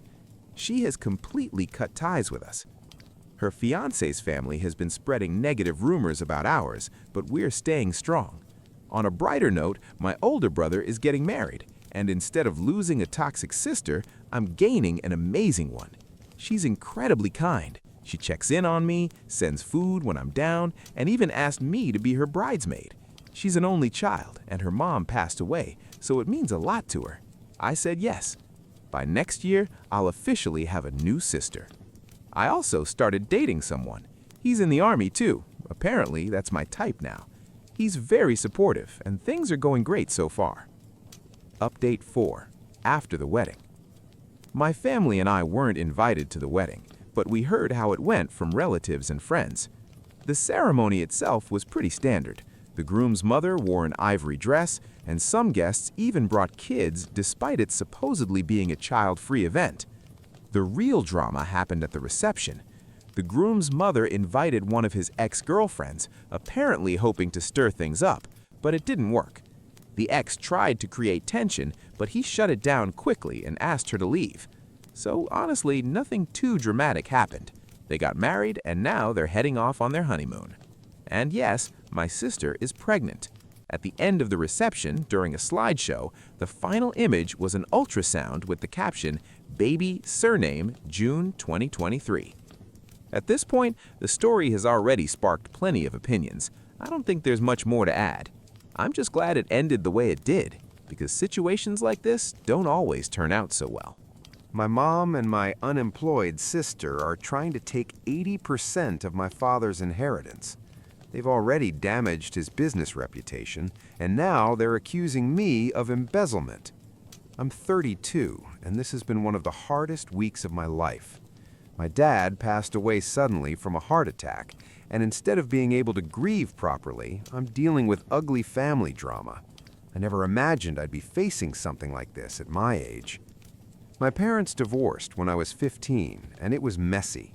My mom cheated on my dad with his best friend, and it completely tore our family apart. My younger sister, Emmy, she's 28 now, sided with our mom. I chose to stay with my dad, and after that, things between me and them were never the same. My dad was self-made. He started with a tiny electronics repair shop in our garage when I was a kid. I still remember helping him sort parts and looking at circuit diagrams on weekends.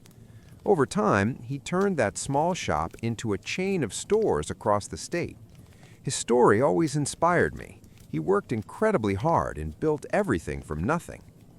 After the divorce, he buried himself even deeper in work. I think it was his way of coping with the betrayal. I'd wake up at night and see him still working at 2 a.m., going through spreadsheets and planning the next steps. But despite everything, he always made time for me. We had breakfast together every morning, and he never missed a school event. Eventually, he remarried a wonderful woman named Susan. She never tried to replace my mom, but she was kind, supportive, and truly cared about my dad. They traveled, volunteered, and seemed genuinely happy. It meant a lot to me to see him smile again. Meanwhile, my mom's life went downhill. Her relationship with my dad's former best friend didn't last, and she struggled financially ever since. She always claimed my dad cheated her in the divorce, but from what I know, the settlement was fair. He even let her keep the house, which she later lost due to poor financial decisions. Over the years, she bounced between jobs, real estate, retail, catering, always starting with enthusiasm, but quitting when things got hard. My sister followed a similar path. She dropped out of college, moved from job to job, talked about big plans, but never followed through. She relied heavily on my mom, and together they built this shared resentment toward my dad. Yesterday was my dad's funeral. It was heartbreaking, but also overwhelming in a different way. So many people showed up. The church was full of colleagues, employees, and community members who respected him. I gave the eulogy, talking about his values, honesty, resilience, and hard work. It wasn't easy to speak through the tears, but I wanted to honor him properly. What shocked me was that my mom and sister showed up. They hadn't spoken to him in years. They sat in the back, whispering to each other. At first, I was glad they came, but then I overheard something that made my stomach turn. My mom said, "Now's our chance to finally get what we deserve." My sister agreed and said they should go after at least 80% of the inheritance. Their plan was to challenge the will, claiming my dad wasn't mentally sound and arguing that my mom had supported him while he built the business. I couldn't believe it. At his funeral, of all places, they were already planning how to take his money?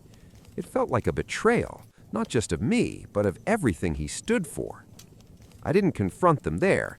It wasn't the place. But I knew I had to stay alert. In the days after, I noticed them acting unusually nice towards Susan. It was fake, completely out of character. They were trying to get on her good side. I even caught my sister snooping in my dad's office, pretending to look for photos, but clearly searching for documents. Then came the reading of the will. We sat with my dad's lawyer. Susan was quiet, still devastated. My mom and sister looked tense, clearly expecting something. As it turned out, my dad left the business to me. I had worked with him for years, and I knew how everything operated. Susan inherited the house and a large portion of the savings. He also made several charitable donations. My mom and sister? They weren't even included, just symbolic amounts of $10,000 each. The moment the lawyer finished, my mom exploded. She started shouting about how unfair it was, claiming she had supported him for years. Of course, she conveniently ignored the affair that ended their marriage. My sister jumped in, saying it wasn't fair that I inherited so much, claiming I had already benefited by living with him. She accused him of favoritism and said he was punishing her for siding with my mom. It was obvious they had rehearsed all of this. That's when I lost it. I told them I had overheard their conversation at the funeral. I called them out for planning to challenge the will and trying to take advantage of the situation. I told them they should be ashamed. My mom tried to backtrack, playing the victim, talking about how hard life had been for her. My sister accused me of always taking my dad's side, but I stood my ground. I reminded them how they treated him, cutting him off, ignoring him, rejecting every attempt he made to reconnect. He didn't owe them anything. The fact that he left them anything at all showed his generosity. The meeting ended with them storming out and threatening legal action. Susan broke down. The stress is destroying her. The lawyer reassured us that the will is solid and difficult to challenge, but warned that if they do file a lawsuit, it could drag on for a long time. Since then, my phone hasn't stopped. Some relatives support me. Others say I should keep the peace and give them something. But I refuse. My dad built everything with his own hands. It was his decision, and I will respect it. I've started going through his business records, preparing in case this turns into a legal battle. From everything I've seen, my mom's claims are exaggerated. The business really took off after the divorce. I've also spoken to longtime employees. They all tell the same story, how hard he worked, how much he helped people. One employee, Jim, told me my dad gave him a second chance when no one else would. He started as a janitor and worked his way up to store manager. That's the kind of man my dad was, and that's why I won't let anyone destroy what he built. Still, I'd be lying if I didn't say I was conflicted. Part of me wonders if I should compromise just to avoid a long legal battle, but it would go against everything my dad believed in. Right now, I'm focusing on supporting Susan and keeping the business stable. Losing my dad is already overwhelming. Fighting off my own family on top of that is exhausting. I barely sleep. I keep replaying everything in my head. What worries me most is Susan. She's devastated, and this situation is only making it worse. And the company, my dad was its heart. Stepping into his role feels overwhelming enough without the threat of a lawsuit hanging over everything. I've even thought about offering Mom and Emmy more than what Dad left them, just to make them back off. But I understand the risk. If I give in once, it might only encourage them to demand even more. And, most importantly, it would go against Dad's wishes. Last night, I came across an old family photo album in Dad's office. One picture stopped me completely. It was from the opening day of his first store. Dad cutting the ribbon, Mom smiling beside him, and Emmy and I clapping as little kids. We looked happy, proud, like a real family. And I couldn't help but think, how did we get here? How did that moment turn into this mess? So now I'm stuck with this question. Was I wrong for confronting Mom and Emmy so harshly? Am I right to stand my ground and honor Dad's will? Should I fight this all the way through, or try to compromise just to keep some kind of peace in the family? Honestly, I don't know. If Mom and Emmy truly had zero chance in court, part of me considered just offering them a bit more money to make them go away. Not a share in the business, never that. But if Dad left them $10,000 each, maybe I'd offered $20,000, $30,000, just to avoid months or years of stress and move on with my life. Because in the end, peace of mind is often worth more than money. But if there was even a small chance they could win, then maybe it would take a bigger offer to settle. Still, deep down, I and many others feel like they don't deserve anything at all. If this went to court and they lost, they wouldn't just walk away empty-handed, they'd also have to cover legal costs. That would be its own kind of justice. Karma, in a way. Even so, my instincts keep telling me to at least consider offering something small just to avoid a long and exhausting war. Update number 1. It's been about a month since my last post. Unfortunately, things have only gotten worse, far worse than I ever expected. At this point, it honestly feels like I'm living inside some kind of bad drama, except it's real and there's no warning before everything falls apart. First of all, thank you to everyone who commented on my previous post. Your support genuinely helped me stay grounded.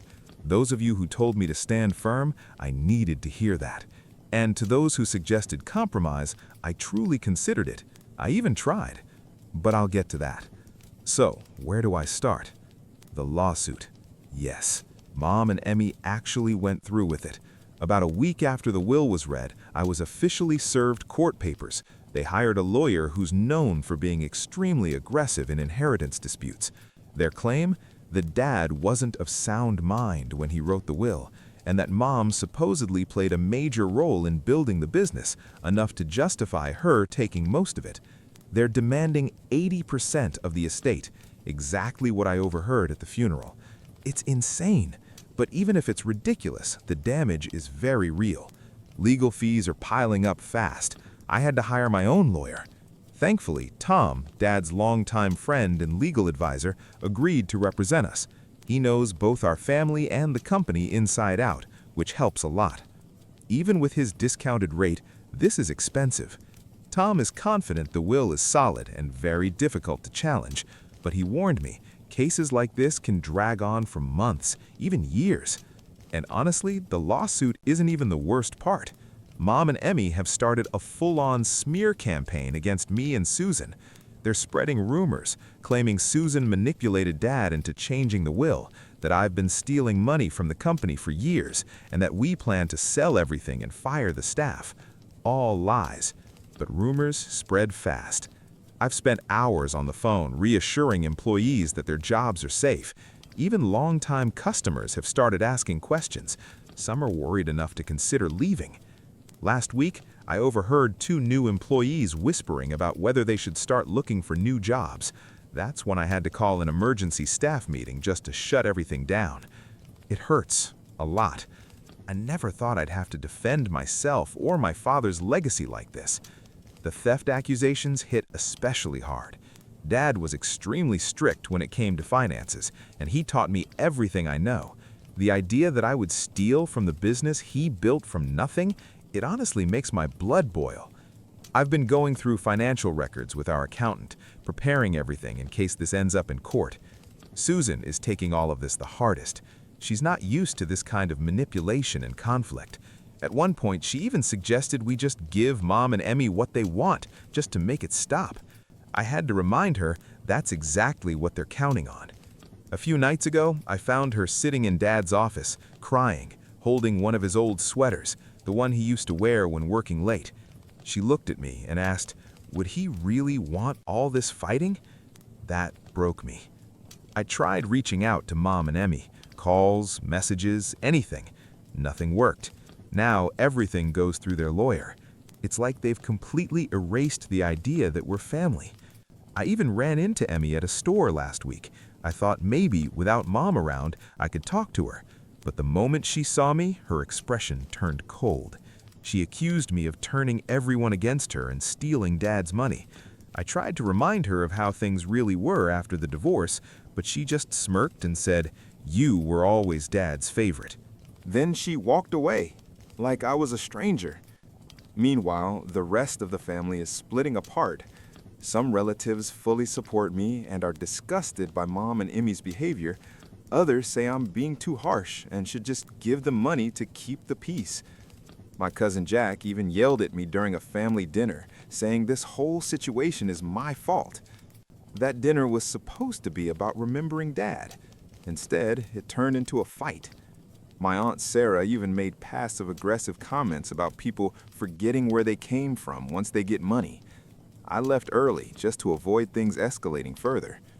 This is my reality now, and honestly, it feels like a nightmare I can't wake up from. Update number 2. That family dinner ended in complete chaos. My Uncle Pete, Dad's brother, snapped back at Jack, saying some people never learn the value of hard work. Jack started shouting and everything spiraled from there. As for me, I've thrown myself completely into the business. Dad built it from nothing, and I'm not gonna let it fall apart. Thankfully, most of the employees have been incredibly supportive.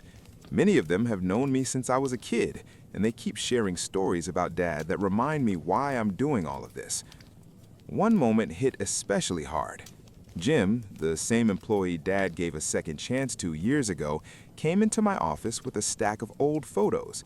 Company events, holidays, store openings. In every single one, there was Dad, working, smiling, present. Jim looked at me and said, "This is who your father was. This is what you're fighting for." I can't even describe how much that meant. But the pressure is real. I barely sleep, I've lost weight. People keep telling me I look exhausted. My days are nothing but lawyers, documents, and constant damage control. Sometimes I look in the mirror and don't even recognize myself. And yeah, sometimes I wonder if it's even worth it. The worst part is the doubt. Should I just pay them and end this? Would that be easier? But then I remember Dad trusting me with everything he built, and I know I can't betray that. Tom keeps reminding me this is a marathon, not a sprint. So now I'm documenting everything, every rumor, every ignored message, every attempt I've made to resolve things peacefully.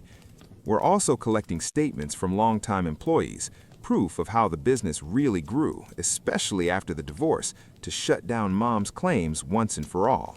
At the same time, I've realized I need to fight not just in court, but also in the court of public opinion. I'm planning a company-wide meeting to directly address the rumors and reassure everyone that their jobs are safe. I also intend to personally call some of our biggest clients to maintain their trust. Susan and I are even working on starting a scholarship fund in Dad's name for local kids who want to study business or electronics.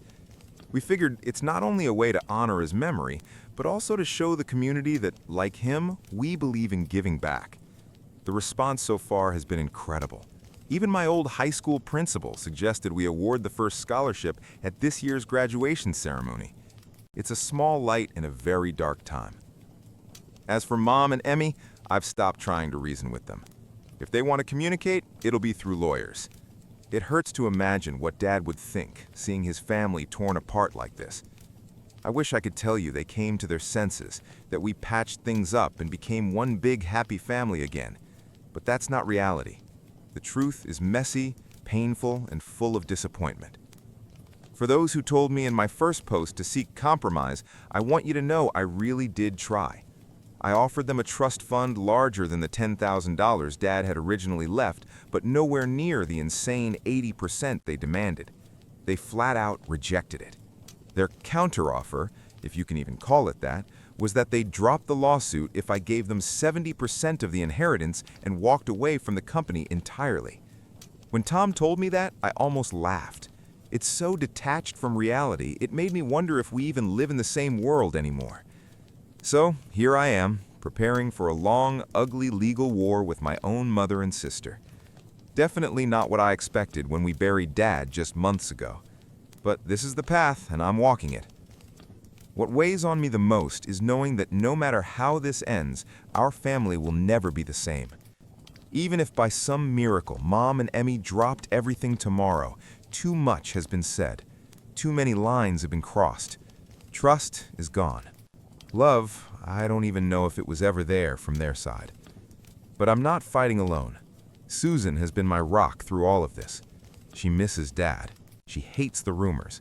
She feels the weight of the lawsuit, but she's still here, reminding me what we're fighting for whenever I start to doubt.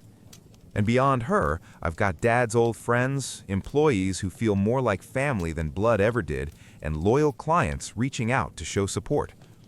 Maybe that's what Dad was trying to teach me all along, that family isn't just blood. Family is the people who stand beside you, share your values, and help you be the best version of yourself. I'll write another update when I have news. In the meantime, if anyone has advice on surviving baseless lawsuits or pushing back against smear campaigns, I'm all ears. And thank you again, truly, for all the support. It means more than you know. Hopefully, the next update will bring better news. Final update. What a year it's been. I kept putting off writing this last update, partly because life stayed hectic, but mostly because I wanted to be absolutely sure everything was over before sharing it with you. Now it is, and I promise to keep you in the loop, so here we go. Let's start with the lawsuit. After months of legal battles and mountains of paperwork, we finally had our day in court. It was exhausting beyond words. Mom and Emmy's lawyer pulled out every trick he had, painting Mom as the long-suffering wife who sacrificed everything for Dad's business, only to be cruelly cast aside. He even brought in so-called experts to testify about the emotional labor of a spouse being the foundation of a company's success. Theatrics were off the charts. He had Mom take the stand, telling stories about lonely nights while Dad was at the office, conveniently leaving out her affair with his best friend. But Tom, our lawyer, was ready. He presented proof of Dad's endless hours of work, employee testimonies about how the company really grew after the divorce, and financial records showing Mom had already received a fair settlement back then. He also didn't let her gloss over the affair. One of the most powerful moments came from Jim, the same employee Dad gave a second chance to. He told the court how Dad believed in him when no one else would, and how he watched firsthand as Dad's determination built the business. By the time he finished, there wasn't a dry eye in the room, except for Mom and Emmy, who sat stone-faced, like they'd swallowed something bitter.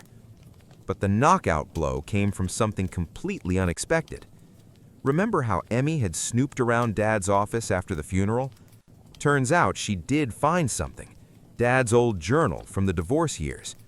They thought it would strengthen their case, maybe show Dad's state of mind. Instead, it destroyed them. When Tom got it during discovery, it told a very different story. Pages about sleepless nights, juggling payroll, taking out a second mortgage on the house to keep the company alive. Notes about Mom's indifference to the business, her reckless spending, and yes, her affair. I'll never forget one entry Tom read aloud. Dad wrote about a night when everything was on the brink of collapse. He came home desperate to talk money, only to find Mom out partying, having spent hundreds on a new outfit. He described how alone he felt, how close he was to giving up. But then he wrote about quietly checking on me while I slept, and that moment gave him the strength to keep going. For my son, I will build a legacy he can be proud of. Hearing those words in court nearly broke me, but they also reminded me why I was fighting. After that, things moved quickly. The judge ruled in our favor, threw out their case, and ordered Mom and Emmy to cover our legal fees. On paper, it was a total victory, but it didn't feel like joy, just relief and a heavy sadness that it ever came to this. And that wasn't the end. Remember the smear campaign they'd been running? it backfired. Some of the nastier rumors, like embezzlement and claims that we planned to sell the company, were legally deemed defamatory. We didn't sue, but the threat alone forced them to issue a public retraction. Watching them admit they'd spread lies was surreal. They looked small, defeated, nothing like the bold, angry women who started all this. Part of me pitied them, but mostly I was angry for everything they'd put us through. The fallout was massive. Relatives who once doubted me, or even sided with them, turned away once the truth came out. The business, though shaken at first by the negativity, ultimately grew stronger. Employees and clients saw our transparency, our willingness to stand and fight, and it built trust instead of eroding it. We held a company-wide meeting afterward where I laid everything out honestly and shared our plans moving forward. I was nervous people had lost faith, but when I looked around, all I saw was supportive faces. And the scholarship fund we set up in Dad's name, it's already changed lives. We've helped a dozen local kids chase their college dreams. At the first ceremony, handing out those scholarships and telling Dad's story about his belief in hard work and giving back felt like the perfect way to honor him. On a personal level, this whole ordeal has changed me. I've learned how quickly people can turn against you, but I've also learned who truly stands by your side. I found family in Susan, in our loyal employees, in the friends who never wavered, even in all of you who listened, advised, and sent words of encouragement when I needed them most. As for Mom and Emmy, I haven't spoken to them since the verdict. Maybe I never will. That's a wound time alone won't fix. So, here it is, the final chapter. Thank you for following me through this storm. Your support meant more than I can ever say. It's time to close this book and focus on building the future Dad dreamed about. This will be my last update.